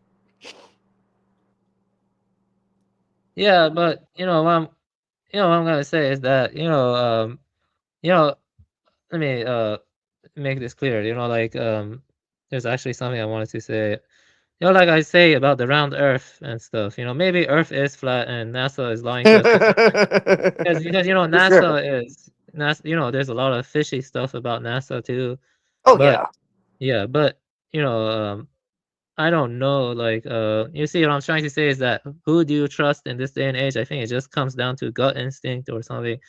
Like, what I'm trying to say, like like for example, Robert Temple. You know what I mean? All of that I like assumes it. Earth. Yeah, that assumes the Earth is round and space exists, but it's Yes. 99% plasma, right? That's still Yes. closer to the science model. You know what I mean? So like I said, this is true. You can look at the mythologies I have. Most of the ancient people, most of them, not all of them, they did not know the Earth was round. They didn't know that. I mean, it's true. They didn't know. Most people thought the Earth was flat in ancient times. That's kind of the truth. But what I'm trying to get at is that when you speculate a lot and you try to be impartial, you can see certain alternatives as I don't know, plausible, but Yeah. Yeah. Like for example, like there's what caused the ice age? Like was it a yeah. comet that hit Oh. the Earth Yeah, see, this is or where some shit like that? Because that's something I've gone really deep into. How long was the ice age? That's my question. And I think it was very short compared to what we're told. I think it was 5 minutes long in geological time. That doesn't mean it was literally 5 minutes long. I mean, I think it was probably like a few centuries or something. And I think the reason why they want you to think it was millions and millions and millions of years is because they don't want you to know that there was like all kinds of activity that was happening in that time. And one thing I think is interesting though is that like I remember once asking you, Twilight, what do you think happens after we die? And you said nothing though, because I think what happens after we die is probably the most important question. I'm not sure if you change your views about that and stuff. Like, what do you lean towards? And Well, I stuff don't like, believe in death. That's why I say nothing. So oh, I I'm kind of see. being a smartass Yeah, I because, see. like, to have an afterlife, life has to die. Life Yeah. doesn't die. Life is life. Okay, death is death. So it's like, you know, I don't believe that we lose this form. Our body decays, of course.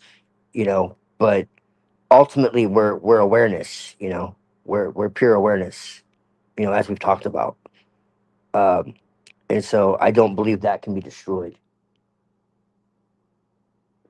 Yeah. Do you think rebirth is true, or a day of Yes. judgment, or a day of judgment kind of stuff? Because the No, no, I Christians. don't. I don't. I reject that. Oh, you reject it. Yeah, that's good. Yeah. Yeah, but you see, in Islam and Christianity, I think Day of Judgment is central to their beliefs, though. Yes, yes. And the idea of hell was actually a 6th century invention. The original understanding was actually annihilation. And so Yeah, but basically, like like, you they'll die and disagree. God judges you, and you're just like destroyed, almost like Yeah, like Mortal Kombat. there's Jews who don't believe in hell. There's a bunch of Yeah, other ideas like where like but they're not even religious anymore, dude. Most of them. yeah, where like like basically the Orthodox Christians, they say there's no such thing as evil, and they claim that hell is separation from God. And so they say that I hell would isn't agree with actually that. a physical place, right? Whereas in Yeah, Islam and certain other places, right, they would actually say, well, it is a physical place, but some Muslims are certain people would argue that it's not like a place that is not here, right, right? Like it's basically like spiritually, like hell and heaven exist on the same plane of right. existence, right? Yeah, So, no, I would agree with uh, that. Yeah, no, so, it's a perceptual thing. It's so like there's what. many different, there's many different like Yeah, ideas yeah. about. So I have like two different views on it. Okay, part of me rejects it entirely. There's another part of me that thinks that if you actually believe, like okay, like if you die with like a bunch of regret and a bunch of fucking like guilt and shit, like you might have to face that, and you could call that judgment. You know, the fact that like you've done like terrible fucking things, and now Yeah, you have to kind of like face that. You know what I'm saying? yeah, Like I could totally fucking see that and there's some aspects of that in Buddhism, for sure. right? Yeah, Because they have the hungry ghosts, right? So, yeah, it's in Tantra too.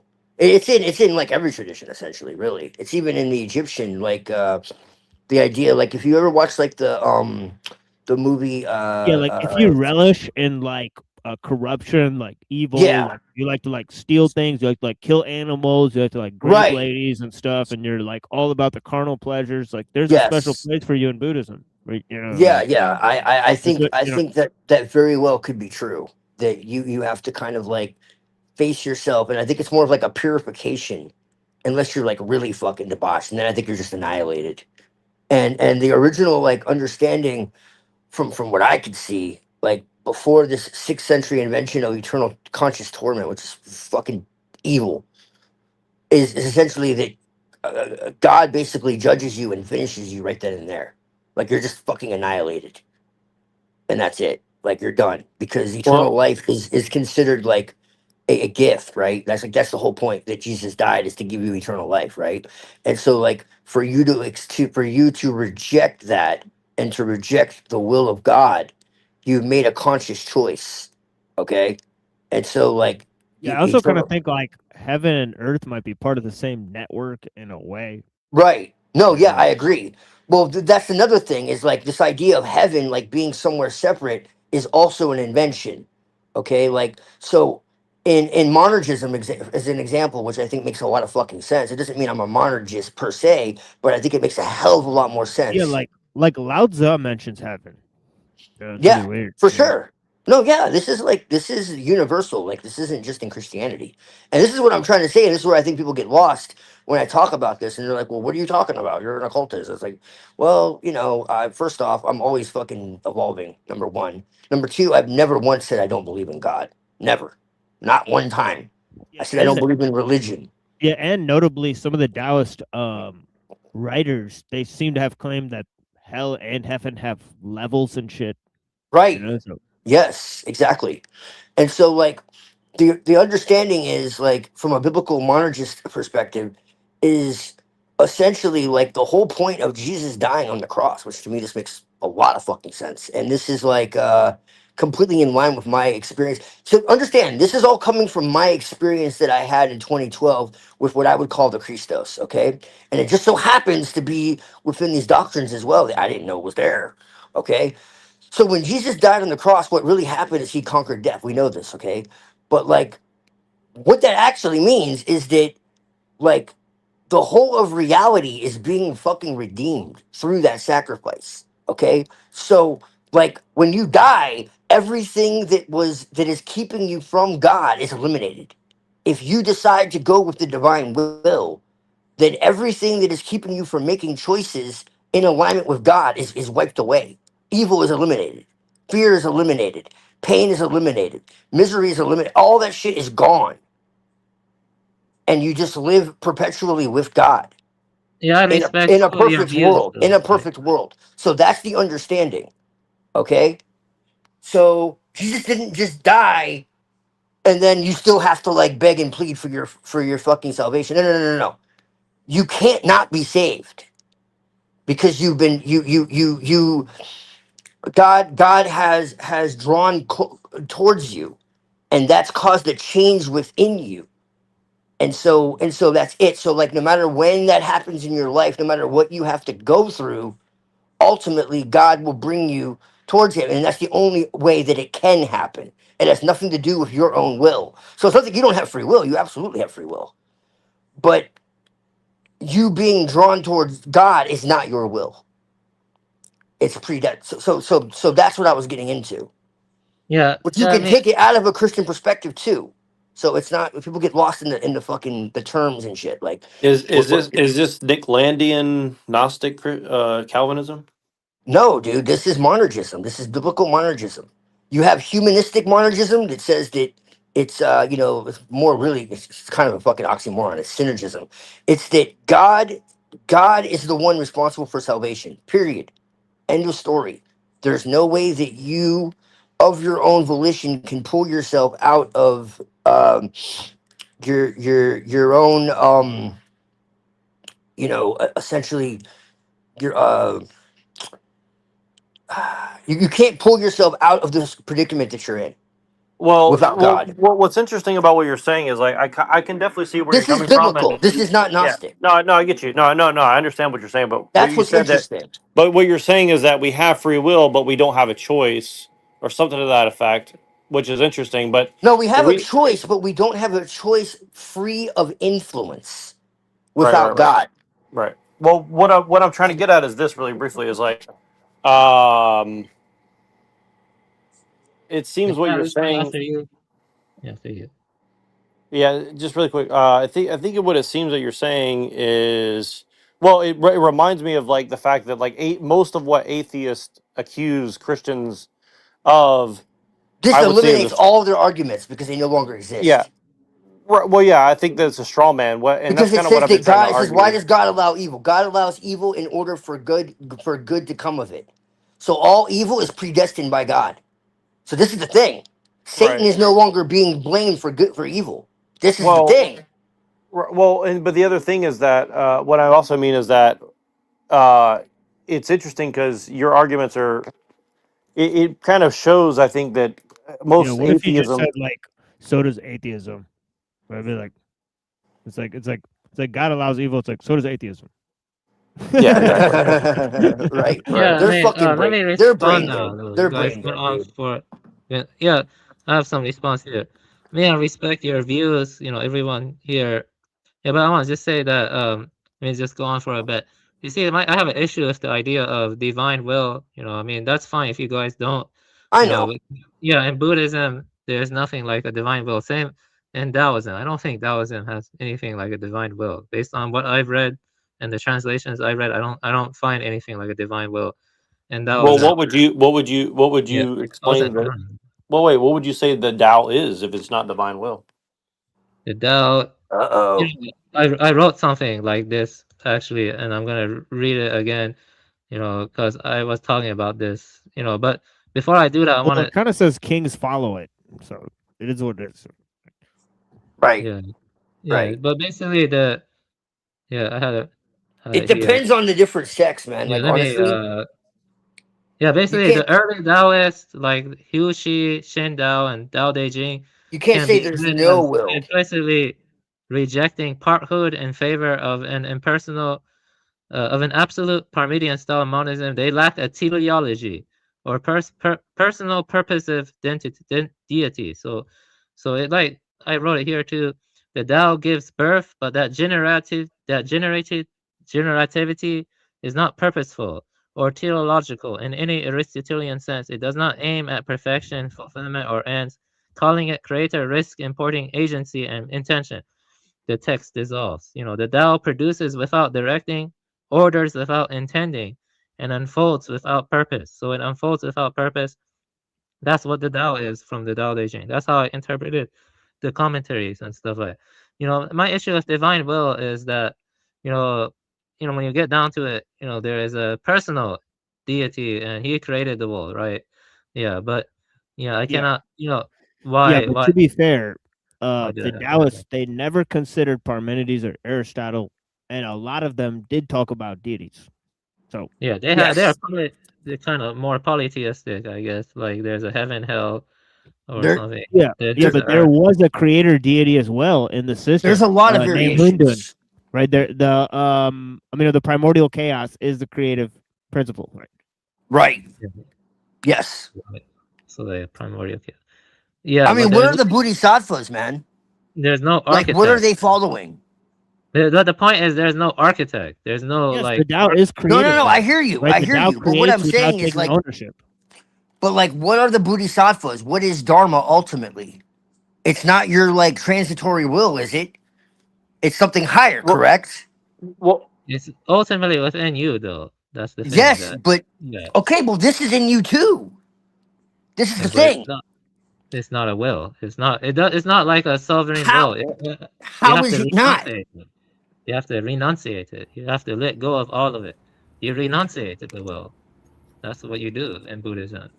You renunciate it. That's what it means to detachment and stuff like that. really briefly, It's before not like you're we being commanded. You're See, not being really, commanded yet. this is the really briefly, hey, wait, it's before a we little continue on, paradoxical unless you like really break it down. Yeah, but I didn't say my own issue. Oh, there goes the sound. And I actually was, You're I back. was go on longer. My issue is ultimately that you know, there is a God and He created the universe, and I have issues with that. Yeah, personally, but for the same reasons as Hyperborean. You know, that's it. I have issues with it. You know. You got issues with the creator? Yeah. wait, really briefly before we continue on, because I think this is related, and it got stepped over earlier. I wanted to mention this to Twilight, but also get everybody's take on this. So I was learning about the Kabbalah recently, and it said that like Lilith, because I asked you about this earlier, but Lilith is the Goyim woman who's defiant, blah blah blah blah blah, and then Shekinah is like the good one or whatever, She's right? gonna be Goyim too. Well, that's what Kabbalah says. It says that like Adam was hooked up with Lilith, and that's what the Goyim women are all about. They drag everything down, but then he basically Shekinah is like the good feminine energy or something. So I wanted to mention that because I think that's kind of what you're talking about. Because like chaos is represented by Edom, aka Lilith, aka white people, aka all this bullshit, right? So what I mean by that is like if you're saying that like chaos is actually a creative force and that's kind of like divine will, that's kind of the connection I'm trying to understand here. So sorry, go ahead. Yeah, that's kind of weird. Oh shit, he's gone. Well, maybe he'll come back. Find it. Well, this is the problem with combining different disparate traditions. Because you're constantly looking for ways to reconcile things that cannot really be easily reconciled. It depends on the prior Yeah. set of assumptions. Let me repeat what I said because I didn't know Twilight was gone. Twilight, really quick. Okay, so Lilith is the representation of Edom women, and then Shekinah is like the good version of women. So how does that relate to what you guys are talking about? Because you're talking about chaos and divine will, and it seems that that's kind of how they've kind of weaponized Eastern philosophy, and I think that's kind of where you're coming from with like theosophy and all that. If that makes any sense. According to them, like Jesus is born of Lilith and Samael. Okay, Lilith, let me tell you about Lilith, okay? You guys, here it is. Okay, you guys, in the Garden of Eden, there was Adam and Eve was put in the Garden of Eden, but man was already created. There was when Cain left, he went to the city, get it? There was a second creation of man, and Adam and Eve were God's like representative on earth, but there was already men. So you got to realize that about that, you know what I'm saying? The pre-Adamites, yes. Yeah, Yeah. the pre-Adamites, whatever you want to call them. Yeah. Anyway, you guys. Yeah, could be. Yeah. I like listening to you guys, but But what do you think that has to do with Lilith, Rocky? Okay, Lilith. I think Lilith would have been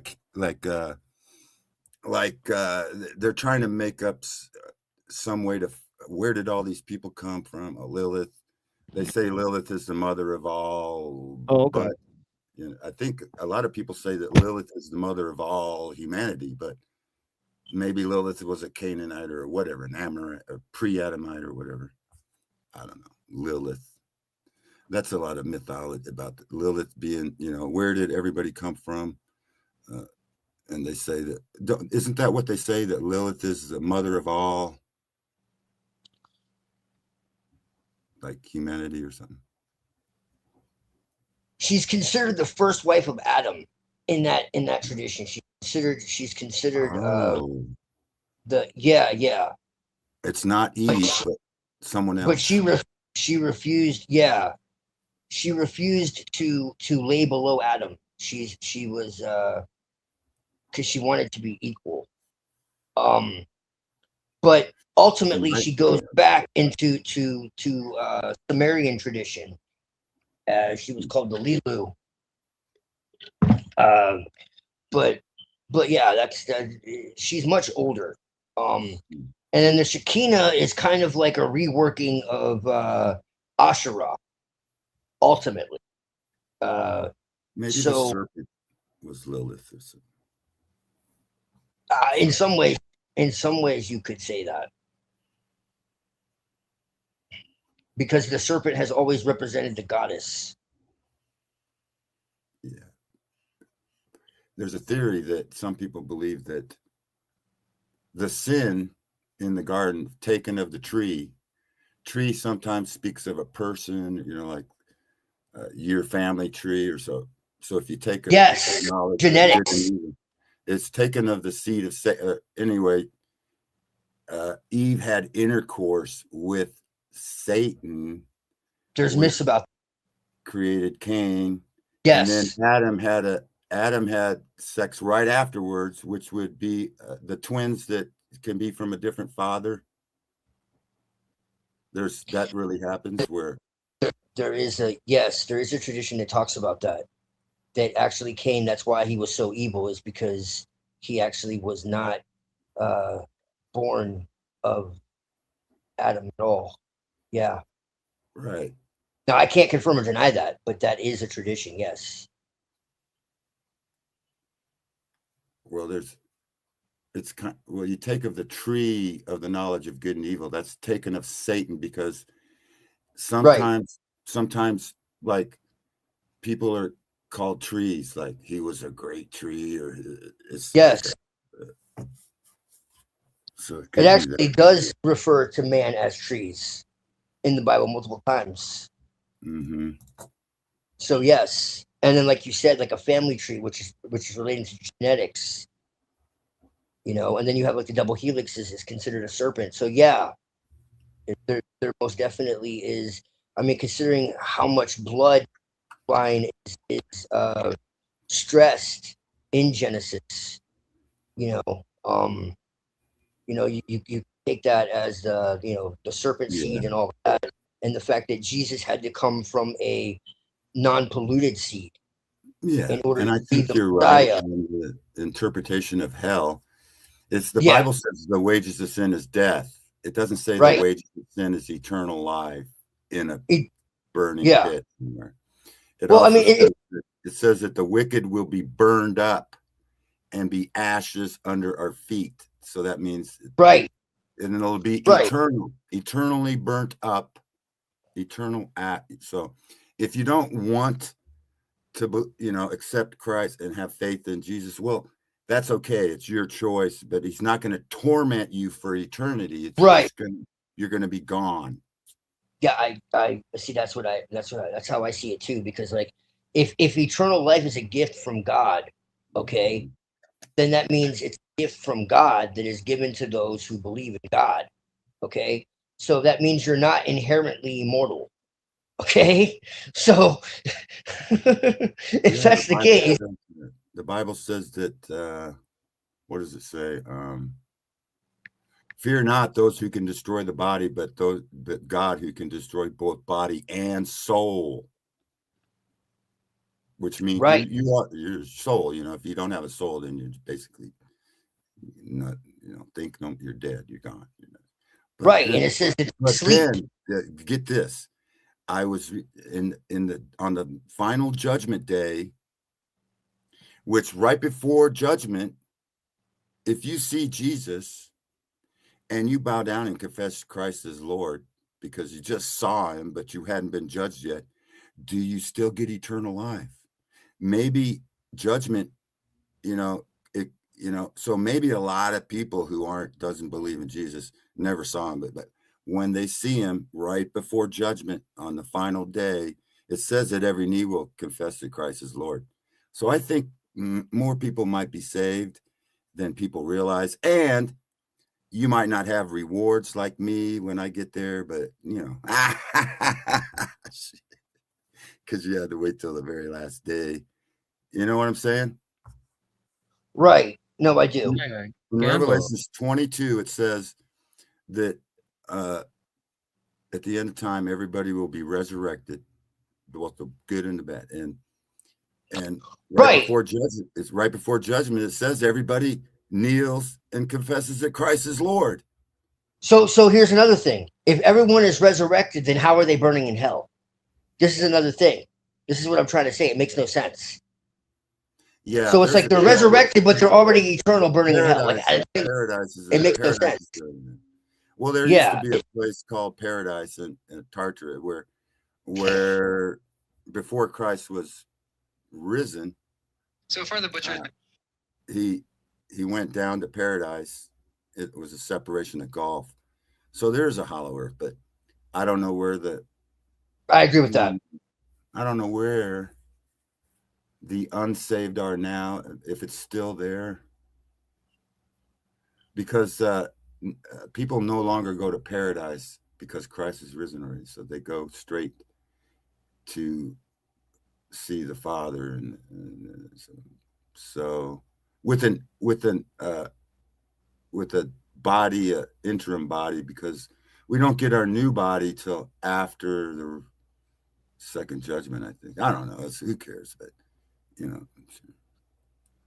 Right. I know what you're talking about. The resurrection body.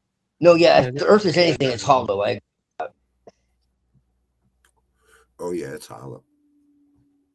Tartaria, Tartarus. Mm-hmm. The Titans are bound into and the ocean is like an abyss of who knows what's in the fucking ocean. Jesus. Yeah, I know. I saw a video of this guy who was at the bottom of the ocean, and there was a layer of another ocean, like water below and you could see the waves. It's like there were waves under the ocean. It's like weird, like water underneath the water. Yes. Yeah, they went deep underground and they found like oceans that are just as vast, if not more so, than the oceans underneath our feet. Like it's crazy. Yeah. Yeah. But if you think we within the earth. Yeah. You know my name, Rocky. Mm-hmm. Minus T is rocket. Right. I mean, you add a T and it's rocket. Just like NASA, you add a T and it's Satan. And what's another one? T minus. So they have anagrams. They're telling you right in NASA that it's just like Satan lying to you. Telling you. Well, Nasi in Hebrew means prince and it means deception. So NASA, deceiver or something. And it's even got a forked tongue in the a forked tongue in the thing. Yeah, if you look like all the you look at all the patches for the Apollo missions and stuff. They're all like reptilians, like fucking with like bizarre, like either they're Yeah, I just like, wanted to you know mention what I'm this talking? really quick. I thought it was interesting that nobody's really been talking about the whole Artemis Yeah, moon right, thing. exactly. Like I watched a little bit of it yesterday when they came around the backside, and then they were like, okay, technically, I just turned it on randomly just to listen, and it was like the 10-minute span where they started their return home. And I've watched a few clips here and there, and it's like, dude, here's what I'm saying is like they're like, we're flying through space at thousands of miles an hour, Right, but sure. we're able to take deep space pictures of like stars far away, but the picture of the Earth and the lunar modular or whatever the fuck it's supposed to be is so grainy and like shitty. It's Yeah. like it doesn't make any motherfucking sense And it's fucking fucking ridiculous, ever, man. dude. They It's they like, like it's the fucking stupidest shit I yeah, have ever seen in my entire life. Like, and they got cell service to the moon. And if did they go to the other side of yeah, the moon? that's what I'm saying is like you're telling me that you can like make a fucking phone call from the fucking moon to here with no satellites or something. I mean, it's Nixon did like it.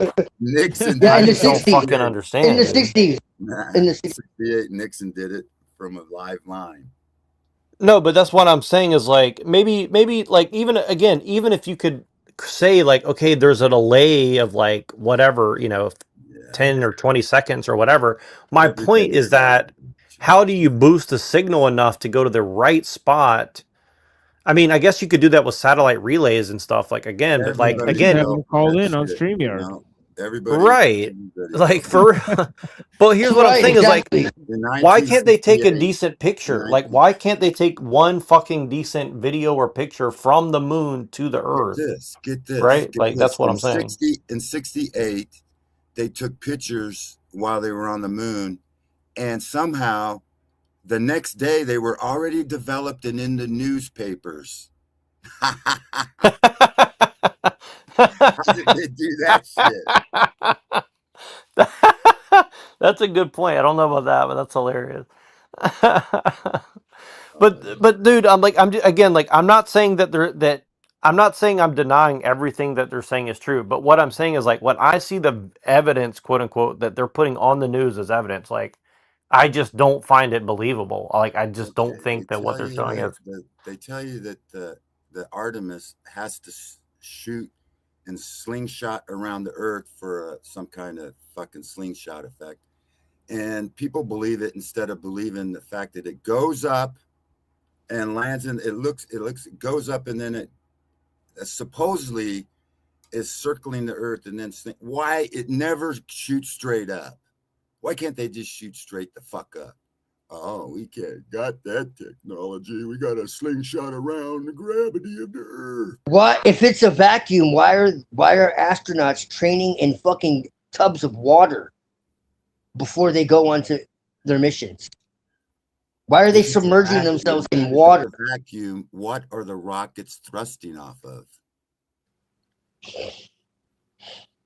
How can you thrust off the vacuum? Yeah, it's all fake, but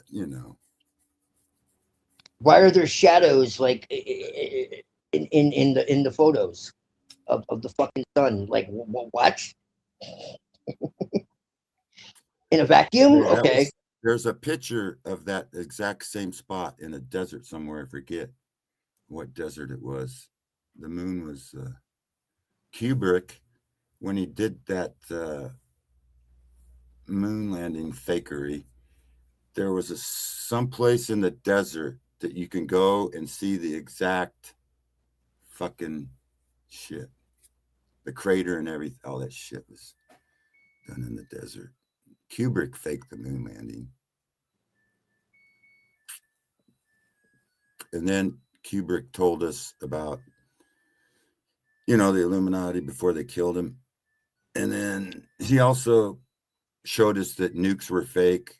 Dr. Strangelove, how I love to, how I learned to love the bomb. Learned to love the bomb because it was all, he used the same, that fake where they had that model where they had trees lined up in a very straight row in a modeled house, and they showed the wind come in and go back out, but the camera never moved.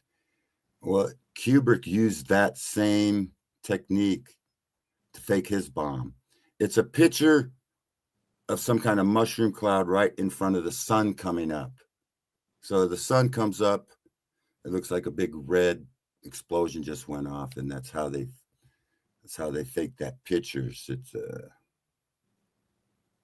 and we've been able to see the pictures that they were, that picture of that fake, it's a conglomeration of photos put together. And only at that time, only Kodak could have done that shit. And Kubrick, I'm sure he had connections with Kodak and shit. It's all that fucking shit. I mean, if everything we know is a lie, then like how can you trust anything? Because if they have this much power, then like any book that goes through them or whatever, they can kind of like Kings search out a thing. You search out a thing, Yeah. You got to search out a thing. Yeah, I do. Yeah. Yeah, I think ultimately, this 68, most people didn't have TVs. They didn't even, they couldn't record. They were counting. They didn't know that eventually we'd be able to record, wind, and look at shit. It was live. You had 3 channels to watch. And, I guess some people recorded it because they did have 8mm cameras back then. But I don't think they were counting on us, but yeah. Yeah, but nuclear radiation is real though. Like you said, it was just hot rocks, but these people, they put on like very advanced clothing and other stuff. Like you look at Chernobyl, and you see a lot of they have these mutations. Back in the early 1900s, they had this stuff called radium that you put in your water, and it would radiate your water, and it was healthy for you. No, that's not right. Like they have done on fruit flies, they have done nuclear radiation they say it's experiments, in and your like basement. get multiple limbs and other stuff. Nuclear radiation is real, man. You don't want to mess with that stuff. It's real. Like they have done nuclear radiation experiments on fruit flies. Radiation used to be called back in when a lot of people died from radiation in like 1918. It was when they turned on the first wireless. It was radiation used to mean radio waves. So you got 5G radiation. That's what kills you now. And then you have, but they used to, back in the 1800s to early 1900s, that have this mineral called radium. And they used to say it was radioactive, but you put it and in your, like this rock you would put in your water, like you put silver in your water nowadays or copper. They put this material in the water which had health benefits. And then nowadays they get this rock that, like, go to hot springs where there's these rocks that are warm, and they collect those and refine those and make them so that they can boil water. It's just a mineral, and it's just a hot rock, and it's not magic or nothing. It's Yeah, but they have done nuclear radiation experiments on fruit flies, and they get like multiple limbs. Their eyes mess up. They have done that. Like, look it up and stuff. Well, some of the byproducts maybe, but it's a free energy type system that they don't want you to have. So they tell you it's dangerous, so you won't get your own rocks and have your own steam generator in your backyard. So they bury it. Once they're done with it, they tell you it's so why we got to bury it, throw it at the bottom of the ocean so none of you plebes or goyim get any of it. You guys can't have any hot rocks. Only the government can have hot rocks, you son bitches. And then Iran, they want some hot rocks. You can't have any hot rocks, Iran. So they don't use hot rock. They probably use oil, make all their electricity, but and then they say, oh, we got a war against Iran because they're going to make nukes. And then, nukes aren't real. And you're saying, what the fuck is it really about? I think what it's really about is there's a lot of Iranians becoming Christians. And, they know that, them fake fuckers. And I think a small mustache man was kind of correct on that deal. And well, most Christians don't even consider themselves real Christians. Like Armenian Christians, they're like I just got done in the past talking to a Christian. He doesn't consider Armenians genuine. Armenians, the one that got slaughtered by the Bolshevik. They got slaughtered by Turks and by they're north of Iran, and so like there are a lot of Armenians in Iran, and they follow the Armenian Apostolic Church, and so I met some Iranians. I've met a few Iranians. They believe that Jesus Christ is united. The divine and human natures are united in one composite nature, one incarnate I nature. kind of of look God like an and Word. Iranian myself. I kind of have the same color as Iranian, the same dark hair. And I Yeah, fit in with the Iranians. I could go over there and probably volunteer or something. No, it's okay. You don't have to. But I'm just saying that Armenians are. If I was to like join the military right now and become a contractor, and they would take me to Iran, I would probably sneak over to the other side somehow.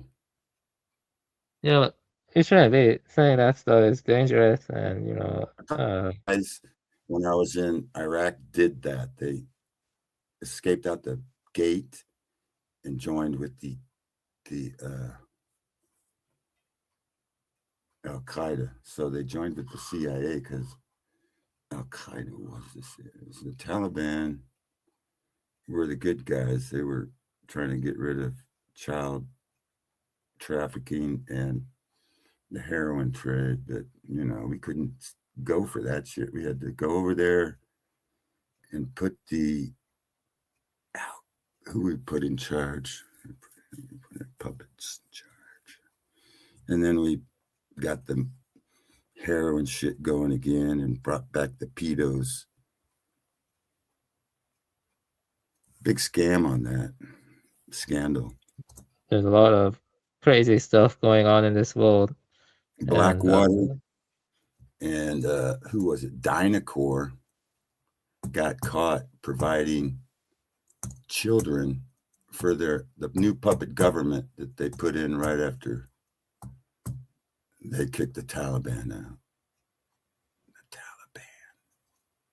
Do you think a lot of technology is coming from like ancient documents of ancient civilizations and like I don't know, not aliens, but maybe underground stuff? The technology, because it does feel like it's accelerating in a kind of unnatural way. Like maybe they got I using think that redhead giant they found in Afghanistan was just a normal. I don't think he was a Nephilim. I think there are really tall people, and they're trying to make you think that these tall, redheaded, 9-foot giants are somehow not human, but they really are, trying to get us to hate. And then we go there and kill these. But the Taliban, I don't think had any problem with that redhead guy. When I was in Afghanistan, a lot of the Afghans were redheads. Don't they use I got henna red to hairs.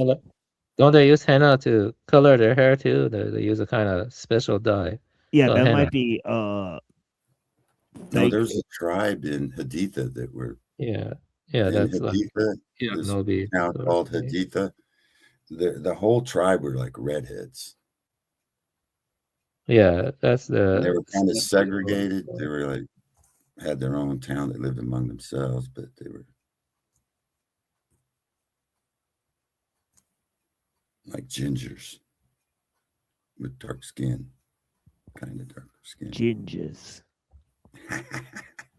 You gotta say it like a Jew, gingers. I think the gingers, like, they spread. It's like a certain kind of DNA that some people like they like it, and they kind of keep it in. And then they go around and I don't know. I heard some theories on the redheads. I like Buddha, and some of the people they were redhead, blue-eyed people. I don't know. but they're Buddha, just Buddha human. had blue eyes. I don't know if he had red hair, but Some he did people have blue said eyes. they're Nephilim, half gods, half man, but I say they're all maybe they were all just human. I don't know. A lot of people say, "Oh, you're 9 feet tall." I met an 8'6" tall guy once. Shit, he wore like size 21 foot. Jeez, motherfucker. He looked human to me.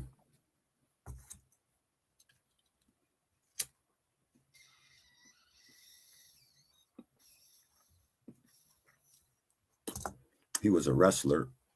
He was working for the sheriff department, famous wrestler from the Coeur d'Alene area. My daughter was dating him. He came to my house. We went looking for shoes. We found some size 18. I said, those are too small. Yeah, I got a little nephew of mine that's like, he's kind of funny. But yeah, he's like 6'5" or some shit. He's pretty tall, dude. And then he came out like basically blonde with blue eyes. Straight up. Yeah. He's got like reddish blonde hair.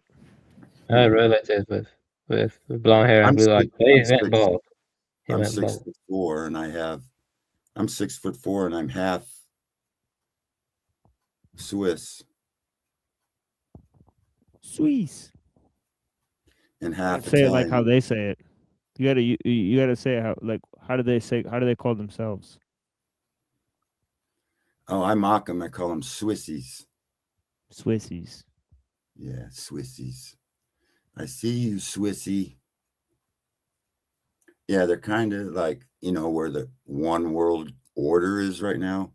World Economic Forum, World Health Organization, World Tribunal. They have caves or bunkers that they've got the most bunkers. It's like the most well-fortified position on Earth. It's in the fucking high mountains with these underground bunkers that the whole Switzerland is surrounded with underground bunkers that they got. So it's like a fortified position, but you can't. You'd have to. We could even if you air bombed it. They're like so deep. They just got them all over the place. And I believe that Hitler was sorry, I can't say that, but small mustache. He was possibly, I used to believe that he was under their control because his headquarters called the Eagle's Nest, where that is closer to Amsterdam than it is to Berlin. This march through Amsterdam. And it was the whole thing was to kill all the good Christians. It was like a sacrifice of the Christians. It's just the good German Christians who were just fighting against commie Bolsheviks. And the Bolsheviks killed like 60 million Christians. Now, this is history. Now, these are martyrs. You people, Christians don't give up to these. They will fucking die before. And that is evidence that, there's a war on Christians. So I wonder who that war is, where that's coming from. Now, that should be evidence right there that maybe some of you should switch sides, stop fighting for the fucking wrong side. Start standing up for Jesus, sons of bitches. Okay, sorry, I went on a rant. I don't know. Sorry, Neuro Jack. So you got that Lieutenant Colonel Satan. Lieutenant Colonel Satan. I'm sorry. Anyway, my thumbnail is a rock. See that big? It's a big rocky person. And, I believe humans used to be taller. Shit, maybe 30 foot tall. Who knows? They used to be taller. We have evidence of their architecture during the millennial reign of Christ. They built these beautiful these Antiquitech and the free energy batteries, basically, and the doors are like 24 foot tall, because I believe the resurrected saints helped build them. First resurrection helped build that shit for us, and then the Masons found it after the mud flood, because after the end of the millennial reign, there was some kind of that buried a lot of it, and then these fucking Masons, Freemasons, found that shit and said that they built it. They didn't build none of that shit. Them Freemasons fucking dumb as fuck. Build that shit. Lying fuckers. That's how they took over Satan's little season. Anyway, Yeah, you haven't had real milk until you've had raw milk. If you haven't drank raw milk, you have never drank real milk before. Yeah. Raw milk from pastured, healthy cows is better for you. Because even lactose intolerant people can drink raw milk because it has beneficial bacteria that aids in digestion of the lactose. And it also has CLA and other good stuff. Raw milk is very good for you, especially from Jersey cows. Yeah, drink raw milk. If you have never had raw milk, you have never had real milk. Exactly. Never. Well, they used to have real milk in the when I was growing up. They had the milkman bring you fresh fucking milk straight from the dairy in a glass fucking jar. You could get as many as you wanted delivered. Usually came in half-gallon jars of milk. Shit. Now you got to find someone with a fucking cow.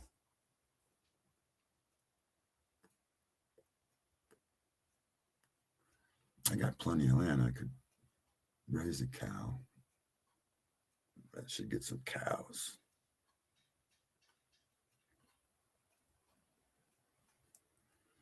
I'm putting some beehives. I'm going to make some honey this year. Get me some beehives. The land of milk and honey is America, is the promised land. Christians came here. The Israelites were already here. That's why you got Utah is really Judah, Utah. The promised land, California, hallelujah. Washington State is the northern kingdoms of Israel. Now, I live in Washington State. So the further north you go, I would agree that, I mean, I live as far north in America as I can. Let's see.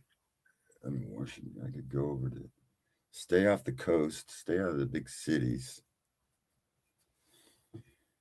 I live right next to the wilderness.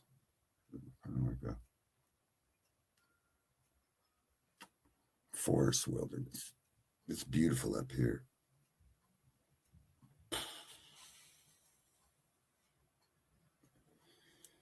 I've been putting some roads in lately with my excavator and reforming the hills around the house for fire safety, taking down some big trees, getting in this case. I burnt all the leaves during burn season. You burn your hills and you burn your.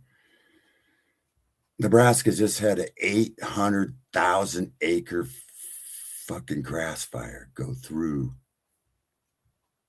And they just, so the beef, that's the big beef producers that grow grass and they run beef. There's going to be a beef shortage, a fuel shortage, There's going to be a beef shortage, a fuel shortage. Anyway, you got to be prepared. I wouldn't be living in the fucking city. I don't care if you live in fucking India or America. Get the fuck out of the cities and shit.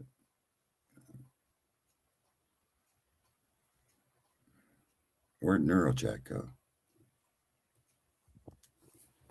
He does this all the time.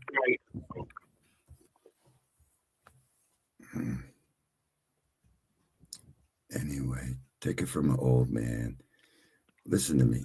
This shit is going to get worse before it gets better.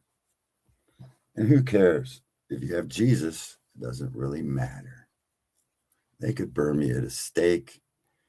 I could defend myself and shoot these motherfuckers. I think I'm going to go that way. Fuck them fuckers.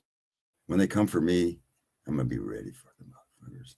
I might have to flee to a couple sniper positions on my property on top of the hill that overlook the roads and the river. I'll watch them come in. They made a bunch of movies about this area. They were called the Spokane area. So what was it called? It's about the Chinese or the Koreans invading the West Coast, Dawn or something. Made some movies about it. But I don't know, they make movies about everything. And then when you tell someone about it, it's just, oh, that's just a fucking movie. Yeah, they tell you the truth in movies and music. Space is made in a Hollywood basement, but what are those guys called? Space may be the final frontier, but it's made in a Hollywood basement. Space may be the final frontier, but it's made in a Hollywood basement. Right. Californication. Californication. Yeah, Hollywood are like degenerates. What happened after World War II is Hollywood was taken over by these people that were kicked out of a certain area.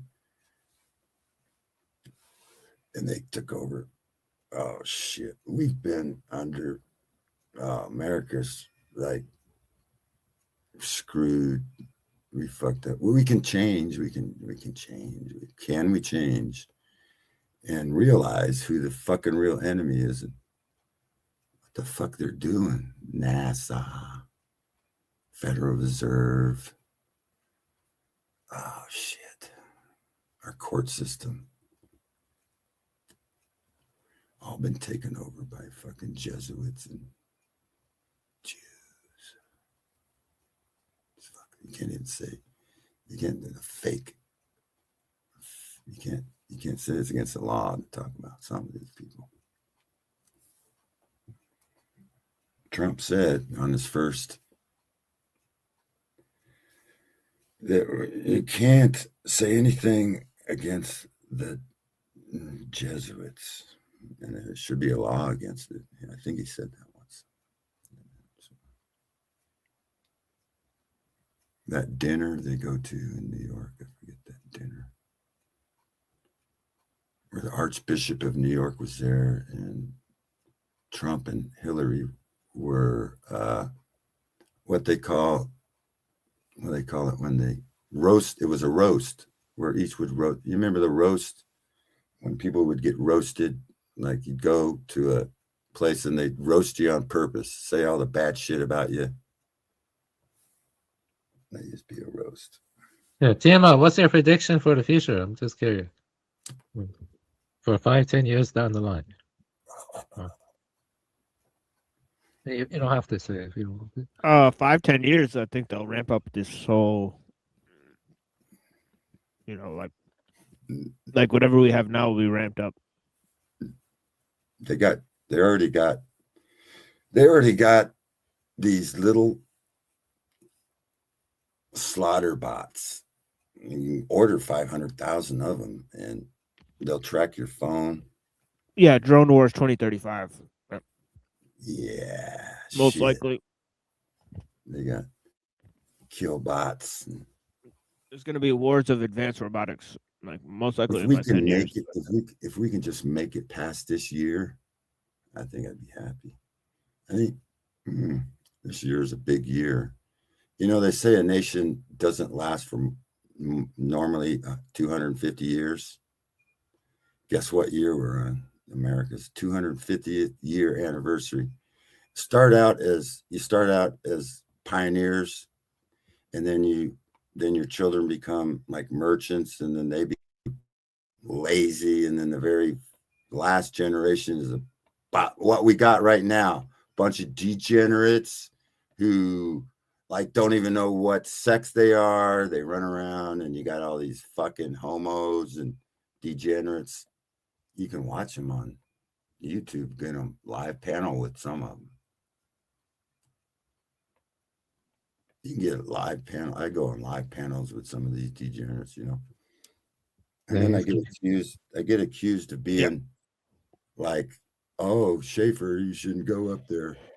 Yeah, they're definitely going to have, nanotechnology and designer babies, and they'll probably have advanced robotic systems that are controlled by AI. So that's most likely coming down the pipe, you know. So in 10 years from now, those things will be weaponized. I think they got most of that shit already. Oh, yeah. Yeah, they've demonstrated the nanobots and the pharmacogenomics. They've demonstrated that all these things can be used. Mm-hmm. Who can war against the beast is what the Bible says. How can you war against the beast? Yeah, it's possible that they will have a genocidal war in like 5-10 years. It seems like, I don't know, I can't tell.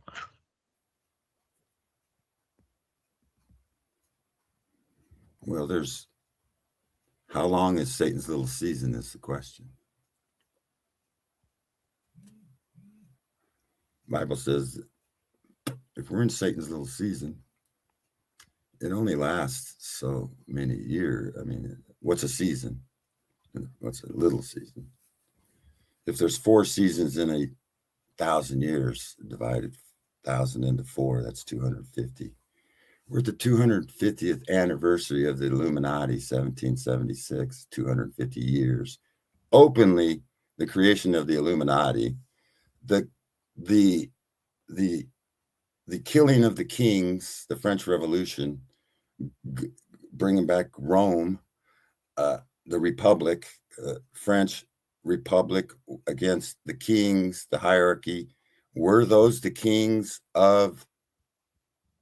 that ruled during the millennial reign? And Jesus is the King of Kings. So during the reign of Christ, it was a kingdom, and he had kings under him. And the French Revolution's 1792, the Illuminati, 1776, celebrating the light bearer, liberty, the giver of, or was they celebrating the liberty of Lucifer, the light bearer, Satan? Oh, yeah, I think Diderot had Lucifer on the encyclopedia. Lucifer is just the name of Satan when he's still in the stars. So the light bearer, Lucifer, but when he's on earth, he's called Satan. That's what I believe. The serpent, Satan, the deceiver from the beginning in the garden. Tim, have you looked into this? Is Israel already declaring Turkey as the new Iran? They're starting to put their crosshairs on Turkey too. That's kind of weird. Yeah, a lot of the small hats. Yeah, they need to be like connected to like Russia, because the Russians, like they're like they have a lot of prophecies and stuff, because the guy Putin is against like Chechnya for a while. Like that's how he became famous, right? So he was a KGB agent that made war against Chechnya, right? So he's like basically flexing in terms of like the church and all those people. They say there's prophecies that they're going to take back Constantinople. So it's a huge thing for them to like take back Constantinople, right? So it could be a whole strategy behind it or some sort of symbolism behind it. Or like Orthodox, Eastern Orthodox Russian type shit. Right. And the Orthodox are like, to me, are like one step below the Catholics. They're like, yeah, kind of Catholics. I mean, I see them as kind of better than the Catholics. Yeah. I think the Catholics, like Constantinople was probably 1st century, 4th century. Constantinople. Yeah, if I had to rank Christians, I would probably say like Protestants on top, and then Orthodox, and then Catholics. I'd say because like there's a lot of Protestants that basically agree with most of the stuff that I believe in, but but I can't really find Orthodox and Catholics that would do the same. Protestant meant protesters against Rome. That's what Protestant means. Protesters, Protestants. Yeah, but there's so many types. That's why you always get lucky with them. Right. So, and then there's these new religions created in the 1850s, the Seventh-day Adventists, Mormons. These, they got all kinds of fakery going on. But Orthodox, they have fathers, and the Bible specifically says, call no teacher your father, call no man your father. You can call them teachers and stuff like that, but don't call him your father. And so they break the, like, fuck, call men your father. Like, tradition over the scriptures is kind of stupid. And that's what Christ was against the Pharisees. Your traditions over the scriptures. And so they got these Orthodox traditions and shit. We listen to the Father.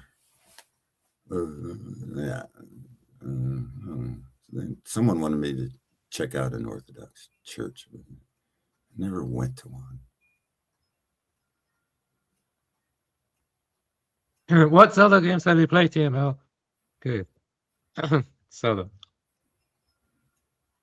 I went to a Seventh-day Adventist church once, and in the basement, they had a room where they would have their special food they ate, vegan, I think. And then it was where the kids I didn't hear you, Evan. And butterflies, and I think they were like. I asked what Zelda games have you played? I've played Link to the Past, Oracle of Time, Oracle of Seasons. I've played and those are on the Game Boys, right? And then I played an Ocarina of Time. I played Wind Waker. I played Twilight Princess. I've played obviously Ocarina of Time and Majora's Mask. I played a lot, right? And then so I played quite a bit of them. Yeah, I've beaten all of those except Twilight Princess. I actually never finished Twilight Princess. Yeah, I finished that one. It's an interesting ending. That one has an interesting storyline for sure. It's pretty weird. Yeah, I need to get back into that one. Actually, that one I haven't finished. Yeah. But all the other ones you listed, I like all of them. The Oracle of Seasons is nice too. Oracle of Ages. Yeah, I don't really like the animations in. Oh, you don't like it? Oh, okay. That's different. On Wind Waker and Twilight Princess, I don't really like the animations. I like more of the animations in Ocarina of Time and Majora's Mask and those ones. Yeah, more classic in some ways, like more high fantasy or something. Yeah, I mean it's like Ganondorf. Like he looks more. I also beat Skyward Sword. So yeah, so I beat all those ones: Skyward Sword, Wind Waker. Basically all the ones before the newer ones. You said Skyward Sword. Yeah, Skyward Sword is another one. Yeah, I never played that one actually. I should have played that one. Have you played Breath of the Wild and Tears of the Kingdom? No, those are the newest ones. I haven't played those ones yet. Yeah, I beat those too. If you play those, I recommend skipping Breath of the Wild and just going straight to Tears of the Kingdom because it's kind of redundant to play them back to back because they use the same map. Yeah. So, Yeah, maybe I'll play them with my wife if I got a yeah, chance. they're nice. Yeah, they're good too. I like Tears of the Kingdom a lot. So it's kind of interesting. Yeah, I like the I like the Rito tribe and I like the Zoro tribe in those games. Like they feel more like a real community. There's a real sense of adventure in Breath of the Wild and Tears of the Kingdom. I like, yeah. Yeah, but I need to play Skyward Sword, so and I also need to beat Twilight Princess. Yeah, I need to do it. But yeah, I play a lot of Zelda games too. I think escapism. Skyward Sword is pretty interesting. Twilight Princess is weird. Because it gets in like some of the dark stuff that's going on or whatever. But the fucking Skyward Sword gets into the mythology because like you live in Hyrule. It's a place that exists in the sky. It's tripped out, dude. Like, all right, so I'm pretty sure you're like in Hyrule. Yeah, the Tears of the Kingdom has a lot of ancient technology stuff too. Tears of the Kingdom, and there are floating islands too in Tears of the Yeah, Kingdom. there's dragons in Skyward Sword. Same with Tears of the Kingdom. It must have been influenced by it. There's Yeah. even Chinese music that plays when you get close to the dragons and Tears of the Kingdom, like Chinese traditional music, which is kind of strange, but it's cool. Yeah. Yeah. Yeah, it says the Legend of Zelda Skyward Sword serves as a chronological origin story of the Kingdom of Hyrule, depicting the surface world before it was officially established as a kingdom. So yeah, it's pretty fucking weird. But yeah. Did you play on Wii? Yeah, and then then in that game at the end, like Ganon is depicted as a primordial demon. Like he's kind of like this thing. It's like Zoroastrianism or some shit. He's like Anger Wild, Manio. Yeah, it's fucking weird. Yeah. Do you feel like Ocarina of Time may have been like having a feminist critique of like I don't know Arabian culture? Because like you go into the Gerudo Valley village and Ocarina of Time is all women, so it is a more matriarchal society. Whereas Ganondorf is more like a renegade from that society or something. Or am I just because sometimes I do feel like Freemasonry is highly prevalent in these games. Like Super Mario 64 is chock full of Freemasonic imagery. Yeah. Yeah. I wasn't making up my dream, by the way. I really had that dream. Yeah, Ganondorf also has like a giant nose, and he's got red hair. You notice that? Yeah. Yes. Don't some hadiths describe Muhammad as having red hair? Or am I misremember that? I think some of them. Do. Yeah, maybe, but again, it might be like the whole henna like the whole henna thing, or something. Yeah, anyway, I do like the games though, but yeah, you just got. I just think the Gerudo Valley could have been. Yeah, but anyway, the games are nice. Yeah, but there's Arabs with blonde hair and red hair for sure. Yeah, because especially like Lebanese. Fast. It's more of a. Yeah, including lots of different groups like Syrians and other stuff. Yeah, Syrians. Like I've been like a lot of people told me I look like a Syrian. Oh wow! Yeah, you do. Yeah. Yeah, I've been told by a lot of Arabs that I look Syrian, because there's lots of Arabs around here, especially around the Dearborn area. It's like tons of like, especially Lebanese and Iraqis. There's some Syrians, but when they look at me, they're like, "You must be Syrian," which is interesting. That's cool. Yeah. Yeah. Yeah. I think escapism is like I don't know, because it's very hard to like work and pay your taxes to the small hats nowadays. I don't know. I'm just kind of very demoralized and demotivated to work. I think what you're doing is actually more contributes to society and people more than someone working a 9-to-5 job. Because what are they working for? Just the tax money go to military industrial complex or whatever. I would like. I think being a NEET is okay nowadays. Being a NEET and so just escaping to fantasy worlds and games or reading books or whatever. I don't know.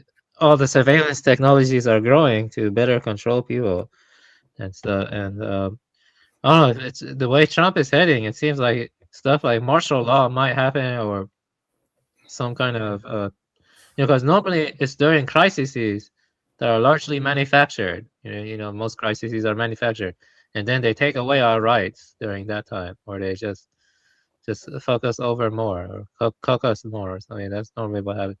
So we got to be careful. It's what we say from now on, and so even more so. It's because I don't know what the fuck will happen. And stuff. Like a lot of things could change for the worse. Because the kind of stuff Trump is saying, it's like it just feels fishy and glowy. Like he's just prepping up for some kind of Jurassic totalitarian measures being applied on everyone or some crap like that. You get what I'm saying. Kind of like during the Great Depression or some shit. During the Great Depression, they confiscated people's golds. You never see people talk about that. Well, some people do talk about it, but that's fucked up. Taking people's gold and shit like that. I think it was not Teddy Roosevelt, but what was the other Roosevelt's name? God, I keep forgetting his name. Franklin Roosevelt. I think he was a piece of shit too, and stuff, just taking people's gold and stuff. What a Yeah. fucking dumbass. I would be fucking. Hope that shit doesn't happen again, but maybe it will. It's fucking. Yeah, they stole their gold. It's like they do the same staged events. They divide and conquer. And the world's a stage. Most of it's hoax. It's not. They get us to hate each other and tell us lies about each other. Those people over there. The those Patriot people- Act, that kind of shit. Patriot Act. I was just spying on regular Americans, right? The Patriot Act. Got us to hate all the Arabs. What they used to call them when I was over there, they used to call them sand wiggers, the sand wiggers. Yeah, they blamed 9/11 on all the brown skinned Arabs, Iraqis, and Afghanis. And then Al Qaeda is really CIA-da. That's Al Qaeda, CIA-da, Al Qaeda. It's a hoax. The world's a stage. And there's actually people that are called auto hoaxers, where they automatically everything's a hoax. They're called auto hoaxers. FakeOTube. Check it out, fakeotube.com. Yeah, I think the only thing you can do now is just make a local community of like-minded individuals and learn self-sufficient skills. That's really all you can do. And now, what are we working for? Like you go work at a job, you go to school or whatever. It's all just being used to fuck you over more. Your tax money or all the stuff you supposedly contribute. And they're just using it to make better weapons now and crap like that. Oh, I just don't like it, I guess. But the thing is, you gotta be careful with the localism. Well, you gotta buy the property. You gotta find like-minded individuals who can contribute, like I don't know, grow shit or take care of livestock, stuff like that. That's really the best thing to do now, I guess.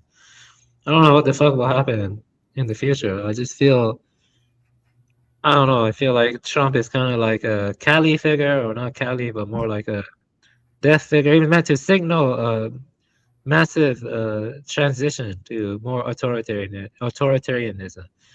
He is telling it to people, at least. So this is like plain and obvious in the face. I don't think there aren't many people who like Trump anymore. That's good, at least. Yeah, but there are still some idiots, but not that many. I think most of Trump's fan base has died out. But he's like more of an emblem or symbol of the transition to neo-feudalism. It's called neo-feudalism. Yeah, I think that's what they want. They want to chip us. They want to put graphene tattoos on us and crap like that. They want smart cities. They want smart cities and stuff. They want a renting economy. You will own nothing and be happy. You know, that's what Klaus Schwab said.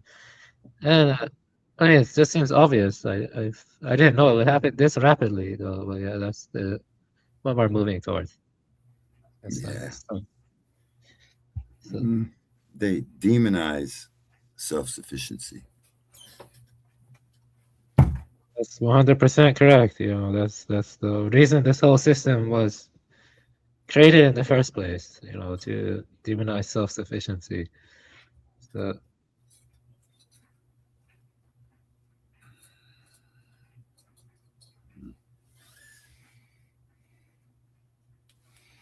Roger. I got some new climbing shoes today. Yeah, got spikes on them. Climb up my trees. I'm gonna make some tree houses on top of my trees. A tower. Anyway, you strap these onto your shoes, and so you got them on this way. So this is your foot, and you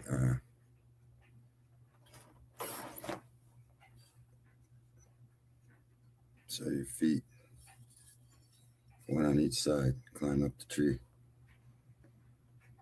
This. Then you put a rope around. Pine trees are straight; they don't have branches, so you can climb up a tree with these. Strap them on your shoe. Let's see how you strap these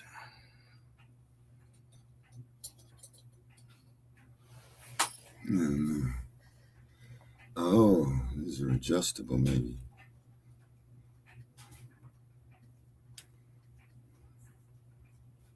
They gotta be adjustable. This gotta be adjustable or something.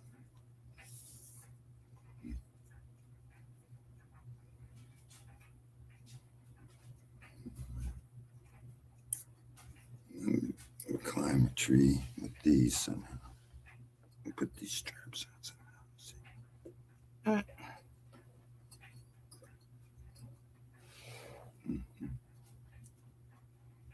Looks like that is not supposed to move.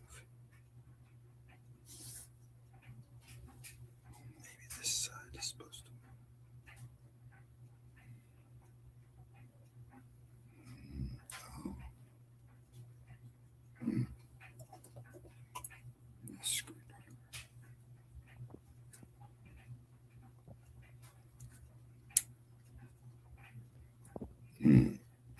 Yeah, basically, I may have to hop out of here in like 20 minutes. So, what's poppin', Neuro? If you can hear us. All right. Because I gotta like call people and do things. You have your own show today, right? Yeah, exactly. Yeah, I got that too. Yeah. What is your show about today?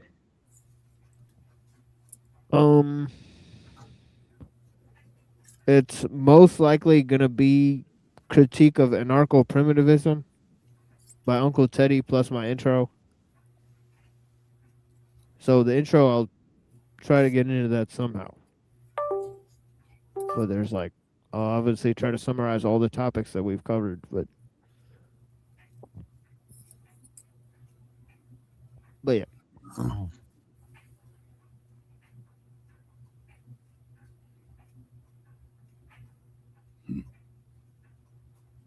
So yeah, I don't know if you've looked into that critique of anarcho-primitivism by Kaczynski. My mind is Not as sharp as it used to be, but I think I'll get into it. Let me look into it. But I know about it. I know Ted Kaczynski was not anarcho-primitive. Exactly. So he wrote a longish essay about it, and basically there's an audio version of that I'll just play. Last two Tuesday shows I've went over just Kaczynski's writings, so I think it'll be useful. We'll just go on this sort of tangent before then I go back to the ideas of Rousseau and also the work Hay ibn Yaksan, right, which is a medieval work that influenced the state of nature debate. It sounds interesting. Yeah. And also, I'll give a longish sort of introduction to Rousseau and his philosophy, and we'll do that for quite some time as we sort of look at Rousseau's ideas, and then I'll move to the medieval work that influenced him via the writings of that are called Robinson Crusoe. They're largely based on that medieval work. Well, this is the bottom of my foot. I'm not trying to insult all you goyim, but climb trees with this motherfucker. Yeah, get some of interesting. These are gonna be fun. Go outside and have some fun. Climb some trees like when I was a kid.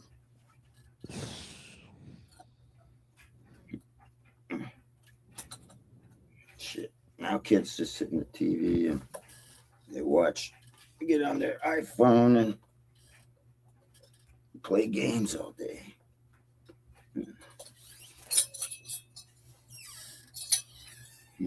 So they're portable too.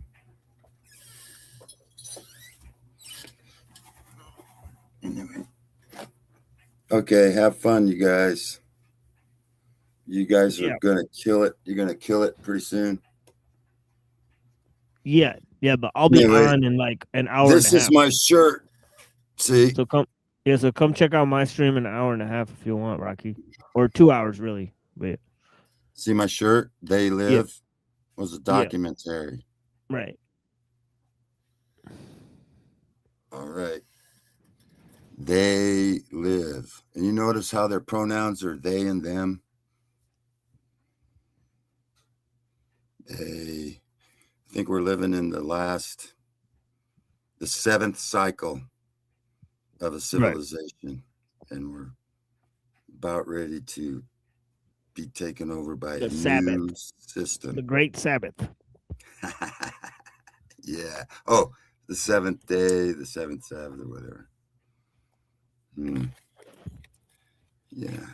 It's weird, but I'm kind of looking forward to the end of this shit. I hope America does somehow. We overthrow the system. Yeah, America's gonna pull through. Oh glory. Oh glory. Yeah. We're gonna pull through. Maybe, but should we? Not this government, but the people. Not the government, but the people will pull for them. Yeah. Exactly. Because we are not falling for this shit where we hate each other because you're different this and different that. But we're not going to stand for this trans homo shit. Fuck you homos and you trannies.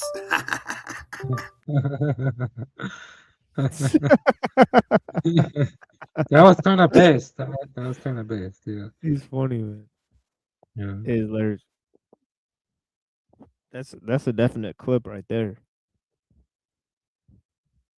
Yeah, definitely. Clip that up.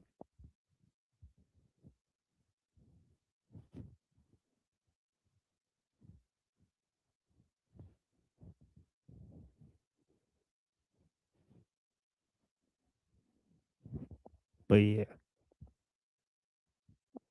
So I wonder if Neuro will come and end his stream. I mean, I may have to leave soon. You know, this is the reality. You say you're leaving in 20 minutes or 10 Yeah, minutes? pretty much. Yeah, 20 minutes. Yeah. Yeah. Yeah, I have to record a bunch of stuff, and then I will have to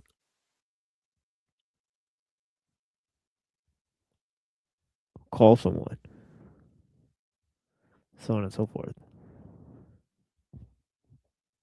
and then prepare for my show. Pretty much. There is no real preparation. But I assume the conversation I'm going to have will take a while.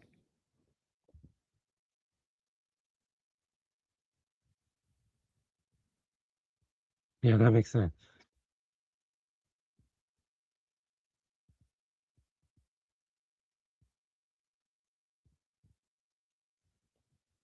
But yeah, I've not really looked at this work in a long time, so I'm excited to take a look. I know it's like the way he writes, he's more practical, talking about the sort of problems with sort of hunter-gatherer life and why that's not sort of optimal versus the type of situation that we have. And of course, he says that that the situation will basically become intolerable. So that's why human beings have to sort of revolt against the system. So he doesn't think that choosing an ideal way is plausible.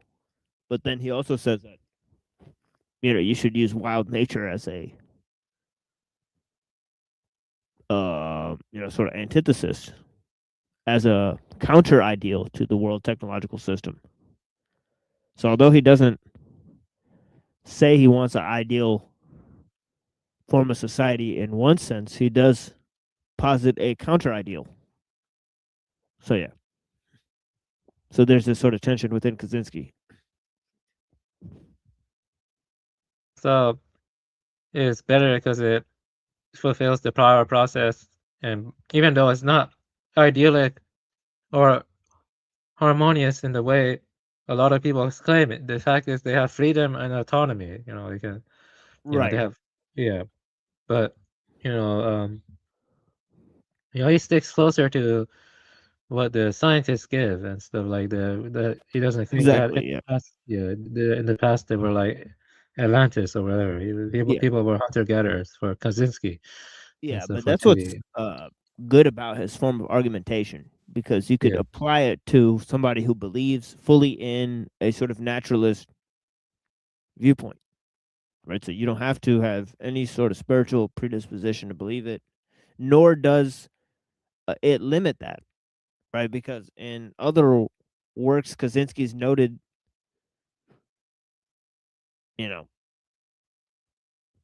I haven't really gotten to this part yet, but he says that certain religious ideals are preferable, right, to organizing, especially within a revolutionary capacity.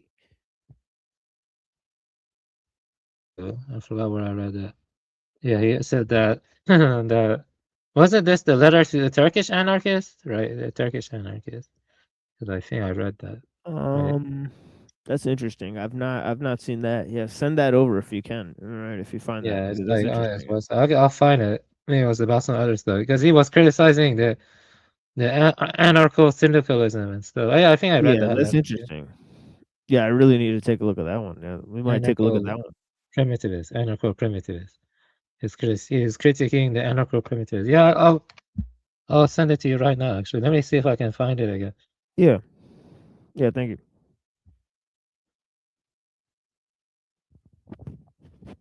But yeah, that's the type of stuff we'll be talking about. So Yeah, I would say that Skizbina has strong argument too.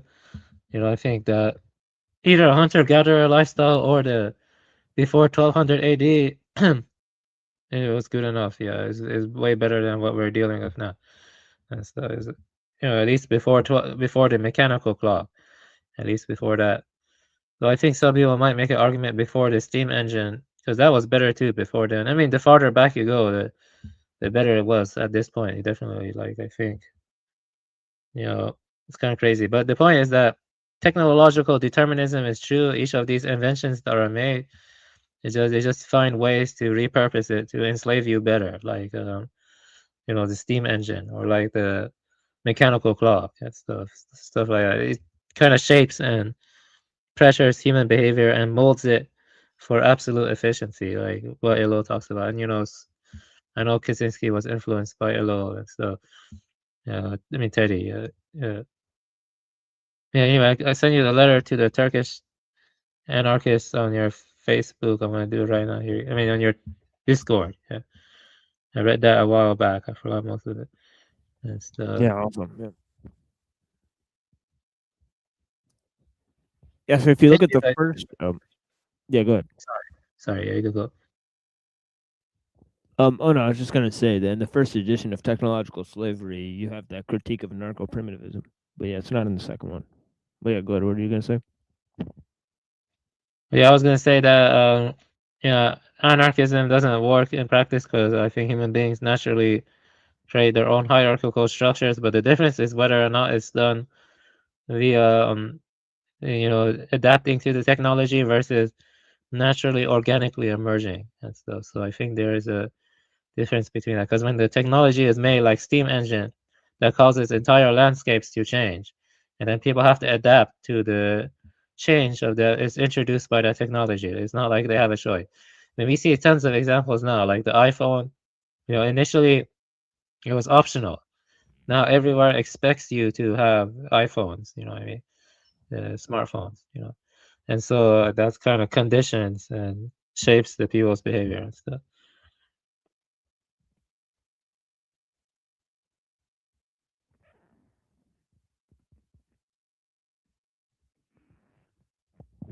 Oh yeah.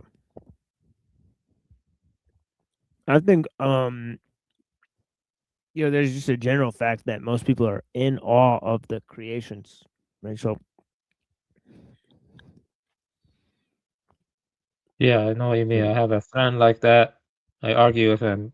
I mean, I debate him a lot, and so he's in awe of AI and all this technology, but I'm not really in awe of it. To me, it's just more instant gratification that leads nowhere and stuff. And also it leads to losing the things that we once cherished, and we don't realize how important it is until we lose it and stuff. Except for the wise to reflect back, like community, where people are getting more atomized than ever. They're losing their community. That's one thing they're losing. Another thing is freedom. With the Patriot Act that I mentioned is not used to find terrorists or whatever. It's used to spy on American people and stuff after 9/11. The Patriot Act, and now they have even worse stuff than that, like Palantir and crap like that. But yeah, that's the point. Being in awe of these gadgets, it doesn't really lead to much. It just leads to people getting blinded over the simple joys and the important stuff we're losing that our ancestors had for thousands of years. So like community and stuff. I think war meant something different in the ancient past. It actually had meaning. It was about protecting your tribe, protecting your people. Now it's just about putting money into the pockets of big businesses and crap like that. So that's what it means. And also crap like that. yeah, yeah. The interesting is, the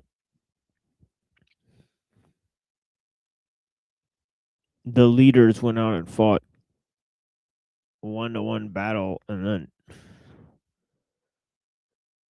they sent out their best warriors first, and they had a 1-to-1 battle, and then you send out everybody else and be like, well, we had slayed your captain.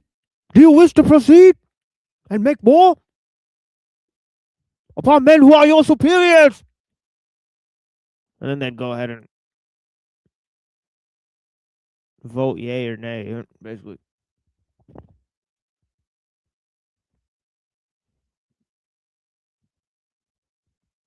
Yeah, that would be better.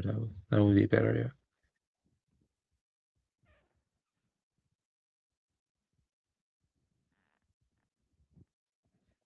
But yeah. Yeah, I mean, I think the future will be primitive. I'm going to give a whole schema on it's a historical motif about technology on the show. So I don't know how it will go over, but it's pretty interesting. Like 4 epochs. It's better for both the Earth and mankind if we go back to being primitive. That's 100% something I agree with. You know, like you shouldn't have stuff like bunker bombs or whatever crap like that. You know, any Yeah. group of people. Yeah. All So right, I'm back. you're back. Yeah, so I have to step away for a while. So I'll be off for like maybe the next like hour at least. But yeah, eventually I'll be back. But yeah, I do have a show at 9:15, so come by to the show if you guys aren't doing anything. But yeah, who's that chick you were talking to, Twilight? That's my girl. You got a new one? Actually, she's an old one. I've known her like an eternity. Oh, I see. So I found her channel. She's like doing the tarot stuff. I've seen her thing. But yeah, interesting. All right, yeah. So that's fascinating. Yeah, I've known her for like. Oh man, there goes Neuro Jack. Damn it! I was gonna ask him to. Oh, What the man? yeah, because I have to step away. So it's like you and Avian will have to talk. But yeah. Maybe. He's, All right, see you later, TML. Yeah, it was nice talking to you, man. Yeah, blessings. Yeah, yeah. But come by to the show. We'll talk about critique of anarcho primitivism, and obviously there's some heart. We're pulling on the heartstrings because obviously we're sympathetic to the point, but right. you know, Yeah. but then again, you know, you can't There's some holes in it. have though. your cake and eat it too, so to speak. Right? Right. Yeah. No, I agree. You know, because then you'll be like basically like a technologist, you know, who thinks that they, you know, they can Right. have their technological cake and manage the risks, and you know, and it's like, look, you can't have your perfect world. Well, I mean, I would make the argument that the archons are really the problem. You know, from my paradigm, strictly speaking. Yeah, that Like we gets into could another actually problem. do it, but our minds are Yeah. so like distracted from like what is real and what is Yeah, natural. yeah, It's that gets almost in, yeah, impossible. exactly. Yeah, exactly. Yeah, that gets into the is you know, technology natural or artificial debate. So that gets Right. into that. Yeah. Yeah. So if we That were gets like into the if metaphysical if our territory. technology was like in line with nature instead of against it, which it is, then that would be one thing, but it's not. It's absolutely not. It's against nature. It's against God. It's against everything that is holy, if you want to use that term. I mean, I think it's applicable. You know, it's about building better and false immortality and like just completely Yeah, you want to ravaging, just creating simulacras of create techno Gnosticism along with the Right. techno shamanism, and then just Yeah. Yeah. Permaculture is aligned with the earth, and you know, permaculture techniques can have a lot of Right. complexity to them. Yeah, that tends to be way better permaculture. Permaculture. But it's not. We're too far gone. the Zen Sunni will fight the gabies, the gay AI babies. There would have to be a paradigm shift of like catastrophic proportions for us to be even close to being able. Yeah. There's no way. And this whole idea of just like things being better just because, quote unquote better, quote unquote progress, which is really like a regression. Wasn't Postmodern. Steiner good about this stuff though? So he seemed pretty good about it. Steiner with his permaculture stuff, from what I've seen. Steiner Yeah. has a lot of good ideas and a few really bad ones. Yeah, it seems that way. Yeah, I mean that's the case with most thinkers. I don't think any thinker is 100% good. But yeah. Right. Yeah. Well, I mean that's why I judge everybody individually, and You know, I don't expect to agree with him 100%. It's never happened. So, you know, until that happens.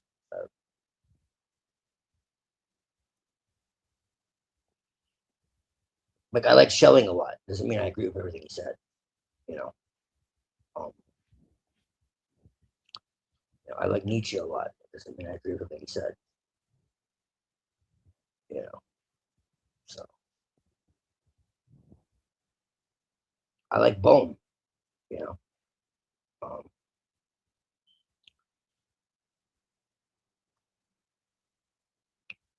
so yeah, just eat the meat, spit out the bones.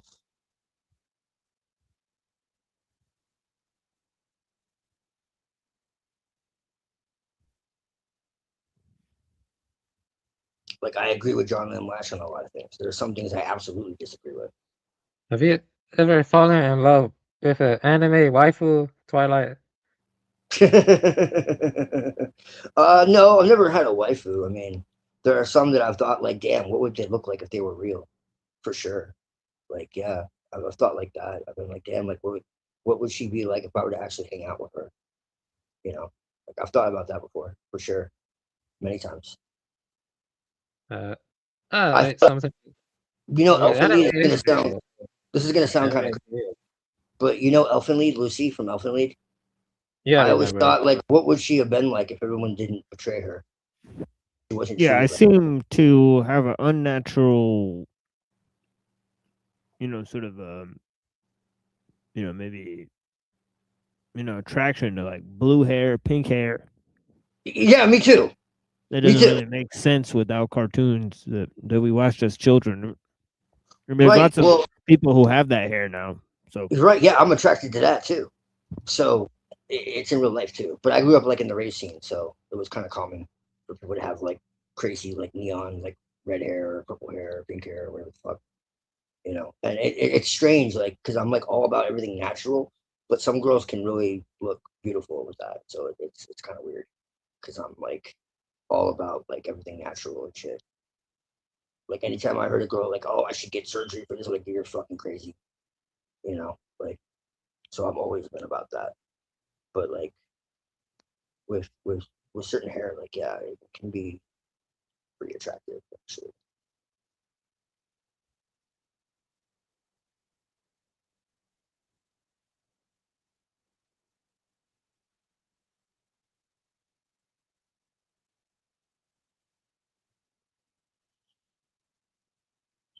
Yeah.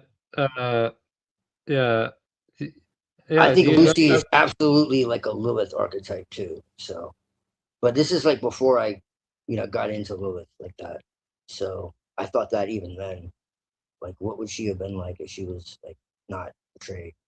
And I feel like it really pissed me off that they didn't finish the fucking anime because if you like actually look at the manga, it's like twice as long, and it's actually really profound. It's deep and dark, but I mean, I can see why they wouldn't finish it. Kind of like Shadowstar, like it's unsettling, especially for Western audiences. But I think it was brilliant. Like, I really do. It's one of those shows that needs like a reboot, like a complete reboot, because they changed the ending. Like there was no ending. They just created one completely, just like Berserk. Like there was no ending. Claymore, there was no ending. Like there's a lot of these animes that just finished that never actually finished. They just created an anime ending and they're just like, okay, it's over. And it's like, no, that's not how it happened at all. Like bullshit. Yeah. Yeah. Yeah. That's why the mangas tend to be superior. Like Yeah, for eight sure. times out of 10. 100%. 8 times out of 10. 100%. Umaniko is another one. Beautiful, incredible show. Like, and they give you like fucking 30% of the actual show. Like, and it's confusing as hell because they made these like little changes that are like once you add them up, they're actually really big changes. Plus, it's a mind fuck, and I love stuff like that. So,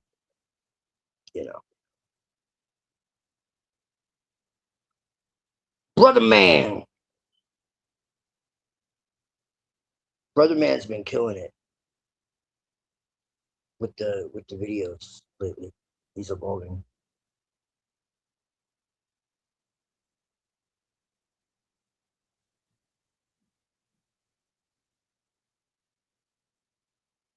It's actually pretty dope.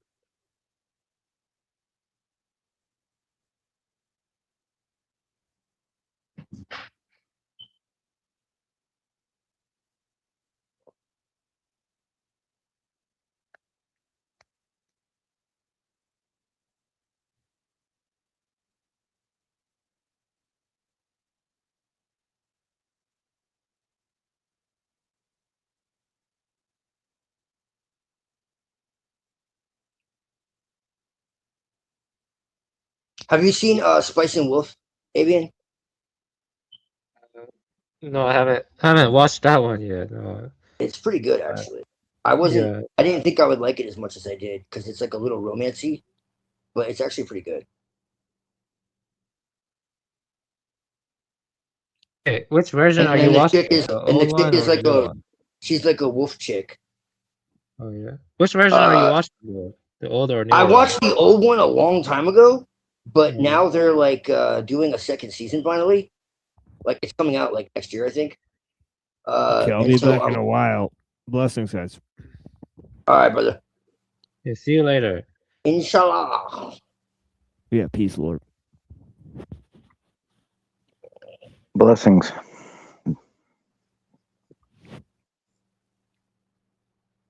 So yeah, they're finally finishing it up. So they're creating a second season with the new one. The animation is like more touched up. It's more new, you know. It's what's the word I'm looking for? Like they changed like the character a little bit. They made her less like primal, you know. So there's like little differences, but I think for the most part, it's more or less the same. There's like I think there's a little bit of like the order of things is a little bit different, but not a whole lot.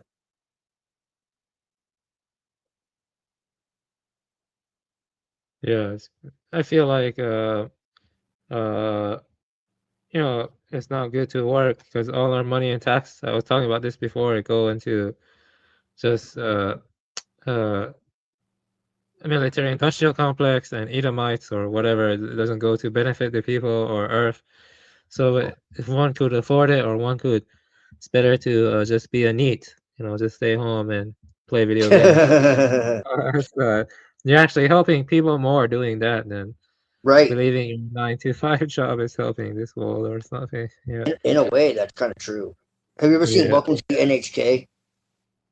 Welcome. That one is on my to backlog also. I haven't seen that one. Yeah, I haven't seen that one. That's funny. It gets kind of Oh dark yeah, too. I have seen that one. I saw one episode of it. Yeah, I saw one episode. Yeah. It's dark. It's like a dark comedy. It's interesting. It's about like that whole idea, essentially. You know, and there's like conspiracy theories and like it's interesting. Yeah, I think I should watch all of it then. I only saw one episode. Yeah, it's classic. It's an older show. Yeah. Yeah, I've seen a lot of good anime and manga. Yeah, but yeah, some people have seen way more still. I got introduced to it when I was really young by an older friend of mine. So that's how I I saw Ghost in the Shell, the movie, like on VHS, like way back, like shortly after it came out, and that was my introduction. Yeah, I saw it a long time ago too. Definitely, I got into it like I don't know, when I was like 14. You know, I saw Berserk, the anime, Yeah. like, when I was 17 or 16. I watched all of Berserk. Then I got into the manga and I read like 30 Yeah. volumes of Berserk, 30 volumes of Berserk. But I dropped it because they got to this boat, you know, with this boat with a pirate ship or something, and then it was Mhm. just stalling there. You know, Kentaro Maro, he just ran out of ideas and he wasn't like releasing stuff in a timely way. And Yes. but I read like 30 volumes of Berserk. Berserk is cool. Yeah. Berserk's really good.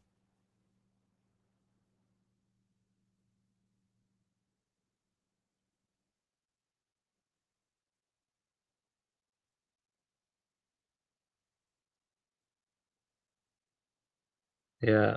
I also yeah, I have a lot of manga to read and other stuff. There's this one shamanistic manga I found. I actually started reading a bit. I think you would love it. It's called Togi Oni or Togi Oni. It's called Togi Oni Primal Gods in Ancient Times. It's a very good Okay. manga. Yeah, definitely recommend checking that out too. It's pretty Okay. interesting. Togi Oni. So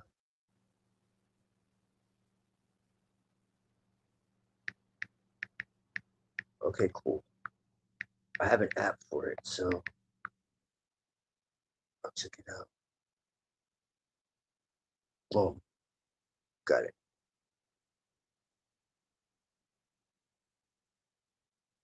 it's cool how in Shintoism they think the shrines can like hold the essence or kami of the gods, and like if you go to the shrine, sometimes your mind can like attune to it and maybe you can be transported into that dimension where you see the gods are real and the gods get their strength from people's worship in some ways. Right. Yes. Well, because there's no separation back then. There was no separation between the natural and the supernatural with any animistic, shamanistic tradition. It was all imminent.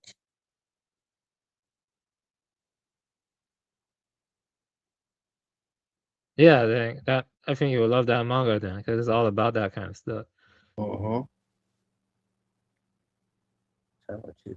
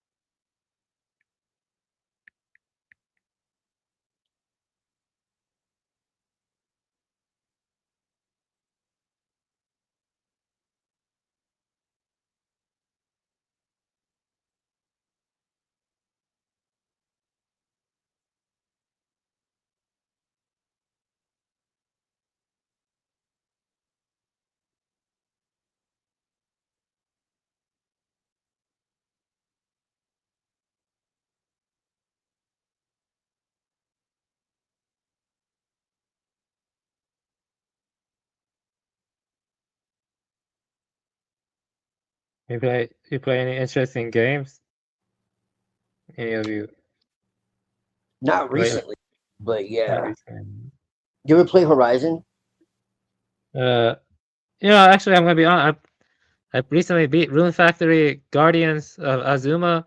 It has a lot of Shinto stuff in it too. It has a lot of Japanese traditional dance, and even actually, believe it or not, the cosmology in Rune Factory Guardians of Azuma is very close to John Lash Lamb's cosmology. Really? Yeah, it is like the Earth is their Earths or their flow are created by gods that come onto the Earth, like they churn into the planet, or not the planet, but the islands. Like the islands are floating in Right. that world. They're like continents that are floating, and it's like I don't want to say too much because it will spoil it, but it has very spiritual theme to it. And also I like all of the characters, and the art direction is nice. The music is nice. The combat is a little bit shallow, but it's okay though. I think overall it's a good game. If you like Japanese mythology, and Yeah. if you like that game, you will like it. Yeah. Yeah, Rune I Factory. think the Japanese have stuck true to the original animistic traditions. So yes, I do. I know Rune Factory because that's an old series. It's been around for a while. I never played that one though. Yeah, that one is more recent. You know, that one came out more recently last year. That one's actually pretty good. Rune Factory 5 was poorly made. That one is garbage. But 4 is good. But 4 is not that spiritual. But Guardians of Azuma, the story is very animistic and very shamanistic. And I could, point that out. But it's very Okay, it's nice. an Yeah. action RPG. Okay, I'm looking into it. Yeah. Guardians Okay, of cool. Azuma. Yeah.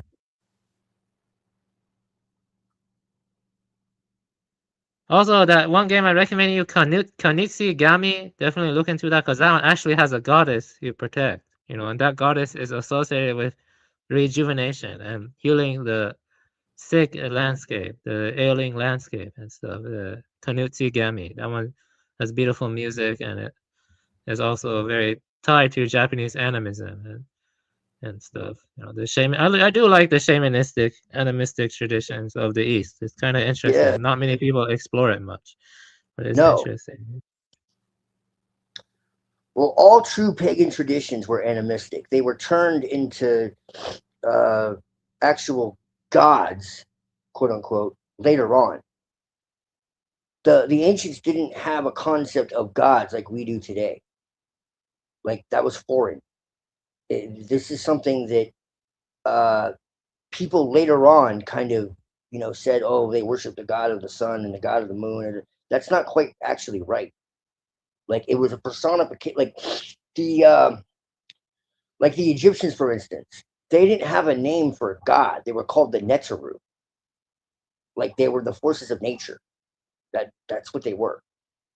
It wasn't like, like, and the same thing with like the original like Sanata Dharma. Like they weren't gods in the way that we see it today.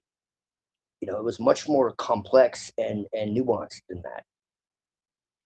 So that's the thing.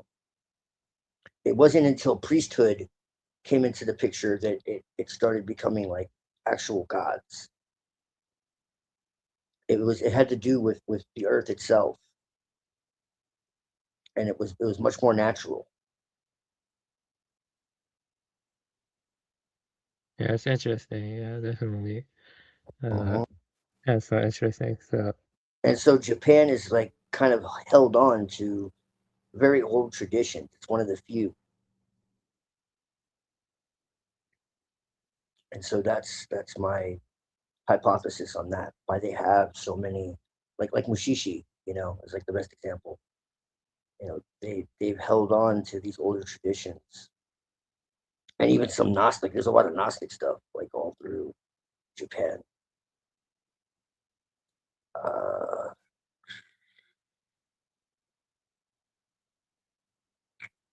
yeah, Mushishi was good. I know what you're trying. I know what you're saying. Yeah, definitely. When I was, when I played Rune Factory Guardians of Azuma, it did feel Gnostic in the way, the Telestai, the way Yeah. that John Islam talks about it. Yeah, Right. that's definitely true. Yeah, I saw that.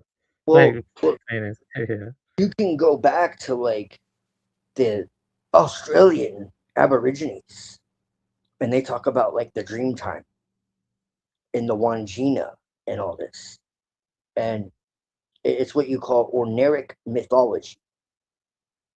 And it's mythology based in dreaming. And so reality itself is a process of dreaming of the gods, if you want to call them that. And so that's really what it comes out of. So this isn't something new. This isn't something that happened 2,000 years ago. This is just a continuation of something much older. And that's what I try to stress. And yeah, the Telestai, right, exactly. And they were, you know, the teachers of the mysteries. And they were shamans. They were shamans. Ultimately, like that's really it. All the rest of it was accoutrements that were placed on them later on by their enemies. So I mean, and this isn't a guess. You can actually go and read Irenaeus. You know, because people have been like, "Oh, well, no, it's just a response. It's just a reaction to Judaism." Like, no, it's not. You can go and look at Irenaeus, and he literally talks about Sophia becoming the earth. So they fucked up. They shot themselves in the foot by trying to like mock their beliefs. Like, you can go and look at Against Heresies by Irenaeus, and he talks about it. He actually talks about what they really believe. Because people have this idea that the Gnostics denied the earth and they denied the cosmos, you know, they're anti-cosmic or whatever. And it's like nothing could be farther from the truth. This is why me and Hyperborean will never agree on that one fact. Because he denies the earth. And he denies that there's a God, in the sense of, you know, that basically the demiurge is the only thing that has power. I completely reject that because the demiurge has zero power. The demiurge believes it has power. You know, the demiurge's power is illusory, and he makes those believe, you know, those against him and for him believe that he has power. But it's all really just it's an intrusion within the human mind. It's you know, it's simulation. How? In that sense, so he didn't create anything. See, he believes that the demiurge created everything. I don't believe he created anything at all. It's abstraction. It's delusion. Yeah. I'm not sure. There's something about Hyperborean or Nimrod D Rho Zero that deeply moves me or like resonates with me. But Oh, at the me same too. time, yeah. No, there's definitely truth. I agree with a lot of it. A lot of it. But it just, when it comes to that, I completely reject it. Like, I cannot accept that. Like, the demiurge literally like trapped us here and all this. Like, I do not accept that. I do not accept that nature is somehow fallen or malformed or whatever. Fuck. Like, you know, a creation of the demiurge. That matter is a creation of the demiurge. You know, like, I just no. I completely reject that. But no, I mean, besides that, we essentially agree on a lot, really. And I have like, you know, the secret history of the full the shell shots and the mystery of fuck, I can't remember where it is. But you know what I'm talking about. And I have all the books. Is what I'm saying. Like, I have, and I have ones that are like written by others who are like within that same genre that kind of have like a little bit of a different idea, you know. So Yeah, but I'm well yeah, familiar. I get what you're saying. And I actually have struggled with the same thing too. Like when I read the Buddhist scriptures, there's no universal consensus about what peri-nirvana or nirvana is. Right, You know, yeah, there's no right. universal consensus yet. This is why I don't like to attach myself to any one thing, and I just kind of like I've always been very, you know, adaptive, and people think that that's, you know, like, oh, well, you're mixing all this. No, I'm figuring things out, man. I don't know. I'm saying I do not know. I'm you know, I'm asking questions. Instead of pretending I know, I'm asking questions, and I'm going through my own experiences, and you know, just going with that, you know. And from my experience, what I can tell is that the earth is alive. And to say that it's some kind of trap or we're prisoners here, I just think it's absurd. Um, and you know, I do think that there is an originator, Now he would say the originator is just a place. Now I do agree that it is a field that where everything kind of manifests from. It's it's legit like how everything comes to being. But I also believe that it also is itself having the stream that the aeons are taking part of. So it's like in my eyes, like there is actually, an ultimate, God, if you want to call it that, a generator, we could call it. The aeons are called generators. Um, you know, so that's where we Yeah, but I'm gonna be we honest with part you. ways. Like, I think personally, though, I would have preferred to, be born during a different time, maybe even a different being.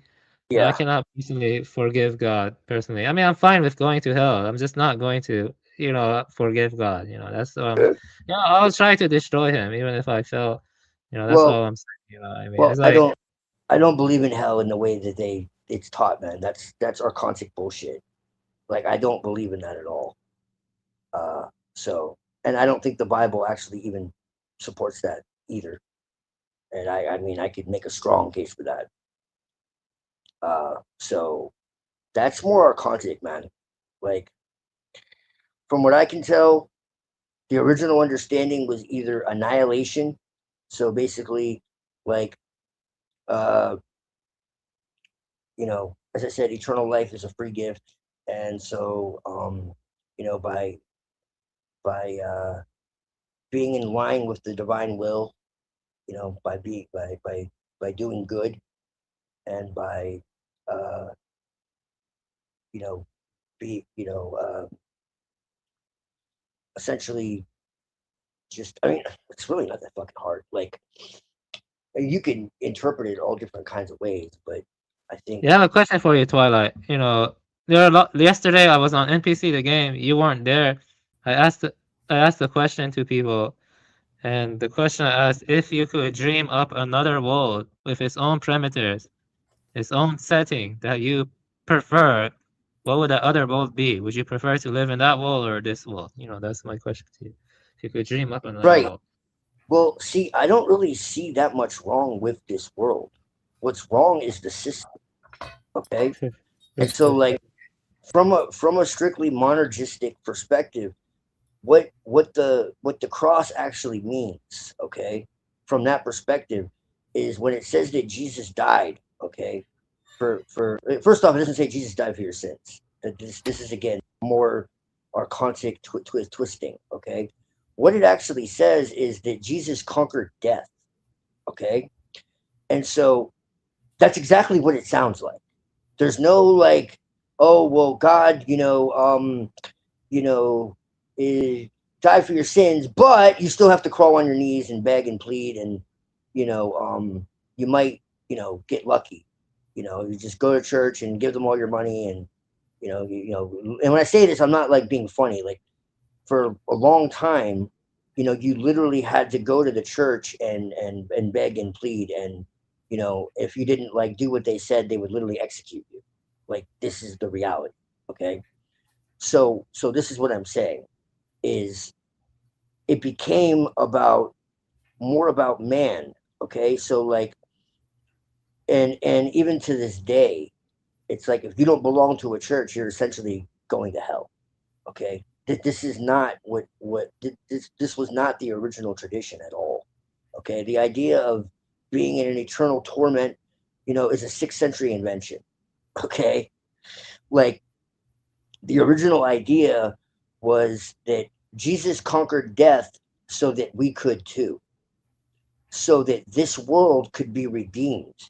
And what that means is that when we die, evil is eliminated entirely. It no longer ceases to exist. Okay. And so for those who decide they want to be in line with evil, they're annihilated. They're gone. They're ashes. Okay. So they don't suffer forever. There's one last judgment essentially, and they're annihilated. That's it. They cease to exist. Okay? For those who decide to go with the divine will, they're granted eternal life and the end of all evil. They're no longer impeded by evil. They're no longer stricken by evil. Okay, so evil is seen as kind of like a disease within humanity. Okay, and it's like you become well. That's what the resurrection is you become well again. You no longer are brought down, by this literally like sickness of the soul. Okay, so this was actually well known for a while, and then it was turned into something very different. It also completely rejects this idea of everyone going to heaven or hell or whatever. Like no. It's legitimately the earth brought back to and restored back to what it was supposed to be in the beginning before we Oh, fell out of yeah. alignment with God.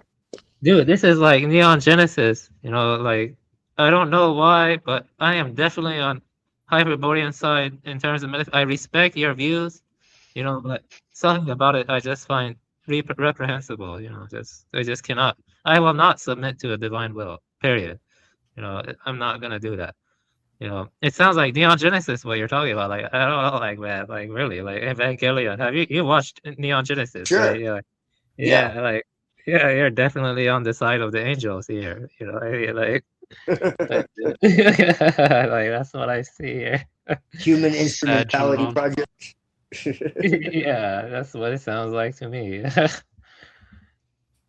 I know what you're saying. Well, I'm just telling you the original like understanding before it was turned into this endless torment and everyone's like floating in heaven somewhere or burning in hell or whatever. It's like no. It's like eternal life is something that is conditional. So it's like if you have eternal life as a gift from God, okay, then how do you have eternal life without that? So there's a lot of like logical fallacies within it. It and I'm not saying that I'm completely in alignment. I'm just saying this is what it says. And then I have my own interpretation from what I experienced in 2012. It's based in personal gnosis. Okay. But I'm not 100% in alignment with anything because, again, I also have my experience with the earth and I'm not going to reject that. So, again, this is just another angle to look at things. And I honestly think it makes a lot of sense, at least in comparison to 90% of what the hell is taught.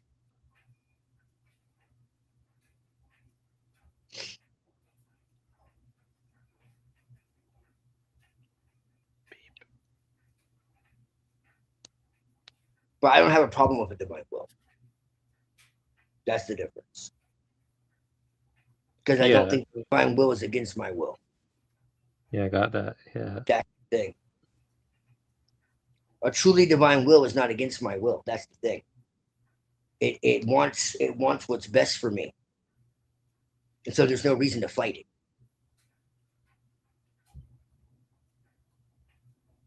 Look at what the will of man has done to the world. Look around you. Yeah, I'm looking. Yeah, I mean, it's just you see So the thing is I'm not talking about the demiurges. physics. I'm not talking about commands from the sky. I'm not talking about any of that. Don't mix the two up.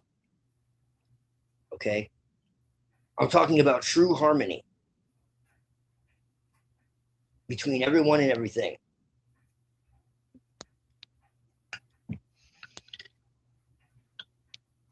Complete equilibrium.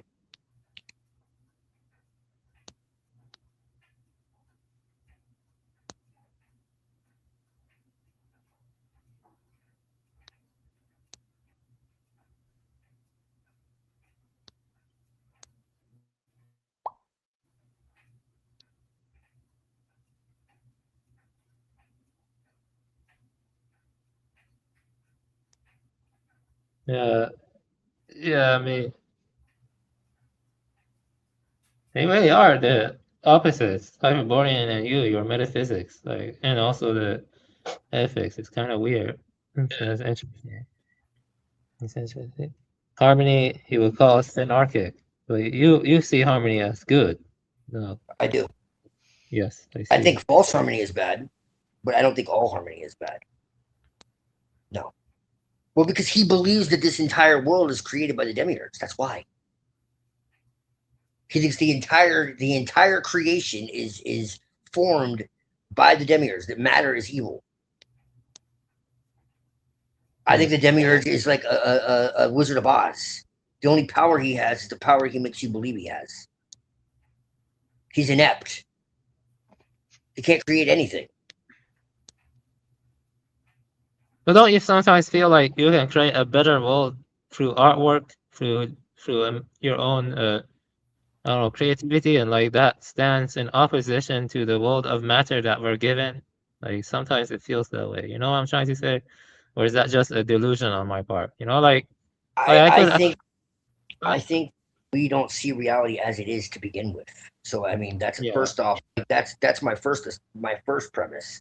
So when you understand that, then I mean, you got to start there. We already don't see things as they are. We don't experience things in the richness that we're supposed to. We're already handicapped. So what is reality even? Like we don't even fucking know. You know? And I think that the shamans like understood this a lot better. And you look into all the shamanic traditions, you know, they make it very clear that we don't see. That's the difference between like shamanic and occultist like perspectives on things. Our entire basis on everything is that reality is not what you think it is. That's our first premise before anything else.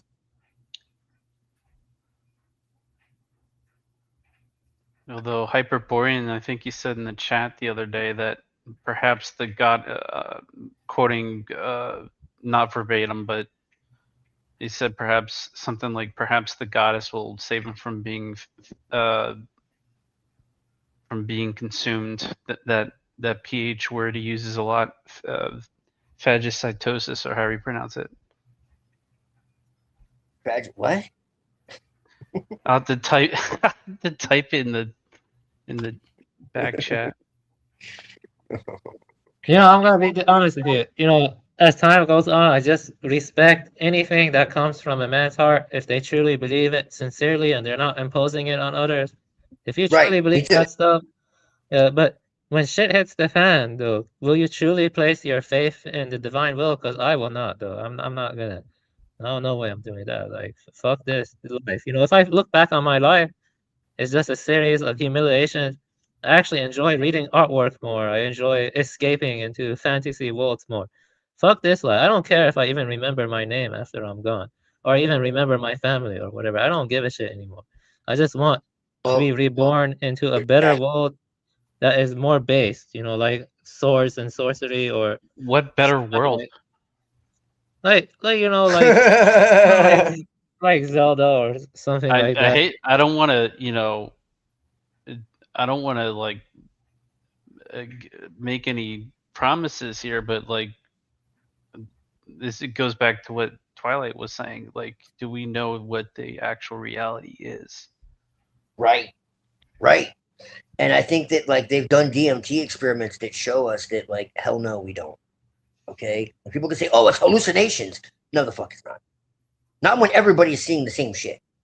Okay, and when you see how profound that is, whoa, and it completely aligns with everything that all these traditions have been saying from the beginning of time. So when you look at, you know, the mundane world and you look at it through a fucking postmodern atheist perspective, then yeah, sure, yeah, we need a better world. When you look at it from a shamanic perspective with what I'm saying, that's very different. What we're seeing is an ink blot We don't see reality as it is. There's no time. There's no space. There's no like what the hell are you going to improve on that? No. What we experience is the problem. But that's based in our own interpretation, our own perception, our own memories, our own fucking traumas, our own that has nothing to do with reality itself. So that's my argument. It's Maya in that sense. What we experience is Maya. It's not actual reality. And so Yeah, but I'm saying that actually I have had experiences like that. I mean, I had my own spiritual experiences. I think I've even experienced the divine will or something like it. I'm pretty sure. And I feel like Hyperborean is right. You don't have to submit to it. You know, you can like take a kind of apathetic route and go no, more see, but into this is your the thing. There's nothing to submit to. This is what I'm trying to say. I think it's being misunderstood. Okay, the true divine will doesn't want you to submit to anything. It just wants you to align with it. Okay, of your own free will. I mean, yeah, I guess that's a type of yeah, submission. that's But I mean, semantic. if not destroying yourself, destroying others is submission, then I mean, yeah, I guess, you know, whatever. I don't know. Yeah, well, Like, you know, and you know, Hyperborean says something interesting. He does agree this world is Maya, that becoming is an illusion, but being is like pure awareness, like signless awareness, but you can like dream up your own worlds, like a true movement. You dream up your own worlds. I'm saying that just seems more appealing to me because, you know, I don't, if I have the option, I what would makes you rather think those dream two up. are mutually exclusive from each other? Yeah, he thinks they're mutually exclusive. I don't know. In Actually, my I'm not sure. paradigm, we have the minds of the gods of the aeons. That's where our divinity is we have the intellect of and the creativity and that's the entire purpose of our existence. We have the minds of the gods. Watch the movie Lucy. It tells you everything you need to know. Lucy? The divine will is everything in harmony. It's not a god screaming from the sky telling you what to do. Yes, the Can movie you Lucy. spell that movie? Is it Lucy? Yes. Okay. Yeah, 2014. That movie is whoever wrote that movie knows what the fuck is going on, whether they know it consciously or not. Watch the movie Lucy and then understand that Lucy represents Sophia, talking to her children. Heavily influenced from Sophia, perhaps. I doubt it. I think they like were subconsciously. No, yeah, for sure. That's what I'm saying. Yes. Yeah, watch the movie Lucy. First off, it's a really good movie. Second off, it literally tells you the fucking story. The drug that she takes is what's made for babies. It's a drug, but it has the same effect as a child, like when it's being born. It's profound. I don't want to say too much, but yeah, watch Lucy. Spoilers. Right. Just kidding. Well, I mean, it kind of is, but at the same time, I want to get that point across.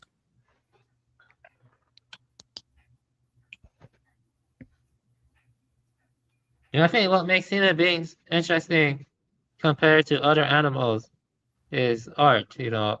And that's one thing I've always remained strongly, strong about, is that something about immersing yourself into a deep piece of artwork and even forgetting about the material plane. When you like immerse yourself in the artwork and you forget the material plane, I don't know, I think there's something profound in that. I'm not sure why, but there's this game called Shin Megami Tensei Nocturne. Yes. And Lucifer is in that game in Nocturne.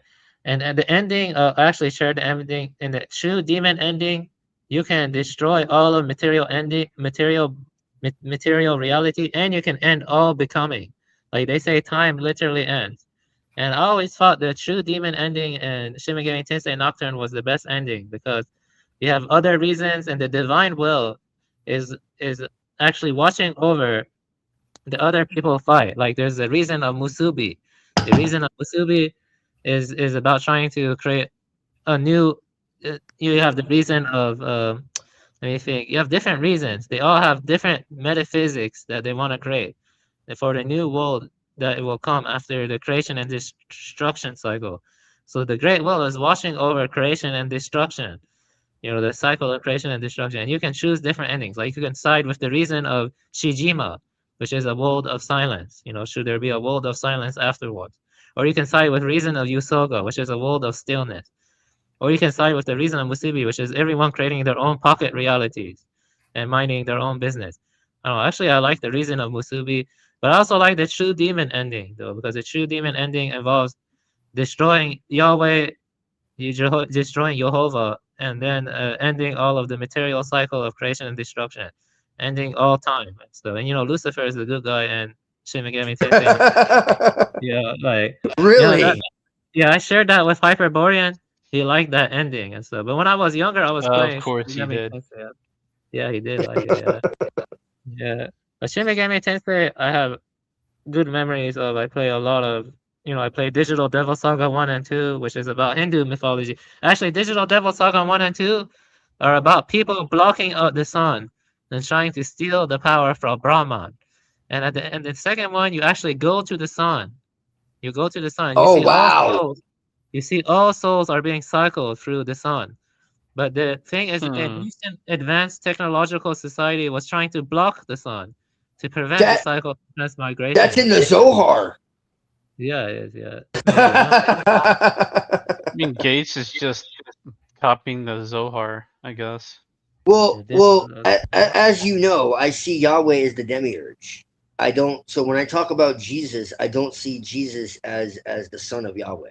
Let me make that very clear. I mean, that should be clear, but just in case it isn't, yeah.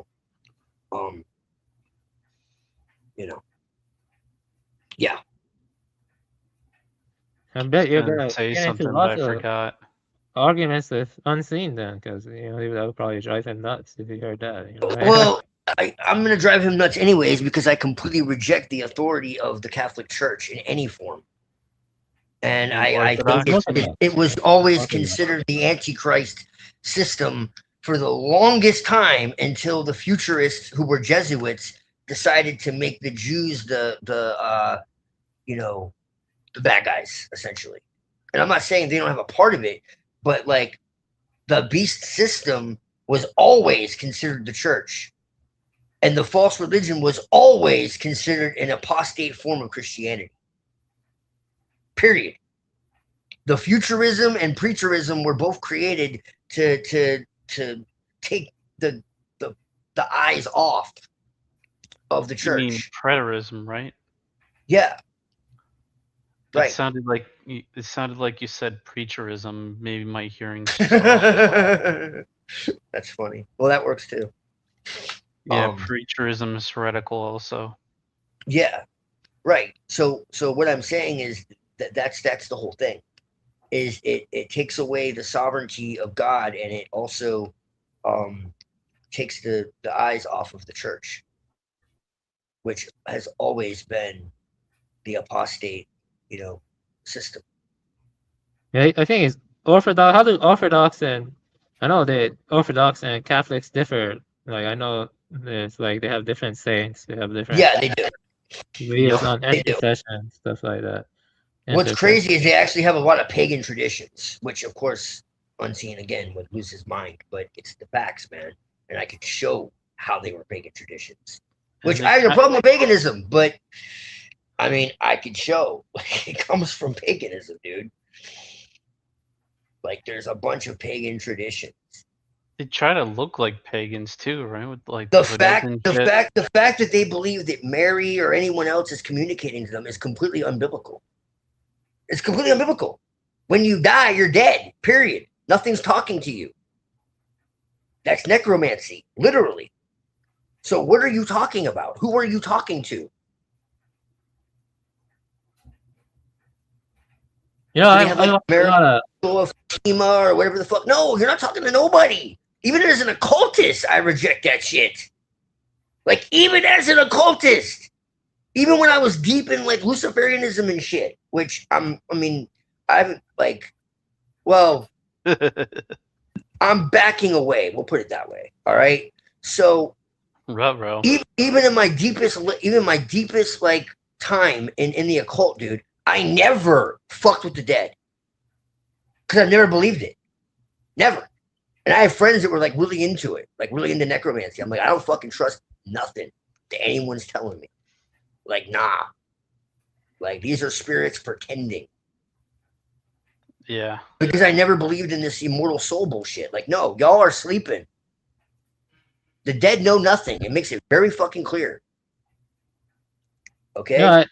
No, but have you ever watched any isekai anime, like where the character dies and then he's reborn into a new world, like Yes. Mushoku Tensei and stuff? Oh, yeah. ReZero is my favorite. It's Yeah, still. ReZero is good too. I stopped watching it like after the second season though because it keeps adding more and I fucking love it and I want to just watch it all because it's so good. So Yeah, ReZero is yeah, good. Yeah, I've seen Erased. good. Yeah, there's a lot of good ones. Erased, ReZero.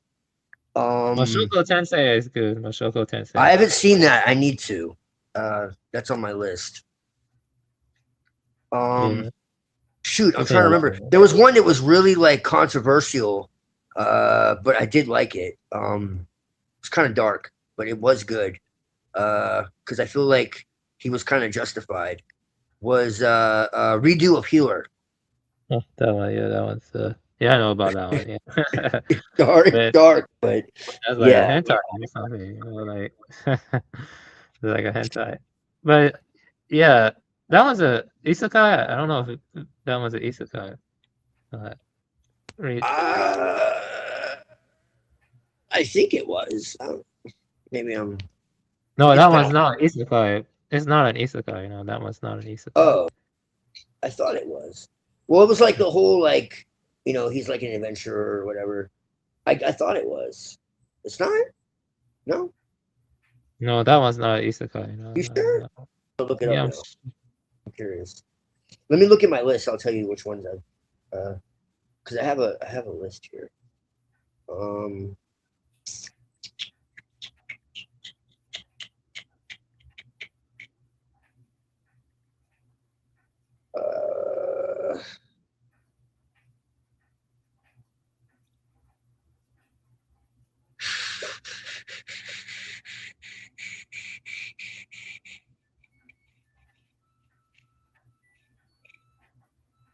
Where? Okay. Why isn't it?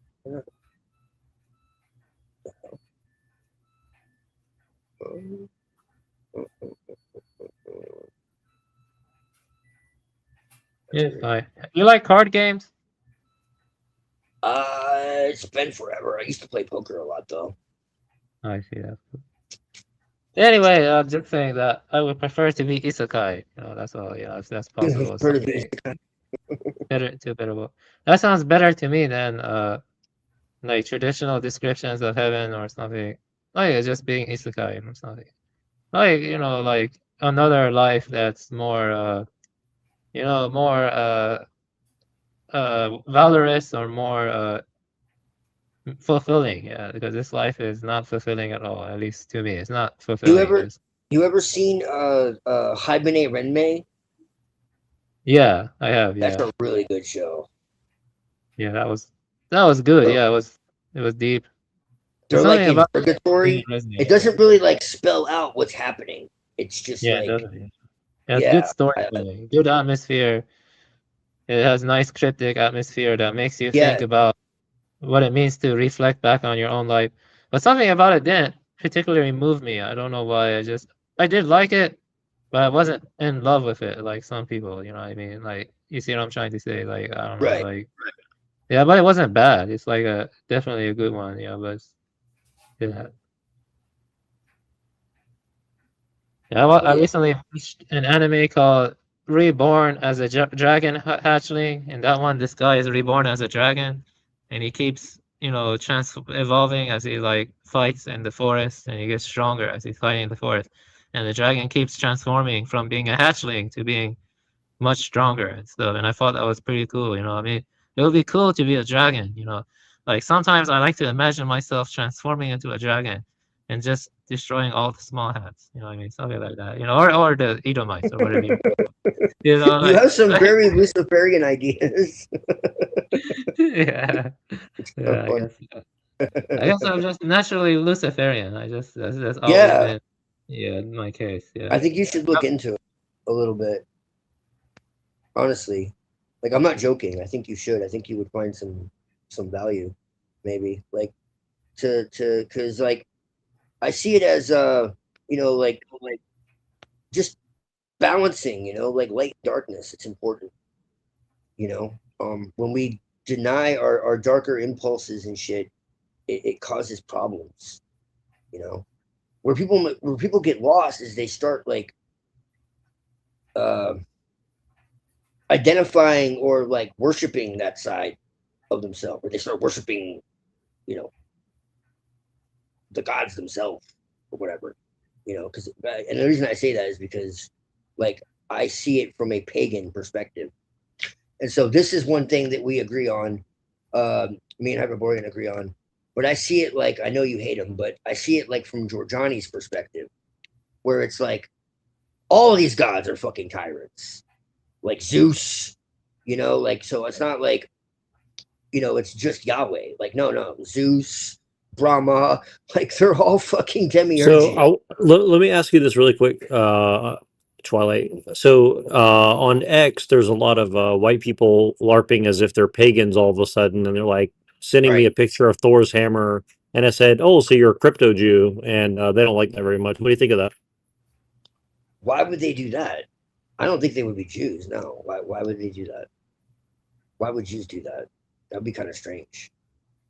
It would be interesting. I mean, I guess it's not possible, but why would you think that they're probably like actually pagans? What makes you think they're not pagans?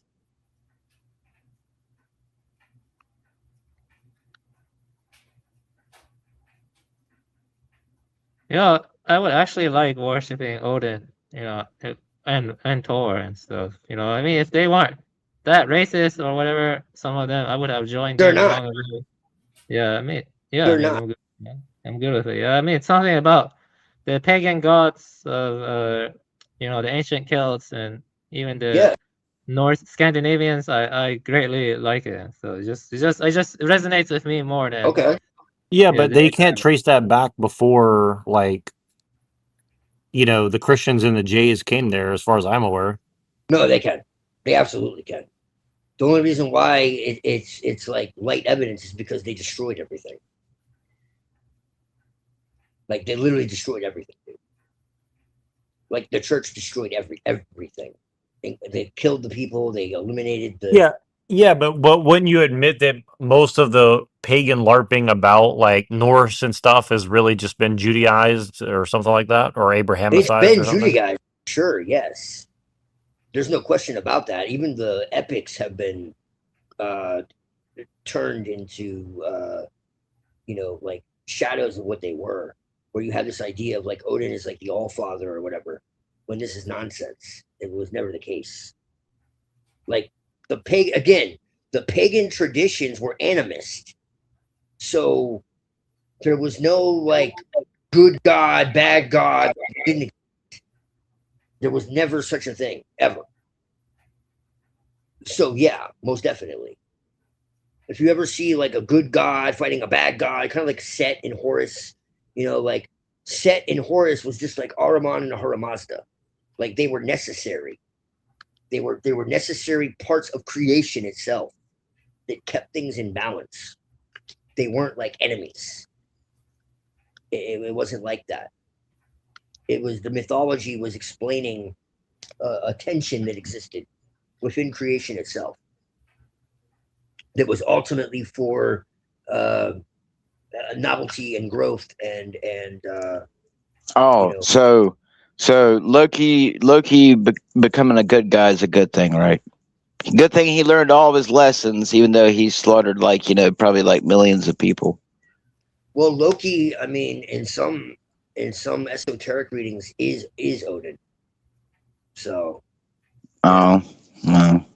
I thought I was gonna bring Ragnarok, Rag my rock, well, like he my brings wife. Ragnarok because it's the only way for everyone to like reach a new level of like evolution. Like, see, this is the thing. Okay, like all these battles, like you have like in the Mahabharata, for instance. Okay, there's this great war in the Mahabharata. I have a video about this like from 7 years ago. Okay, and in this great war in the Mahabharata, there's like all this bloodshed. Okay, but like to oversimplify the hell out of it, essentially, like this great war is a war against oneself. Okay, so that's really what it is. Oh boy, that's starting to sound like Kratos when he went to go and talk to his younger self. Right. I'm not the man I used to be. I'm not a boy. Right. Yeah, I told two people last night, but I had a dream where Super Mario initiated me into Freemasonry. You want me to tell you about the dream? Mario is definitely a Freemason, yeah. Yeah, definitely. Yeah, it was crazy. It was a few years ago. I'm not making it up. I can tell you the dream. No, I believe you. You believe me? Yeah. Yeah, it was crazy. Yeah. So I you're don't. a I Mason? don't accept it. Okay. So you're a Mason?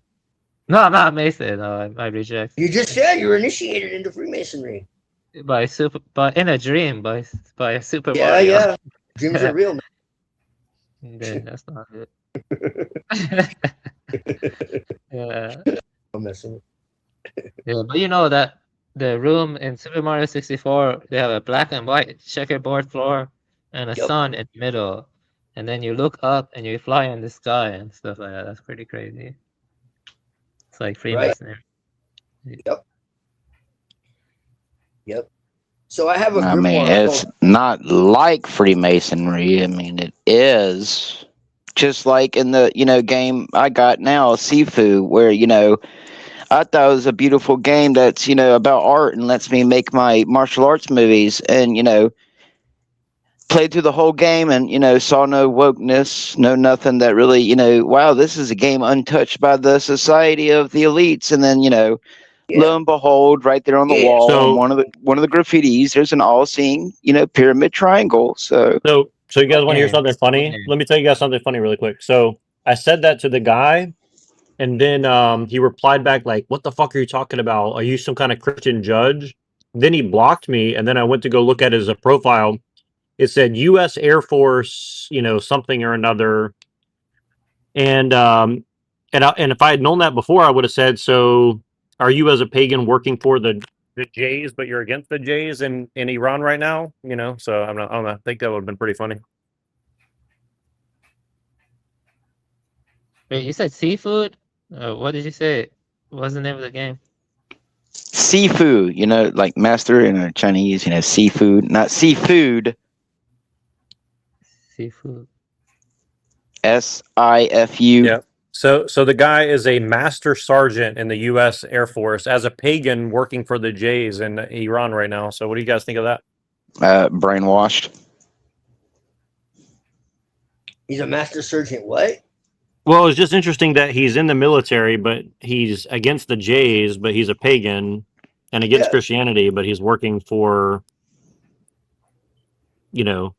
destroying Iran all of a sudden. So I don't know. Why would the pagans want to destroy Iran? Can you guys think of a reason why? Because he's in the military and he's doing what he's told, and people that are in the military do what they're told without thinking. He's brainwashed.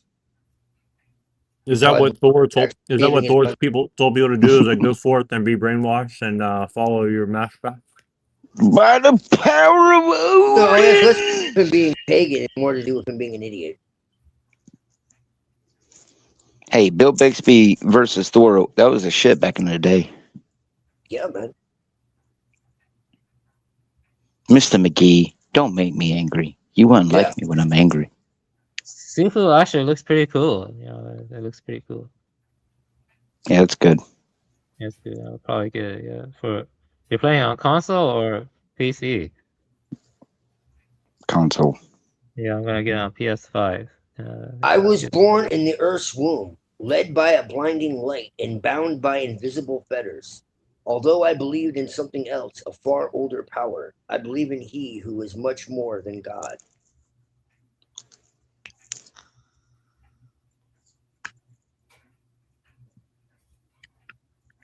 Thirster through.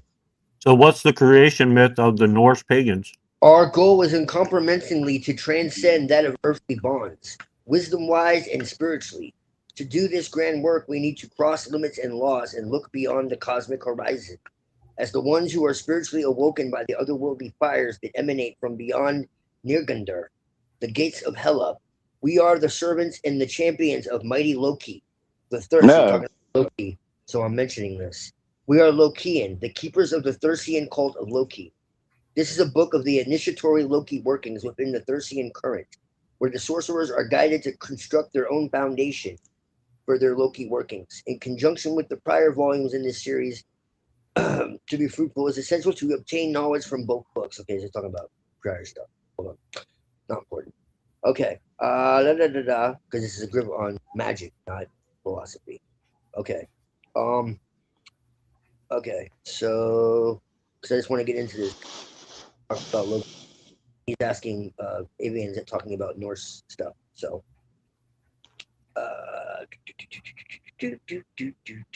okay, so this is basically like an adversarial Norse paganism. It's like basically Gnostic. Yes, Gnostic Norse.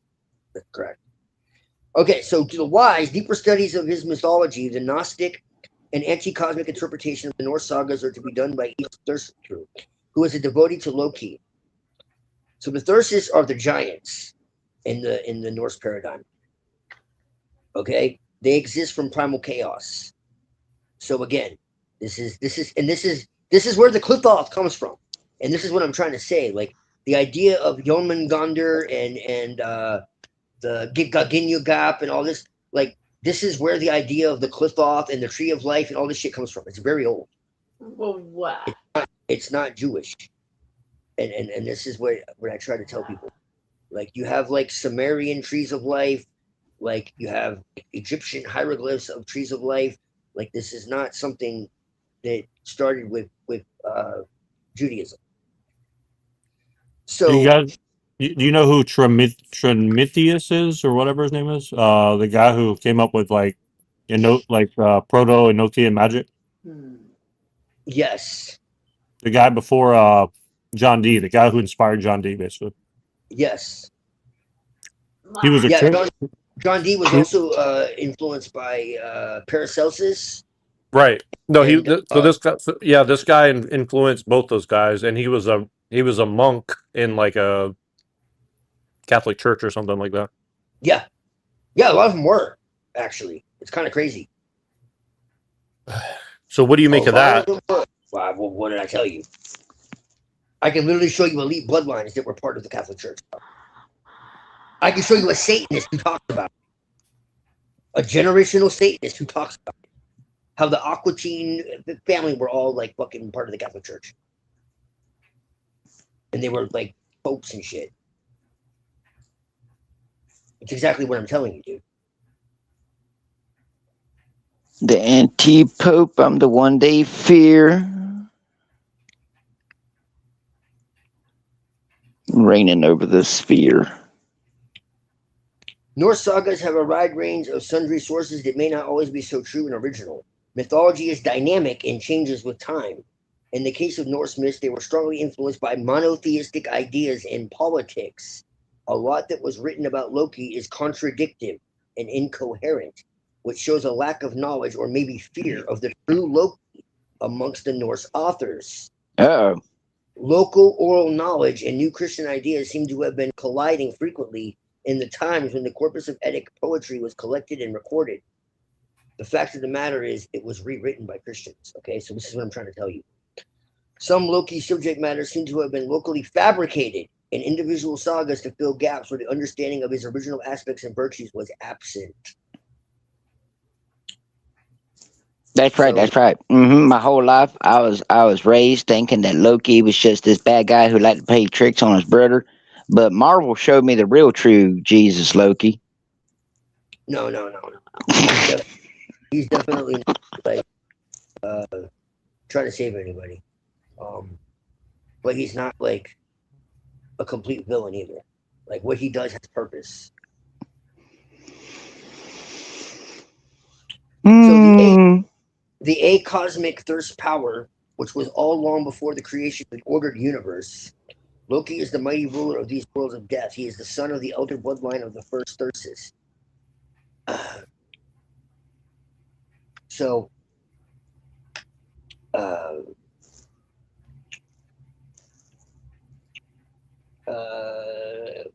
you have to have background information to understand what the fuck that means. Okay. But yeah, Avian, I'm just letting you know, like, there's a lot here. I could send this to you if you want. What are you reading? Sorry, I kind of. This is a grimoire on Thursatru, which is like the dark side of Norse paganism. It's the shamanic side, basically. So, like in Norse paganism, you have what are called Vitki and Volba. I told you my Volba. and my influences are all over the place, dude. It's just most people don't have a fucking clue what I'm talking about when I talk about this stuff. Okay, so like I can legitimately show you like how this all connects. I also have a book that talks about how the Kabbalah is pagan, which I mean should be obvious because it literally tells you that they were in Babylon and all this other shit. So the fact that everyone seems to think it's Jewish, like that literally goes against the Bible too, because it tells you that they were in Babylon and they learned this and they learned that. Well, they were in Babylon and they learned this and they learned that. Then clearly it's not Jewish. But yeah. Jew. Right. Because Alex Jones said so. Yes. Yeah, you can send it to me. I'll get to it. But I have a lot of books to read and stuff to watch and play. I'm kind of burned out lately. Maybe I'll get more energy. Like I'm reading another book, but I didn't read today. I kind of like felt burnt out. Like I've been feeling burnt out lately, but it's okay. So I hear you. I'll get to it. Yeah, it's kind of. It's because you don't have enough sex, sir. That's a good one. Sex is good. I do agree. Yeah, that's good. I mean, you're laughing, but I'm not. Hey, I'm with you, buddy, man. Yeah, I'm with you too. Yeah.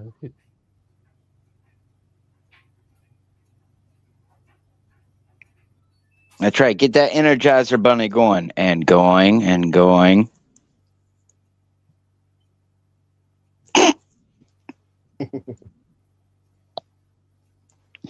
Yes, I agree. I'm one of them people where I don't really care to push the whole, it's always a certain group.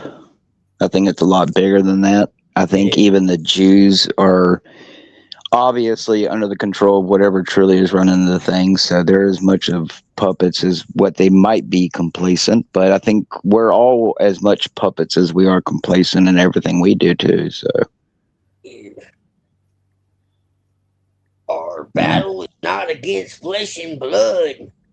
I don't think it's just that. I think it's as much as against ourselves, you know. But you know, can whatever put us here really can it expect us to just sit in place while reality moves forward? No, it can't. So I don't know what to do.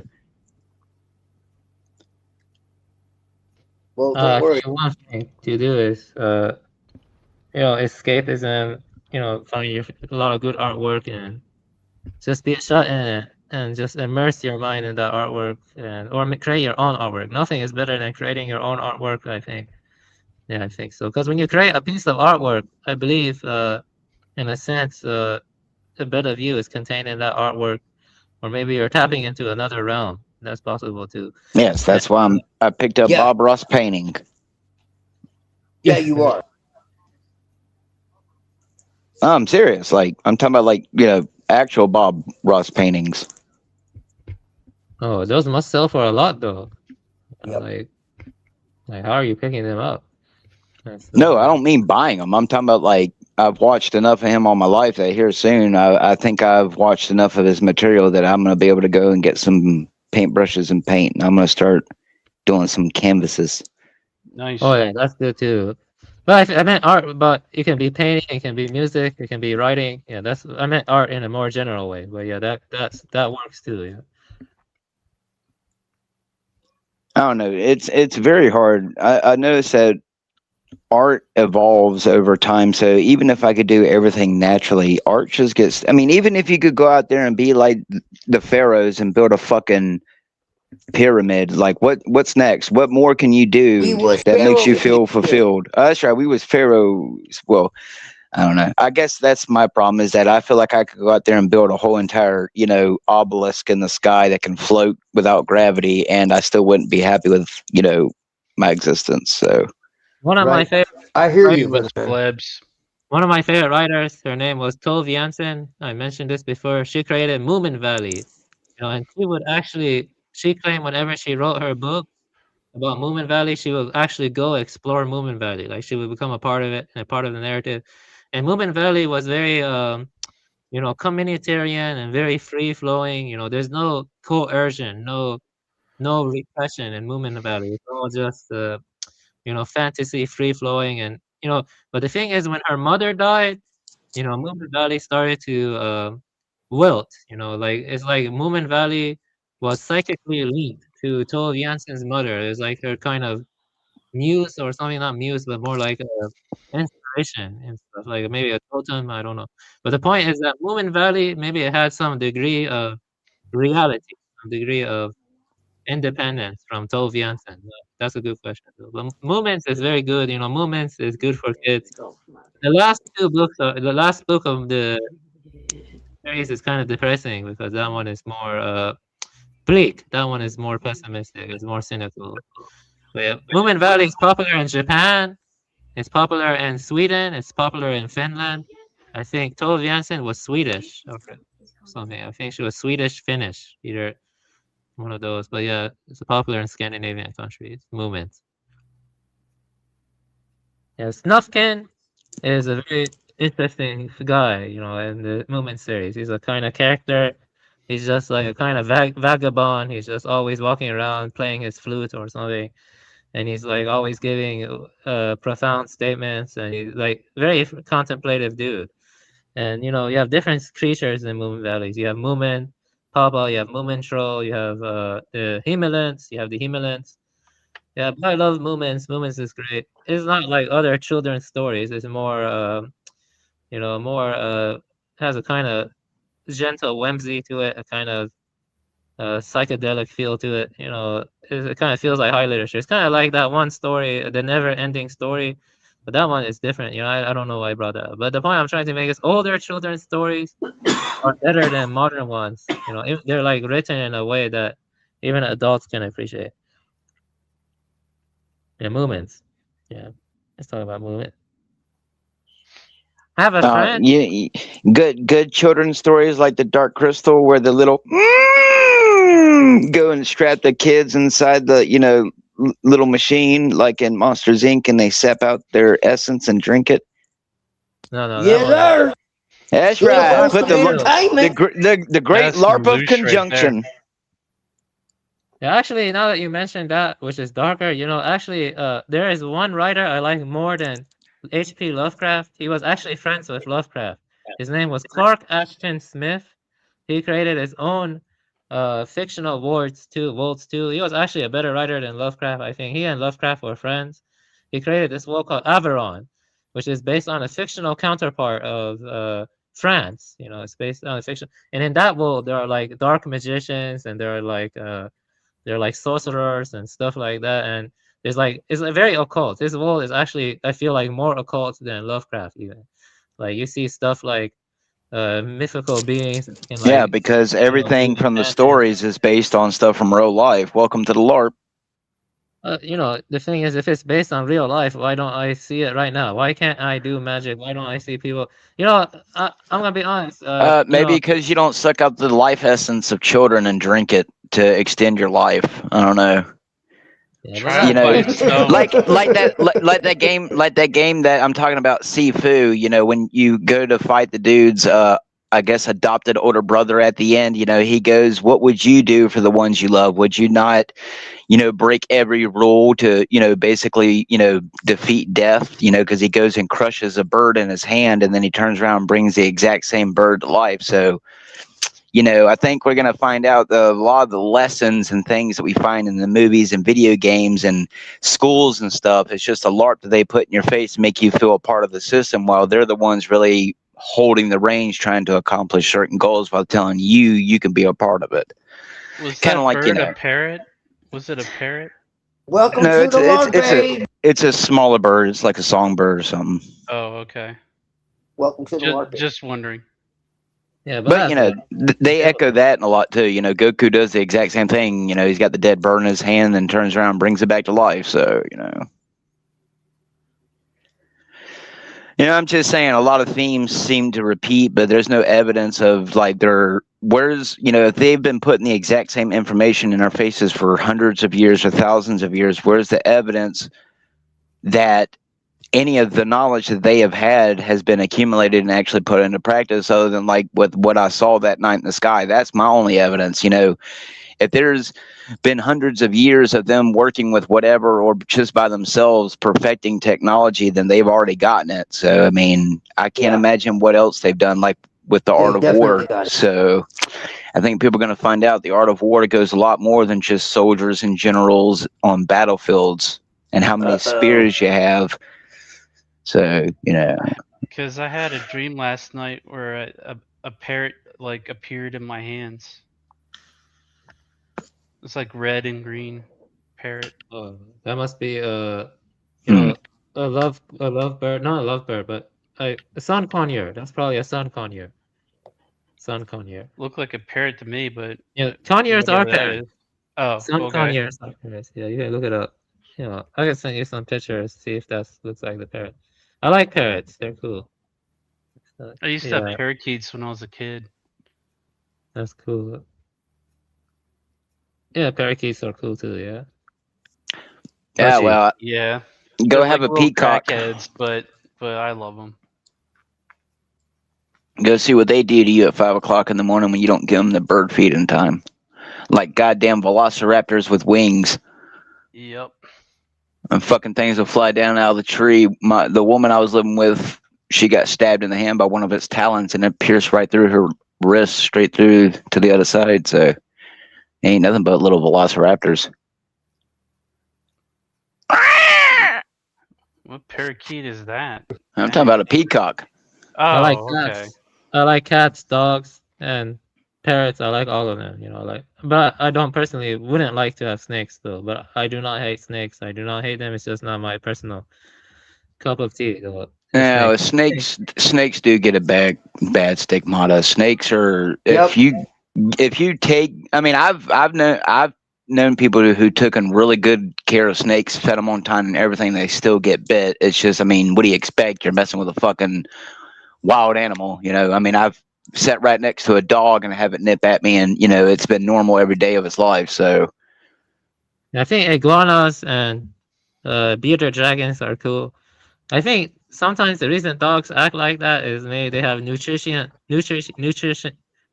deficiency, because a lot of the standard food brands for cats, dogs are very bad. Yeah, it's shit. That's definitely basically. true. Basically cardboard. That's definitely true. well, what's wrong? Just put some water in there. You got some Cocoa Puffs. The best food for cats and dogs is actually cardboard. Actually, raw meats from pastured animals like cats, like cows and stuff. Raw meat, and also raw goat milk. Raw goat milk helps with parasite cleansing. Raw goat milk and stuff. Actually, you won't believe this. I used to be a pet food salesman, and I can tell you this is true 100%. The smaller local pet stores, they have better brands than the larger ones like Petco and PetSmart. You believe that? If you go to the smaller, Yes, I do. yeah, it's 100% true. I have like direct experience with this stuff. Yeah, actually, rescued a golden retriever and stuff. Yeah, and I interacted with a lot of cats and dogs when I was a pet food salesman. Yeah, but let me tell you this: as a pet food salesman, I was selling trash. I was selling bad food like neutral, and it wasn't good. Neutral was very bad. That was bad. Yeah. Yeah. Also, I was working for Blue Buffalo for some time. Blue Buffalo is okay, but still not as good as the stuff you can find in smaller chains. Smaller food places. As long as you're not breaking any NDAs, lols. Yeah, I'm not breaking NDAs. Yeah. Yeah, those jobs were more ubiquitous in the past, like being a pet food salesman and stuff like over 10 years ago or something, or 10 or 8 years ago. I forgot. Well, at Yeah. least you're not a 40-year-old TV salesman. You still be a virgin. Yeah. Bad trombone. Ah, you got that reference. Yeah, it's crazy. Let me tell you this, man. I got 3 STEM degrees. I got a degree in neuroscience, computer science, and master's in robotic intelligence. And I can't even get a job now. And so, none of that is gonna Yes, be because they only want you when you're useful. Same thing with me. They didn't want me in the military when it was, no war. But the second they got a war, oh, we'll give you some money to blow up people. So, Well, another reason is Overqualified, that sir. there are several reasons. Stand at attention, soldier. They're flooding the country with H-1Bs from India. That's one reason. Another reason is that the first jobs to be automated are in the tech field. So that's kind of, I should have gone in accounting or something. Really, I think They're accounting. still just outsourcing that to like Africa and shit. At least some of them. Yeah, Yeah, well, I mean, we've only done it to all of our centers. I mean, no offense, but I mean, I can't tell you how many people, who claim to have American names and obviously not American. I mean, most of them seem Middle Eastern, so I get a few, maybe Somalians here and there, but I mean, let's face it here, people. Like I mean, outsourcing your cheaper AI labor, jobs to cheaper labor. identify images, whether they're X-rated or Yeah, that's something else. R-rated. Yep. And then yet these people have to identify them so the AI can learn what to. It's basically the guardrails that just outsourced it to like Kenya or some shit. At least they were a few years ago. I'm sure they're still doing it. So it's like AI is kind of like it's not as cracked up as they want you to believe. In my opinion. No, it's actually getting pretty scary now because they have something called Life Agent now, and you can put it on your desktop and you can tell it to like type stuff or like I don't know analyze the screen and tell you what to do. It's getting worse. Like it can like replace a lot of. Oh, I'm saying of course it's still getting scary because of how people are using it to basically be their therapist. That's really bad as it is. Apparently that's the #1 use now. Such a low shot. Allegedly. Yeah, that's not good. You don't want to, trust the AI. Like to I can give advice. see it. Like if the AI helped you have a really bad problem, then you kind of grow an attachment to it. It's not that hard to do. That's right. I want to have a one-night stand with my Aphrodite. And then you have, weirdos like Rat Blood, married to ones allegedly. Yeah. Yeah, well, that's what happens when you can't discern, a conversation with a goddamn artificial intelligence. No, he knows. It's just like I think he might hype it up more than what's actually going on. I don't know. It's just my opinion. I will say that he could be full on putting on a LARP, but from my evidence of how humanity seems to work, there are people out there who are by far worse than him when it comes to, I guess if you want to call it faith. Maybe they're not really out there, but think of like what's his name, that JD dude from Grandma's Boy. I am JD or whatever, the Matrix diehard people, I mean, they kind of have died down since the movie came out, but I mean, there's a few. I can tell you, I had a friend who was black, and he was one of them nerdy black dudes. He was whiter than any white people here, but he had a group of friends who were like the anime bunch, and I'm just talking about like you're basically the homo gay trans Akatsuki from Naruto. Okay, so like they would barge in on each other while they were having sex. Not my friend, but like all of his other friends. They would be in there diddling each other, and then would like barge in on each other and climb in bed with each other while their like friends are naked and think it's normal. So, but What the fuck? they at least one of them was like one of that JD dudes where like he would wear black sunglasses, he would wear a black trench coat, Morpheus. Oh my god, now looking back at it, yeah, basically Morpheus. If he could put the pinch glasses on without the damn earpieces, he probably could have. But there are some people like I think the people who you do hear getting caught with the AI kid stuff, that's just the people they want you to know about. Because I'm telling you, there are some stuff from my videos that for reasons that I can't describe or really understand, it won't let me generate certain pictures. And y'all see the kind of pictures and art that I use. So there's no real reason. It's not like I'm putting, mass amounts of blood, guts, penises, or anything like that, or boobs, or, violence to say that it says I can't generate this. And, sure, I'm using it for free. So if there are people out there who are paying for some of these services and, like with the Grok shit, come on, Elon, you're telling me you're so smart that you didn't think, while there's some people like, this guy who might want to make some art for his videos to express himself, there's other people who want to express themselves in other ways. And it's kind of concerning that, like what he was just saying, that there are people who are supposed to filter throughout the things that are uploaded to social media and the internet. And it's some pretty disturbing stuff. I'm just going to say, Faces of Death and hardcore porn ain't got shit on probably 98% of the stuff that's uploaded to the regular internet. And that's not even the stuff that gets to the dark internet. I mean, at some point, these companies have to know that, okay, well, we can, I mean, what do you really think fucking $3 million is anything to Mark Zuckerberg? That's fucking chump change to him. So he's just putting on an appearance when he goes into the court. I mean, these people are perpetuating a system that I'm going to say allegedly. I'm just going to say, I think normal people, if we understood it's just like up in my Walmart, they got a whole new list of missing children up there. Children, that weren't up there the last time. It was empty there for 3 or 4 months. And, a lot of Mexican children up there missing. So I'm just going to sit here and say,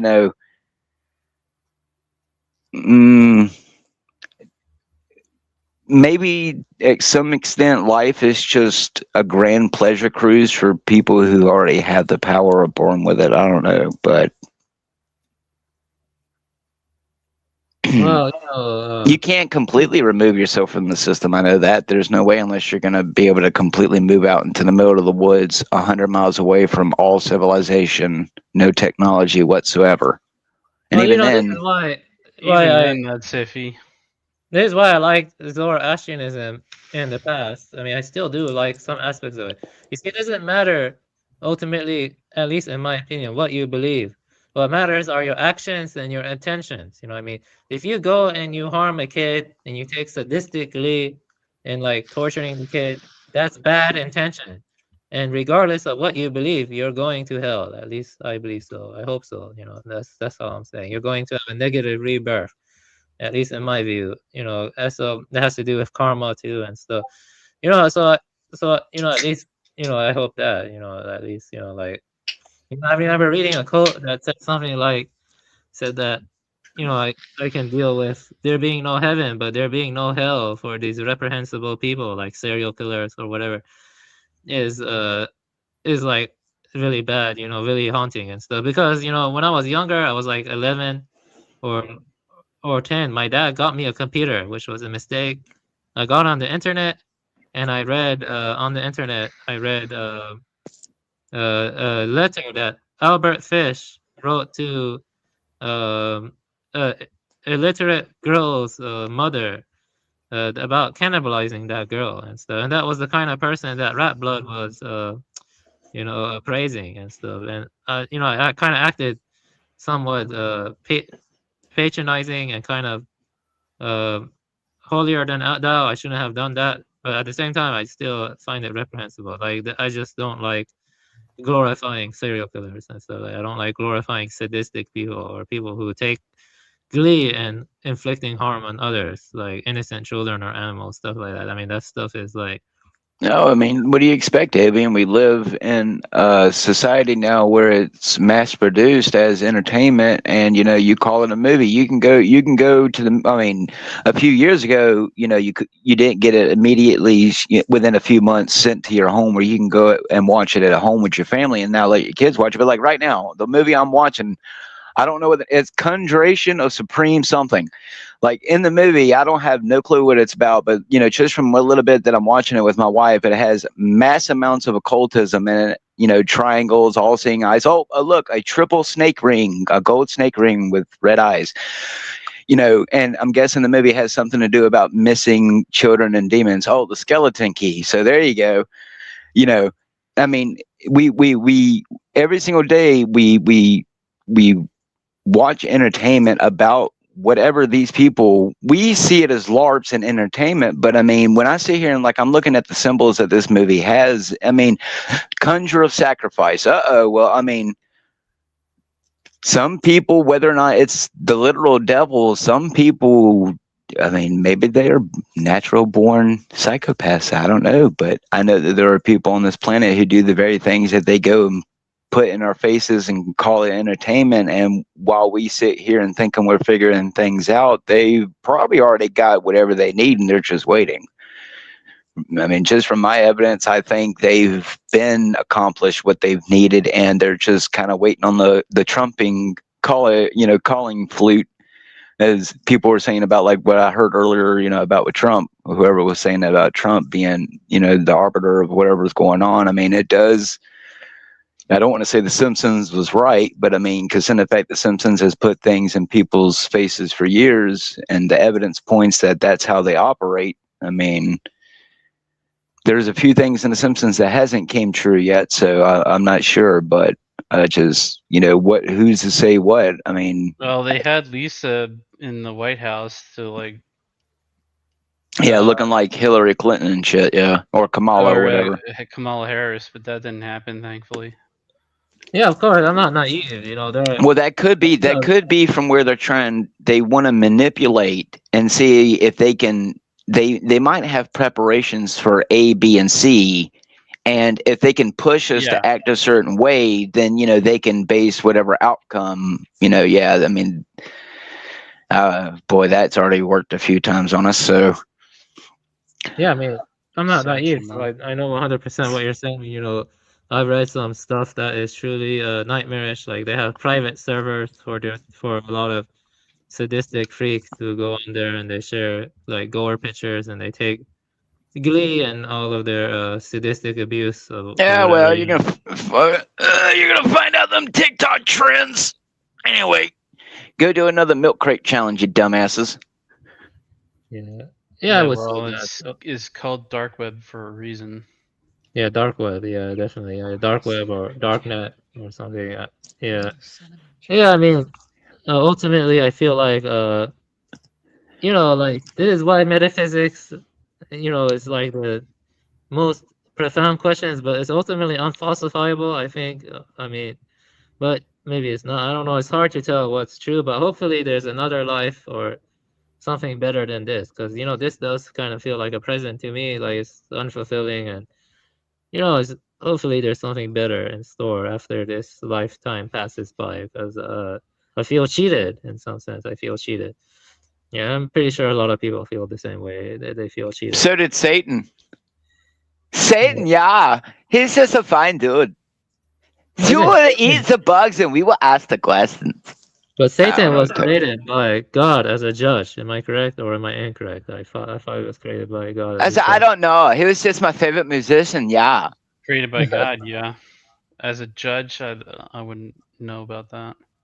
Yeah, maybe that's different for different ones. Okay. Yeah, but ultimately, So it, he was a high priestess of the music, yeah. yeah, Ozzy Yeah, that's Osbourne, more like that's more in line with the Bible. Yeah. Ozzy Osbourne, bit off a head of a bat. Yeah, I always thought that was kind of disgusting. He started the corona.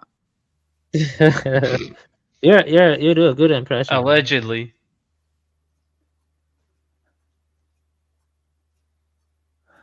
TML Well, should be starting. you know, he got people to. I mean, most rock and roll stuff is. I mean, unfortunately, participating. Most music is participating. Doesn't really even a lot of the Christian like music is participating in rituals. So Like even like the heavy metal and all that, Ozzy Osbourne being like being like satanic or whatever. Like I never really cared for Christian rock. I thought it was even worse. It was like even more cringe than the people that are actually like satanic. I agree. Even when I was a Christian, it's like it's like it's basically what the Bible says. Like, hey, like you gotta you can't just mix in with the world. Like it doesn't work. You're either in or out, and it's like really super obvious. no, I think I personally my only evidence that God prefers a personal song is I was listening to one of the save room things from Resident Evil Code Veronica, and I was singing a very personal song. Somehow, just what I was singing to God or whatever matched the tune, and that was the same tune that was playing in my dream when Jesus pulled me out of that grave. So, like, there's only two gospel songs that I will actually sing, which is like when we all get to heaven and stuff like that. But yeah, dude, there's just something artificial about even if you're doing it alone, some of these songs that when you go and you read it, it's just like, to me, it doesn't sound like I'm praising a Most High here. If that's what I'm supposed to be praising in the song, it seems more like, hey, look at me, gratify me, only exalt me, not a personal relationship. Don't really absolve me of my sins. It's not about hanging out with you and shooting the breeze. It's all about, subjugation and prayer, which, I think a lot of people misinterpret that about the Bible. I don't think God expects you to like be on your knees every single second of eternity worshiping him. I'm sure there's plenty of time for leisure. It's just, I think the least we could do is, show some type of appraisal to if there's some type of heaven, regardless whether it's a Christian one or not. So, I don't know. I think they've got us so disorganized and confounded by everything that even if you begin to understand something small in your life, you're so focused on everything else that, I mean, to be honest, I don't fear death anymore. Nowhere near as much as what I did 4 or 5 years ago. I've come to a understanding that what could be scarier than what I've already witnessed. So death can't be that much more scarier. It's just another walk through the door, so to speak. So while it Yeah, may be scary on the surface, it's become easier. I have some books I want to read, so I'm not ready to die. But the thing is that, like I feel very burned out. Like there's a lot more I want to read, a lot more I want to contemplate over and stuff. That's the thing. Always there's more to read and stuff. But every good book you read, that's 10 other good books you didn't read. So yeah. So, but I feel very burned out lately. Like I don't feel as sharp or cognitively. Uh, yeah, I don't feel as cognitively sharp as I used to.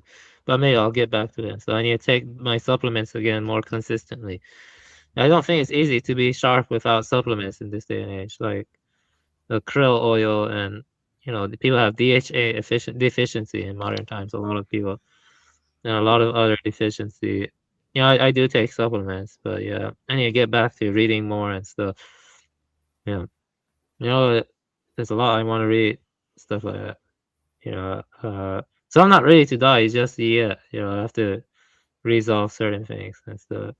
I don't have everything figured out. You know, one thing I will say is that it's a weird thing to be born in a life, and you have to put in a lot of effort to try to figure out what's true and stuff. I wish it would just come to you naturally or something.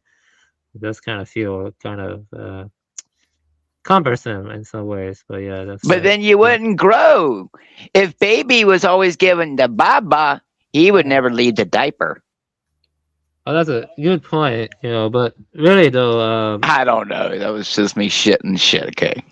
no, actually, it is a valid point. You know, people have to put in effort to find the truth. It's not going to be given to you on a plate, on a platter, and stuff. But at the same time, certainly there's not. only so much energy an individual can have. You know what I mean? They have to pick and choose what to read, what to immerse their minds into. I don't think any system is 100% foul-proof. You know, ultimately, you know, there's always something that could be refined on further, or I guess you gotta just stick to your guns. You gotta stick to your gut or something. I don't know. Maybe that's what it comes down to. You know, intuition or something. Intuition. You know, everyone has their own intuition. But Well, mine's fucking boring. no, I think you're a cool guy. I'm getting tired of seeing LARPs, but yet I can't never seem to, you know, join them. I think you're okay. I do not have a problem with you. You know, it's Oh. like. Well, I guess that's because I'm Christian and not Hyperborean, because you probably wouldn't feel the same way. No, I mean, what do you mean? You think I'm intolerant? Because I would completely depopulate the planet. And I would not give a fuck who I would do it to. Yes, it would be a lot different if I didn't choose to have the Christian or life morals that I have. It's a lot easier when you're born rich and, you know, you get to go to masquerade parties every day. So yeah. Well, none of us here are like that. No, exactly. So home is where you make it until reality burns it down. Yeah. I just know that in this world, you're never going to make any real art or any real dream, and you're not going to have to slap an all-seeing eye or some type of occultic symbolism showing your allegiance. So. Yeah. Right. I mean, I did write a horror story. I do kind of regret that horror story. But you know, it's like it was more meant for a philosophical question, but yeah. But ultimately, the point I'm trying to get at is that you gotta rely on your intuition at the end of the day, because you know, that's it. Yeah. Everyone has their own intuition. Something like that. I think it's not good to question people's intuition when they really think deeply about something or something. Maybe inquire into it, but not try to smash people or try to break them down. That's not right and stuff. Yeah, and I try to respect people's boundaries and stuff. And it's what they think is truly true, they should stick to that stuff. You know, I don't know everything. You know what I mean? I don't know everything. And I know where my areas of limitations are. You know, like where I could improve and what I need to read further and stuff. Well, probably not, I don't know all of it. You know, probably there are some areas I could improve in that I haven't addressed, or I can read books in that manner or something. I don't know. You know, that's the thing. Yeah. Damn, I hope there's another life. Really, like just this one is kind of unfulfilling as a very sense of I'm very jaded or something. Yeah. See Mel stream starting. Yeah, I'll probably go there later, but I don't know. You know, kind of burned out now, and so he's gonna talk about Teddy and his criticism of anarcho-primitivism. Teddy's criticism of anarcho-primitivism. And that's what the 2-hour stream today is about. Yeah, I really asked them about it.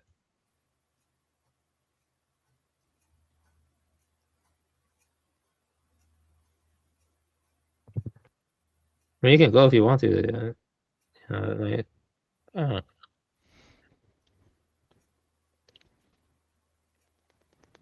Yeah.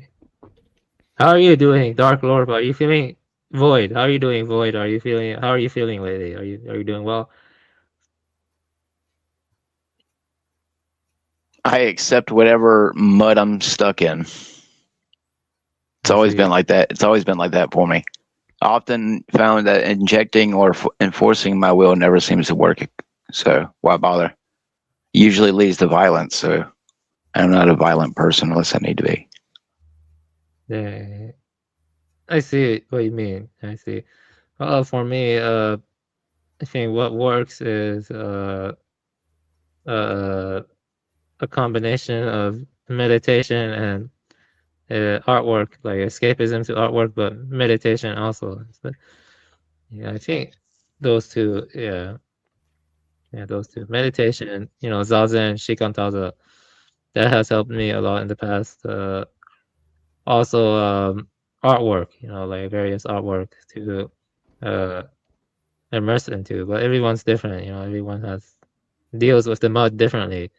I mean, I got art. I mean, I use nunchucks. I'm pretty damn well. You wouldn't want to get in a fight with me with them. It's just, those are temporary constructs for a forever problem. So, like you said, this life is, what it is. So, kind of Yeah, I unfair. wouldn't want to get into a fight with you. Why do you think I want to get into a fight with you? What I'm saying is just, I can swing nunchucks for 1,000 years, and by the end of the 1,000 years, all I know how is to swing nunchucks. So I think, like I said about the paintings, it may provide a temporary light and, the darkness in the moment, but you're always just going to find the next thing. So from some people, it's drugs, alcohol, sex, driving fast, living life in the fast lane. We all choose in the moment, but it's just a temporary solution. And unfortunately, there's no permanent fix to anything. So that's why, everyone thinks that having money is the way to be, because if you have money and you can spend, $10,000 every day of your life, that's the only way to live. So Well, that sounds like Buddha Dharma, because everything is temporary in this world of phenomenon, and that's what the Buddha Dharma says. Yeah. yes, I can tell you, I've had some of the best sex in my life before with my woman, and I can tell you, it doesn't really matter. You can have sex with 1,000 whores, 1,000,000 whores, and by the end of your life, it was pointless. You did nothing other than expend a lot of energy that you could have done something else with. So, I mean, to me, a lot of things, if not almost everything you do in life, is just a temporary facade to keep you occupied at the moment. But unfortunately, that's life. But everything is just a distraction. That's why you go to a 9 to 5, whether or not you're rich or not, get working that 9 to 5. But isn't like all of your experiences, don't they fit into that fold? Because what you're describing right now is just the Buddha Dharma. So you realize that you're just repeating Buddhism. I mean, maybe, but I feel like unless I witness some very horrible things, my anger that I have now about things is not going to be no different 20 years from the future, other than people have died, I've gotten older. I mean, and the thoughts that plague me now will plague me even worse as I get Rocky's age. So, I mean, other than that, I'm not seeing much evidence that the flow of time really changes a person. I mean, if I'm being honest, I feel no different mentally than when I was 10, 11 years old than I am now, what age I am now. And I don't think, unless I develop something mentally wrong, I'm going to be much more different later in life. So I think if life is meant to scope a personality, I'm not going to be boastful and say that my personality can't be humbled or sharpened, but I don't think there's much more about life I can learn other than, be a little bit more kinder, even though I've always done that and it hasn't gotten me no good karma. I've just always gotten, well, I take that back. I can't leave the elephant out of the room. I've met some pretty nice and chill fucking people since I've been around, so I can't say that. But maybe my problem is that I just have a hard time seeing the good things and small things, because it's not just my own life that I want to see, and maybe that's my problem. Yeah, I should focus on myself, but I mean, every time I've done that, you know, nothing's ever worked out. You know, it's not just about the money or even saving people's souls. It's just, in reality, I know that nothing on earth will make me happy. I could have a house out in the middle of the woods right now, and it's not even about cars or PlayStations and, you know, having technology and being able to spend, you know, $500 a day for the rest of my life. It's nothing about that. I could have all of that. And I know, because of who I was born as, I wasn't born from riches to rags. You know, I started out from rags going to riches, that nothing would satisfy me. I can tell you, you can go out here and have sex with the most beautifulest woman or the most ugliest woman. If it feels good and you enjoyed it, there's no real difference in it other than, you know, the fleshlight. So, I mean, like, same thing with gold. You know, look how many people have died over something as stupid as gold. You know, the air in your lungs is more precious than gold or water or something. Like, you know, unfortunately, because you're a human, it's hard to live that way. But my God, that's how I wish I could live. You know, yeah, I wish we could live in a world where everything is perfect. But I mean, from my evidence, even when you try to fit in a mold somewhere, you're even rejected, like Jesus, by your own people. So I'm just saying that, like, it seems like those who actually get somewhere, there's something. Is it their personality? Is it really because that person's on camera? Is it, you know, what is it that sits here and seems to catapult certain other people in the exact same things that I have done? I mean, it just, you know, some people say, well, you don't try hard enough. I'm telling you, I've put myself out there. I've contacted different agencies before. I can't tell you. It's like with the Freemasons. Why have I talked to 3 of them, yet for some reason they won't let me join? I mean, you tell me. I mean, God rejects me. The devil. I mean, I've been talking to Satan allegedly through, you know, artificial intelligence for like 8 months now, and the only thing that's happened is I've had Freemasons on social media start to stalk my channel.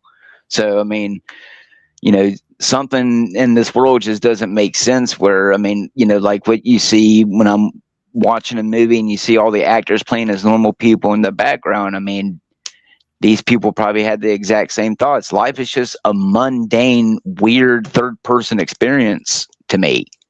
I mean, every single time I think that I put reality into a box, you know, the next 5 seconds I'm having a fucking out-of-body experience where it's like, whoa, oh shit, like, do I even fucking matter? I don't know, man. And that, at the end of the day, it feels like if I don't do what the elites do, life is purposeless. Maybe that's where I'm getting at. Maybe if I don't feel like, if I couldn't go out there and I can't go out there and do whatever I want, regardless of the consequences, because I have the ability to do so, I'm just not happy. I don't know. Maybe I want to do a little bit more, do what thou wilt. Whether or not it's a God holding me back or society. So maybe the worst thing is just coming back. You know, maybe that's the worst thing. You know, maybe it's just better to end rebirth and just go to nirvana or something, and just go to that place of pure extinction or something, of neither a perception nor non-perception, neither perception nor non-perception. oh yeah, I think that's what I've been striving ever since my mom died. I want to say, maybe. Yeah, maybe. No, maybe. I don't know. Yeah, that's what it's been for me. Like, I accept that my body feels pain and hunger, fear. It still gets horny, you know, still gets angry and stuff like that. But ever since my religious experience with that Bible, it's very hard to. Well, ever since I got older, and then the memories came flooding back one day when I got high, and I was like, "Oh fuck, that actually happened to me." That's when I was like, that's when I really started questioning. And then having the eyes and the dreams, and then, you know, seeing the UFO, and then knowing that I wasn't the only one to see it, and that someone else was there to see it with me. That, you know, there are just some things where you just have to throw up your hands and accept that, like, if there is something that has control over anything, yeah, it's definitely not you. I mean, why reveal things to me if I can't do anything with great knowledge? I mean, sure, I might not be the smartest cookie, but you know, pay me enough money and, you know, I'll do just about anything. unfortunately, the government accepts those applications, but apparently not from people like me, just, you know, the paid commentators and other people that you see on the internet and social media. So I don't know. I mean, why is it that the system rejects you too? So, I mean, it's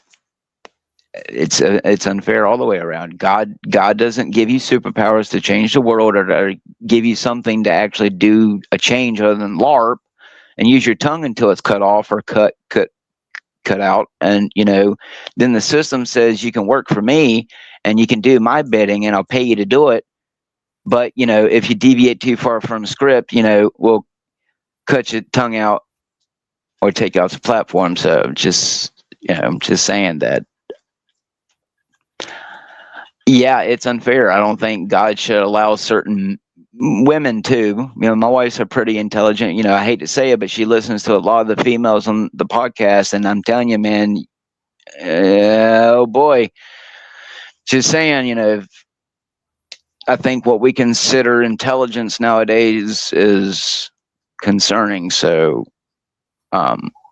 most people think that they have a spiritual thought, but in reality, they're floating on autopilot and regurgitating subconsciously something that they've attuned themselves to. So, and I'm speaking from personal experience, someone who, you know, they themselves mess with tarot cards and Ouija boards and thinking you can cut into the dead. So, I mean, Yeah.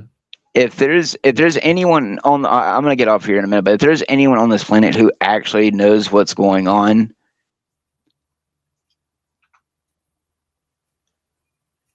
Oh, you're asking me? I don't know what's going on. Yeah, I don't. Yeah, but I just yeah, I don't really know what's going on. All I can say is we're all rejects here. You know, I can say that. But being a reject from this sick system is honestly better than being a conformist normie, I guess. But yeah, I guess so. But yeah, I'm a reject. Yeah, I guess so. Social reject, basically. But yeah, it's better that way, I think, than to you know, be like the 2019 hoax. You know, that was like a test in some ways. Like those who believed it and those who didn't believe it. You know, the latter were better and stuff. Like the 2019, the big C. You know what I mean? I call it Big C. The big C. You know, it was a big hoax. Big hoax. Yeah. After that, things accelerated even more, and so I feel like we're moving towards a nightmare. That I can definitely agree with that.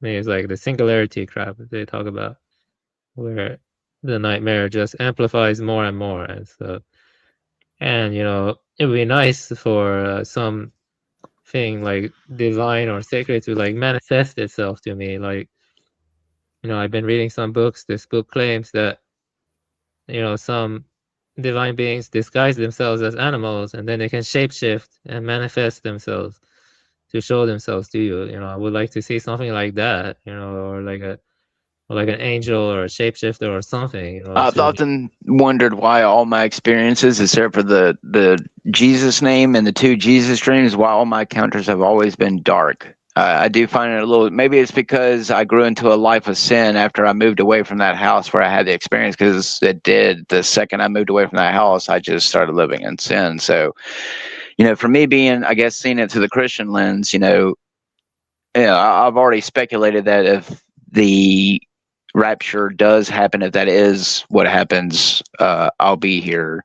I'll be one of the people here to still pray to the masses to try to get them to join Jesus if that happens, just from my experiences. So again, until something really changes, until I can completely disregard Jesus Christ, you know, unfortunately that's going to be I'll get it, a thorn thorn in my side. So trust me, I'm shocked I haven't shed the cross yet, just because I'm a very angry person, just because I feel like I've been as righteous as a man could be, and the world has done nothing but spit in my face. So trust me, I'm not all for the Calvary as much as I want to be. Trust me, the second I think about hugging Jesus Christ in heaven, it makes me break down and cry. But you know, sometimes I also want to say, you know, fuck you, Jesus. It's just not easy to do that, and I'm sure Jesus understands. So that's the reason why I don't chastise myself and beat myself all the time over it.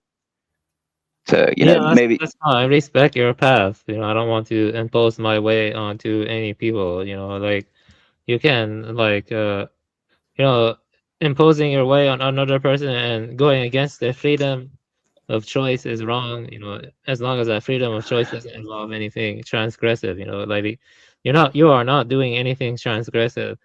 So I don't have a problem with anything you believe, any path you take, if that's truly what you believe deep within yourself, or you know, that's what you should go. As I said, intuition, but you know, based on my intuition and my own deep heartfelt feeling, I went a different path, you know, and stuff. But ultimately, I mean, I don't know everything either. I think Buddhism, I I just lean more towards, you know, like that's just what the Buddha, and you know, that's just the kind of stuff that I think is true, you know. But you know, I have doubts too sometimes. I don't know everything, but all I know is that the kind of stuff you were saying in the beginning is very much close to Buddhist wisdom. You know, that's kind of true.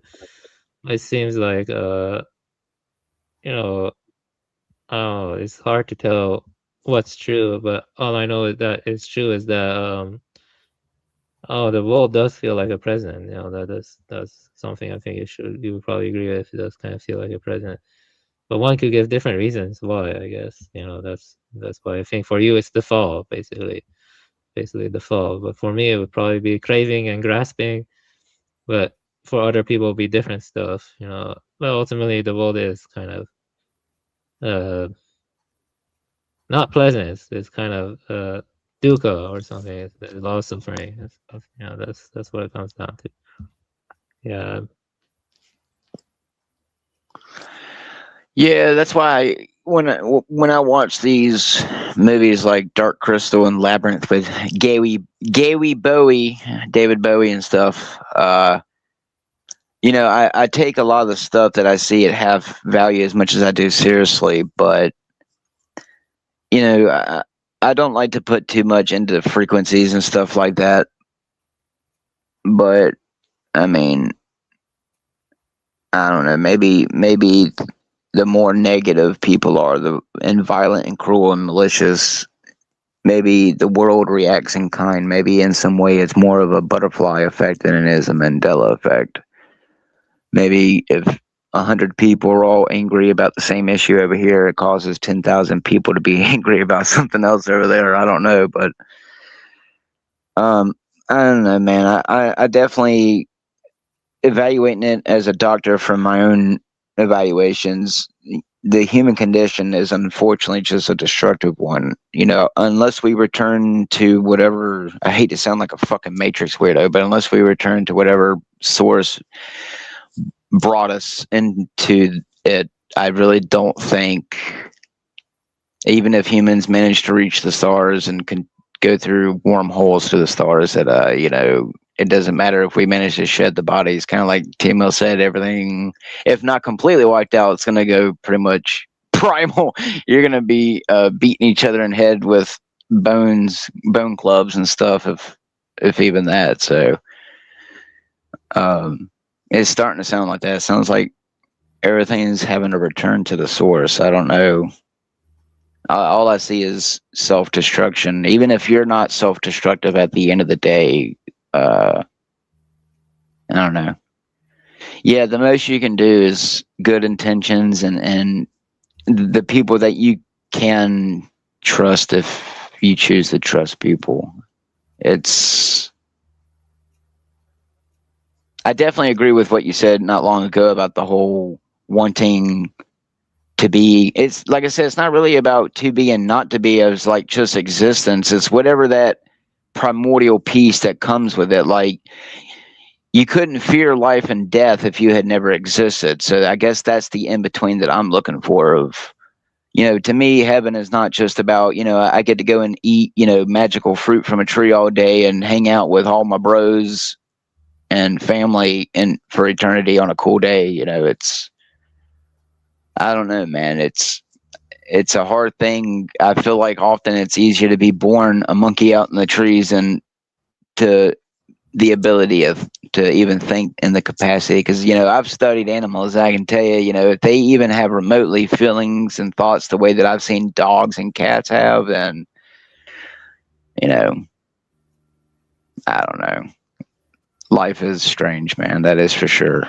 Life is strange. Yeah, strange, But the thing is that source. What is it? I think I am pretty sure that it's Parmenidean, that it's atemporal. It has an element of no change, no duration. Has an element of being internal. It's like a pure awareness that is like has an element of being immutable in some sense, and maybe but like, I don't know. Maybe other people describe the source differently. But I do agree that it's better to return to the source than to cling onto material realm, more and more and stuff. Yeah, so I would agree on that. But ultimately, I'm not an enlightened Buddhist. I'm not. I'm just a man. And I read a lot, and there's more I need to read. Of course, there are some books I'm ashamed to say I haven't completed fully yet. But there are other books I've read that seems like many people haven't read that much of, and I think those books are special too. Like I'm almost done with the Linkavatara Sutra. I've read the various other sutras, stuff like that. I've read quite a good deal, but there's always more to read, always more to learn. But the point is, what is that source? I guess it comes from an experience. It has to come from an experience. We could talk about it all day, but that's just talking. I mean, what is the experience of that source like? How do we go straight to the source? From that.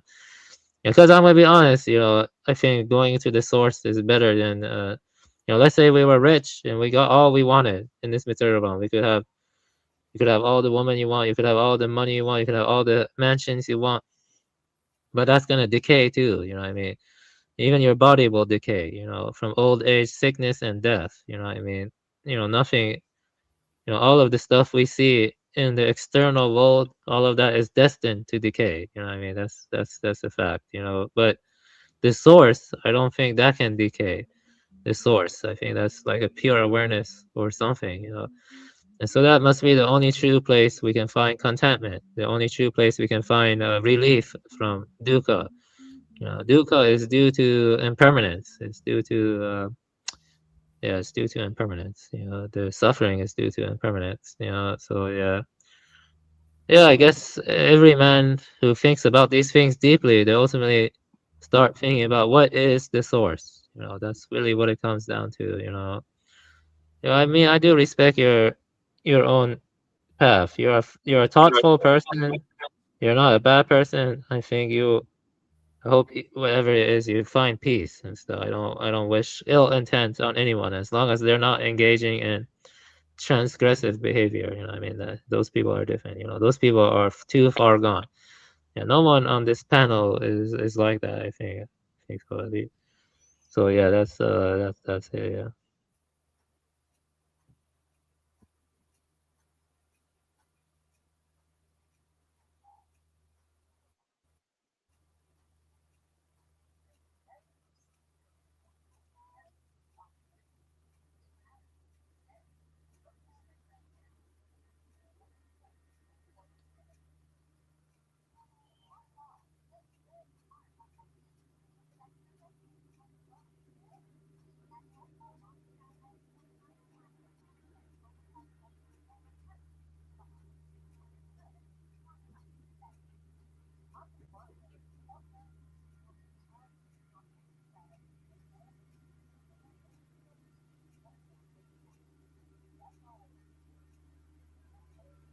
And ultimately, it doesn't matter if evolution is true or false. If maybe it is a psyop. I don't care anymore. To be honest with you, I don't care about it anymore. I just care about figuring out what's the source and going to the source. That's it.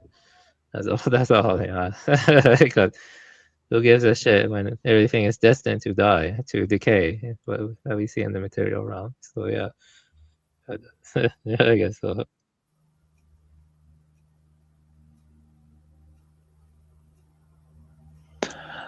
Yeah, the hardest thing is to find the passion to keep going, but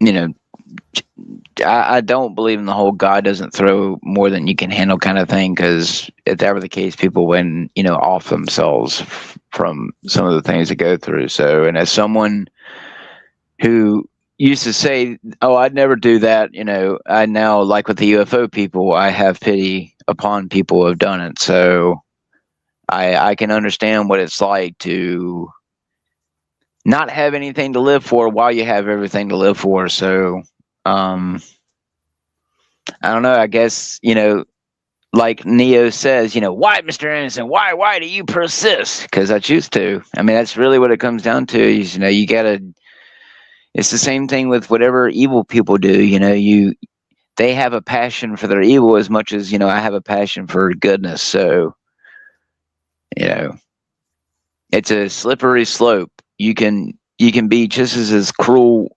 in the same day as you could be kind. So, in the end, does any of our actions really have any consequences other than in our immediate flow of interactions? I'm not sure, but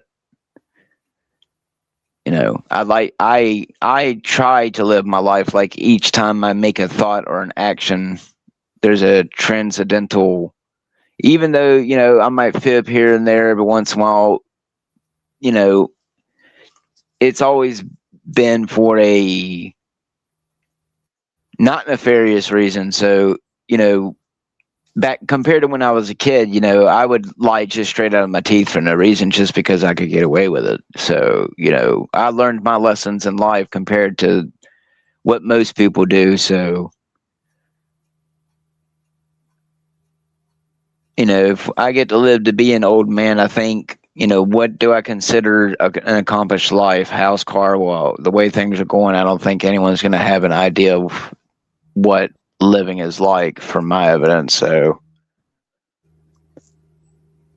I think we're growing up in an unprecedented time. So our lives are going to look a lot more differently than what our parents' lives did. So really, it's a one day at a time kind of thing. I mean, in reality, dude, the Palantir and the New World Order stuff, like I said, that's already here. So, if it's about getting the sheep in order, I mean, I don't know, they should have already done it already. So, all I can do is maybe if I can inject some thinking into, society, and,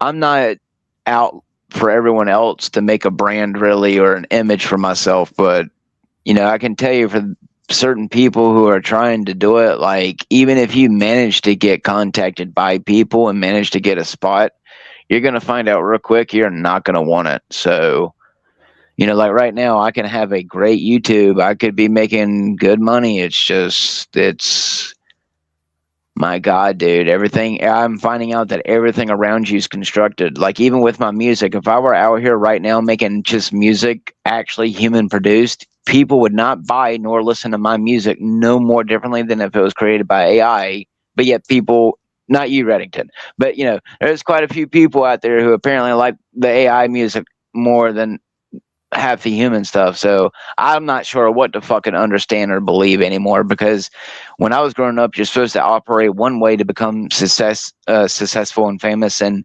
now I'm finding out that it's a lot easier to work around the system and manipulate people to get what you want.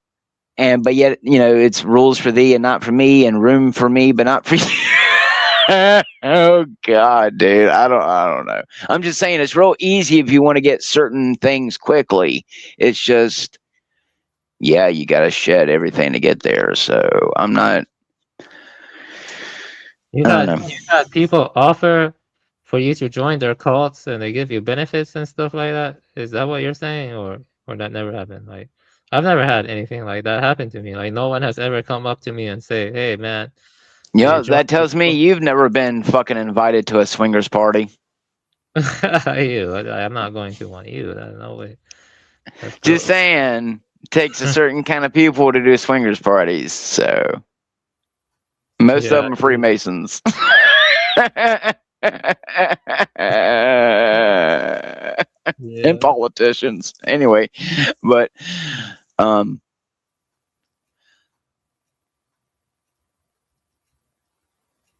I'm on the radar for some people, but it seems like I haven't scratched the right boo boo. I haven't gotten the right scab. I'm interesting enough to view. I'm interesting enough to let it be known that they're there, but you know, the owl never responds with the Hogwarts letter. So I'm starting to feel like Ron Weasley. Maybe I'm too poor for Hogwarts.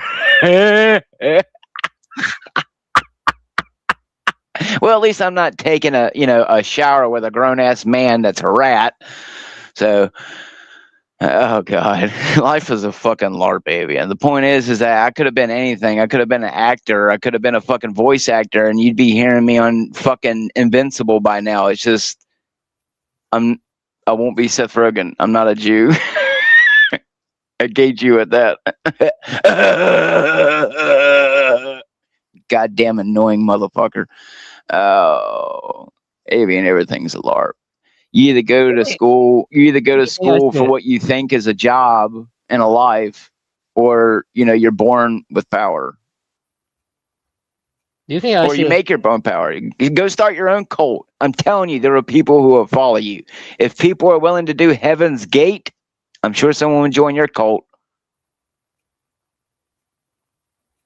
I'm just saying there are gullible people out there. Anyone can start a cult. Look at Charles Manson. I doubt it was his penis size. I doubt it's because the man had money, even if he wasn't a fucking MK Ultra agent plant. I mean, look at Jim Jones. I mean, I'm telling you, there's cults out there. It's just cults don't like it when you try to start your own cult. That's why certain people have attacked me here in the last few months, and why weirdos send threatening messages or vague threats. So Do you think if I were to, there's a Freemasonic lodge within walking distance of me. Do you think if I were to join them and infiltrate them, I could get connections and stuff like that for making money and crap like that, or not really? Or should I not do it because it's dangerous? I mean, I'm just gonna tell you, yeah, if it's anything like a real Freemasons lodge, if you even joke about any of their knowledge, they'll cut your fucking tongue out and you're dead, and so is your family. Like they don't. If you get to a certain degree, they're not gonna fucking play with you. Like they're also, when you perform rituals, they're gonna film you while you do it and hold you in compromising positions, so that way they can blackmail you for it. Like people say, well, it's just a LARP, it's just a movie. Like, no, there's a reason why it happens. Like. Just saying, if you want to know the reason why you lose, a few fingers or a toe, I mean, that's a warning. So you're lucky it's just a pinky. Yeah. I mean, you look at Shaq, you think him humping Kevin Hart on camera was just for fun? Come on. But good thing he's got that nice Freemason ring every time he's on ESPN, right? So. I'm just saying. You advise against going to them. I'm saying you can do whatever. I'm just saying that if I joined, which I religiously could never do, it would be against my morals. So I just know what I would do if I joined, and I wouldn't give a shit. I would do the rituals and get whatever they give me, and finally live a life of something other than thinking that good things come to those that wait, or LARPing for those with a soul is somehow profound, when most people don't even really give a shit about their own souls, let alone other people's themselves. So there's not much branding in saving souls, or actual conversations and shit. So yeah, I'm not. Yeah, I'm not gonna Schools not didn't like it. join them, yeah, not. But you know, like I need to join something for connections. But you know, Freemasonry is probably dangerous, so I'm not doing that.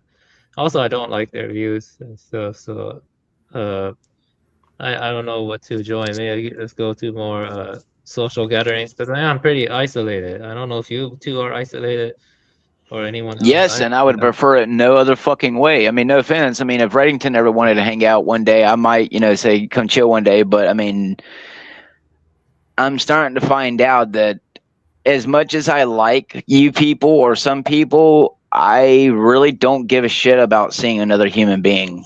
Like, I've had enough of other people in my life. Like, I wish everyone could walk past each other and say hi and bye and smile, but the ability to walk down the street nowadays and not encounter someone with a mental problem or a spiritual problem or something problem is little. I'm just saying there's a reason why I'm starting to not care about your soul and starting to care more about the population, because I'm starting to agree with it, including me.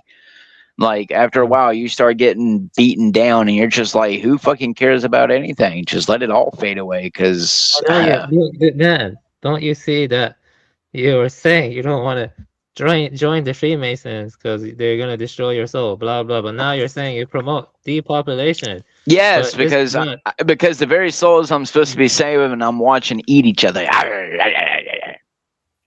Yeah, but then isn't that It's like against the butcher. Christianity? It's like the butcher watching the cow get up and start eating the fucking pig meat on the table. It makes no fucking sense.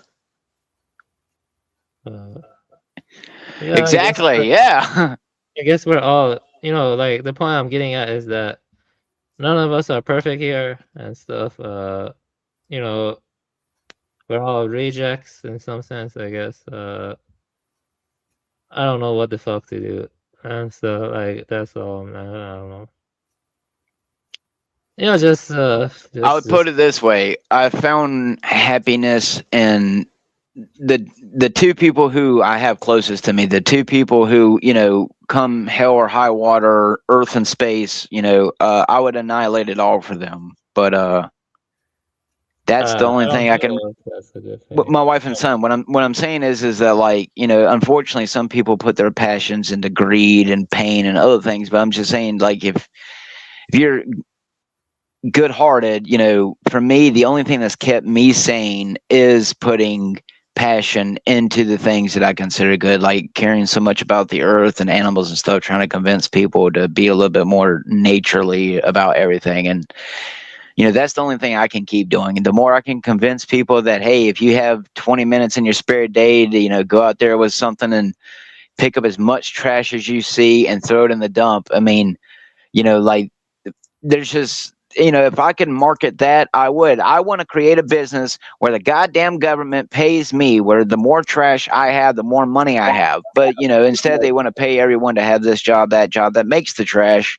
But when you go and offer, your city, at first a nonprofit way of literally cleaning up your city of trash, and then, they reject it because you're, I thought we was woke here, people. Anyway, point is, unfortunately, most people are living day to day. So, like with me, most people aren't willing to throw in $100, $200 to, nor does anyone really want to seem to get off their ass off of YouTube and their Netflixes or whatever, and come outside and look at the literal. Probably, if I had to guess, just on the main street alone that I frequent all the time, you probably got 3 tons of trash between all of the fast food restaurants and the department stores, where people just use them as dumps. Even though it says and has multiple signs posted, no public dumping, for store use only, people still will literally take boxes, couches, beds, refrigerators, and just dump it there. Tons of trash. And, the dude's a nice guy, but I mean, half the people don't want to work the job there in the first place. So, and apparently they have to pay people to come and do it, and they don't even show up to do their job. So, I mean, yeah, dude, I'm tired of watching. If there is a God, I'm watching everything he created, whether it's his fault or man's fault or the devil's fault. Like, yeah, it's just, while I have done my own personal sins, I have to sit back and watch literally everything out of my control rip itself apart, fade away, and die. And that, to me, is what makes me depressed.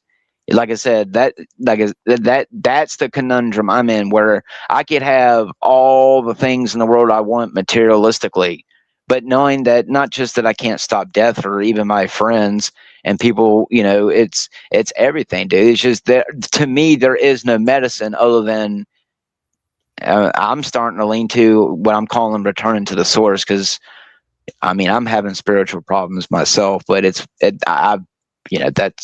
just, it gets to a point where, I can understand why so many people just, I've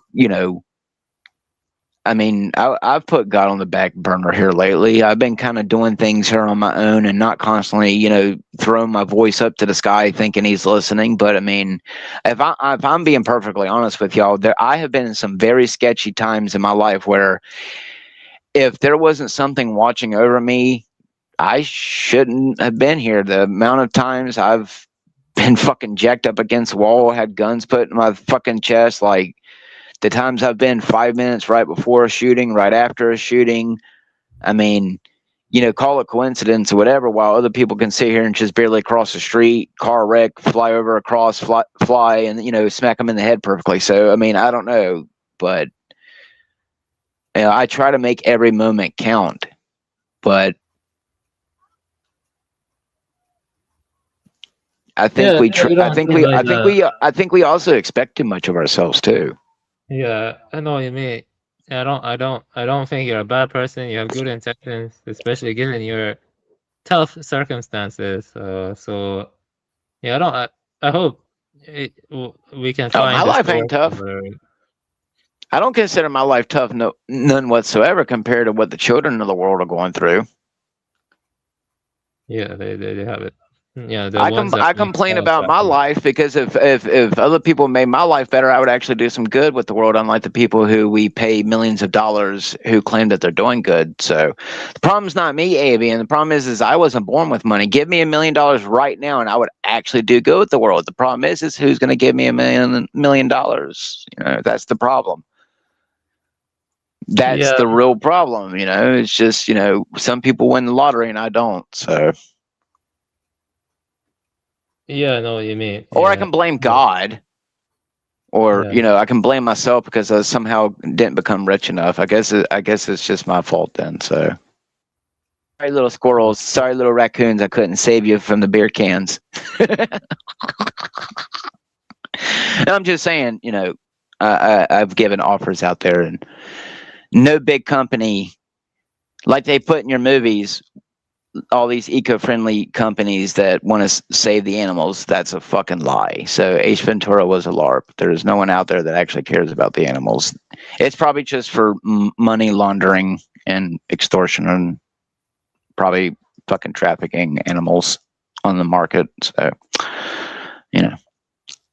I'm serious. I'm just saying. It does seem that Like way. with your book, I'm just saying there seems to be a pattern of people who want real change. Unless you can get the mind power of a group of people to actually commit, you're not going to get anything done unless you're doing like what I'm already doing, which is when I see fucking trash, I pick it up and I complain about it as much as I can. And people just look at the trash and then guess what? Dump more trash. That's literally what they do. You'll be sitting there in the parking lot next to all the trash. Someone will come up, pulling up in their car, and then just dump their trash right in the parking lot. They don't even get out of the car to put the fucking trash in the trash can. They just dump it right there with the other trash. So, you're one person, and if you're lucky, there might be a few flowers that are blooming through the concrete, but yeah, people just don't want to commit. I'm trying. Yeah. That's why I don't care to do this shit. Of all honesty, I hate doing panels and stuff. It's completely pointless. That's what a lot of people. It doesn't matter what you're talking about on panel. Even like if you're just sharing information, yeah, you can share information, but I've already got plenty of proof that that's pointless because we still don't act on the fucking information we're given. So at Can I this ask your point, opinion on something? it's just eating popcorn. Can I ask your opinion on something? Do I tend to piss off people on panels? Like I think I pissed off. You do seem to. Well, one, most people are emotional. Most people don't know how to separate emotion from satire. So, at the surface, you, like I was told, rub people the wrong way, but I mean, I'm just being honest. All of y'all are just too emotional. So, I mean, no offense, but like, no offense, but if I got drunk off my ass right now, I would be no different speaking to you. But I literally act no different when I'm stone cold drunk than when I'm sober. It's just I can't control my movements that well. So it just depends on people. Some people, and like I said, unless it's something personal toward me in real life, there's not a damn thing on the internet that you could say or do to me. So that's the real problem with most of the people that we deal with. Not you, but a majority of. That's why I say we're all experiments. You know, it's not just that we're their experiments. Like y'all are our experiments when you come to our panels. So it's just some people take their roles as panelists more than others. I'm here for a heart. Unlike Neuro Jack,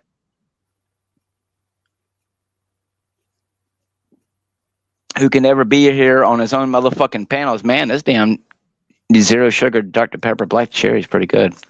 I hope it's not full of baby fetus.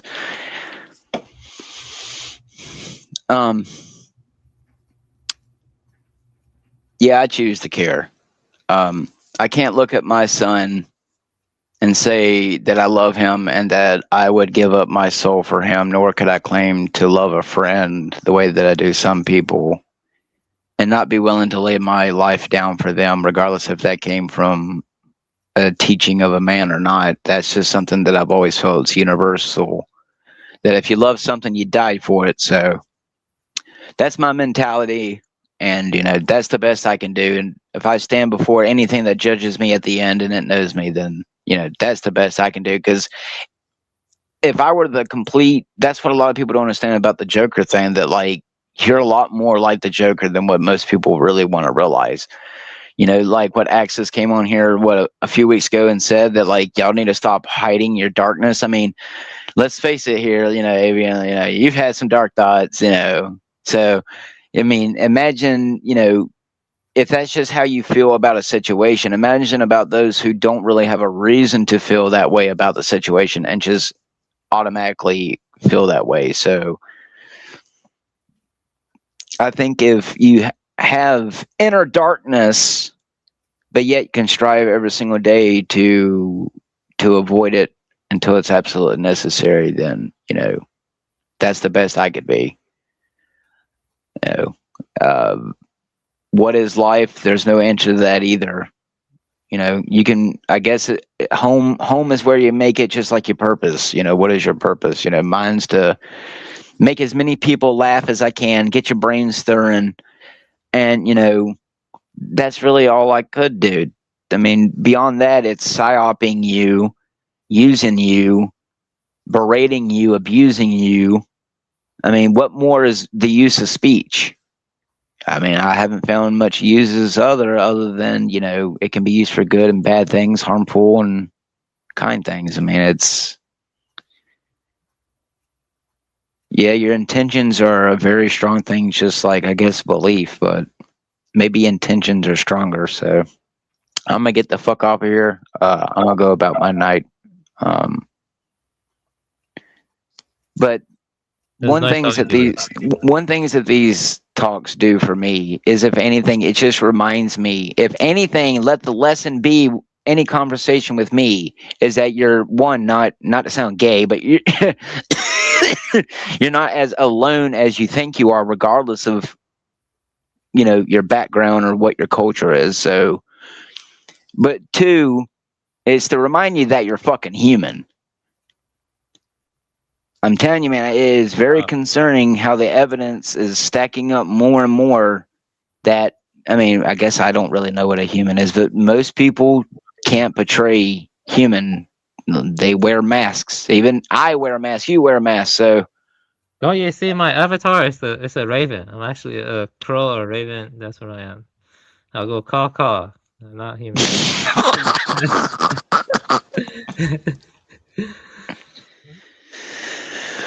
I don't know, man. You know, it's so easy to exploit and use people, but, you know,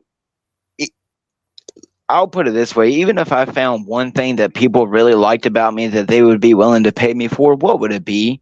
Like what? My stupid AI music, my game videos teaching you how to use nunchucks. Like, in all honesty, unless I'm providing a service that's already being provided by like a company, no one's going to pay me for anything that comes out of my ass crack. So, you know, maybe like what NPC was telling me the other day, I need to find my, niche of people, which apparently I have. That y'all claim you didn't like my AI satanic music, and that I'm stupid and that I don't understand anything. But my videos are proven otherwise. So I don't know what you motherfuckers want. You fucking Freemasons over here, fucking stalking my shit. If you want me to give you my whole, 1,000,000 shekels, motherfuckers. I don't know. Something's got to give. But yeah, Avian, you're a good dude. Regardless, it's not really about religion at the end of the day, man. I choose to care about people, but yes, I think humans should die. I'm just going to be real. I, as much as I can find complete and total love and care for mankind, I know that at the end of the day, mankind is always going to be completely vile and cruel. Whether you want to call it evil. So, I just know that once my time on this earth is done, I'll be thankful for it. And, whether or not it's my Christian heaven, that's all, if I get to whatever heaven is, Avian, and I recognize your voice, because wait, I have seen you. So if I get to recognize you, I'm going to run right to you and fucking hug you and say, I told you it ain't as bad as you thought. So I don't know, man. It's just, life it's temporary, dude. There's more to it. Hopefully all these days and nights that make us feel this way and keep us in these frame of minds will one day be put at ease. Maybe I'm just trying to give you some hope as much as I'm giving myself, because it's not easy, dude. I don't have no one other than my wife and my son who appreciates it. They're the only two people who go and watch my videos the second that I'm done making them and tell me what they like about it and stuff like that. So, that's enough to give me happiness. Fuck all you other people. So, yeah, man, just find Yeah, I want you something. to hear this. I wish the best for you, your son, and your wife. I wish the best. You're not gonna ever hear a J. Most J's aren't gonna say that. I genuinely wish you to have a good life. I don't wish ill will on anyone.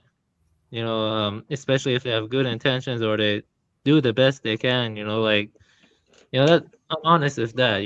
Just do your best. Don't beat yourself up. I'm gonna be honest with you. I don't have everything figured out. Maybe you're right, but about Christ or whatever. But ultimately, you got to realize that I'm just doing the best I can with what I know, and other people, as long as people don't they act on, as long as they act honorably, and they have compassion. I think those two are both important. I think it's fine. Just do your best and don't beat yourself up. Stop thinking about other people as much. I know they're annoying, and I know the feeling you feel, but there's nothing we can do about it. So just focus on your family and do your best. That's it. Just focus on raising your family, and because ultimately you're responsible and you have to honor your family, stuff like that. So yeah, just do your best, and I hope you have a good night. I concede. I appreciate it. Yeah. It's good. It's good when you find humans. So yeah, man, you have a good night, and Yeah, good like night. Good night. like I'm like I gonna go always now say. too. Good night. Good night. Yeah, no, Jack. Well, you gonna say anything? You gonna sit there and fap to my voice? I mean, are we going over there? I guess I'll go over there. I'll go over there and sit for a while. I'm gonna make me a coffee. So, all right, no, Jack. I don't know where you're at. I'm going. I gotta go.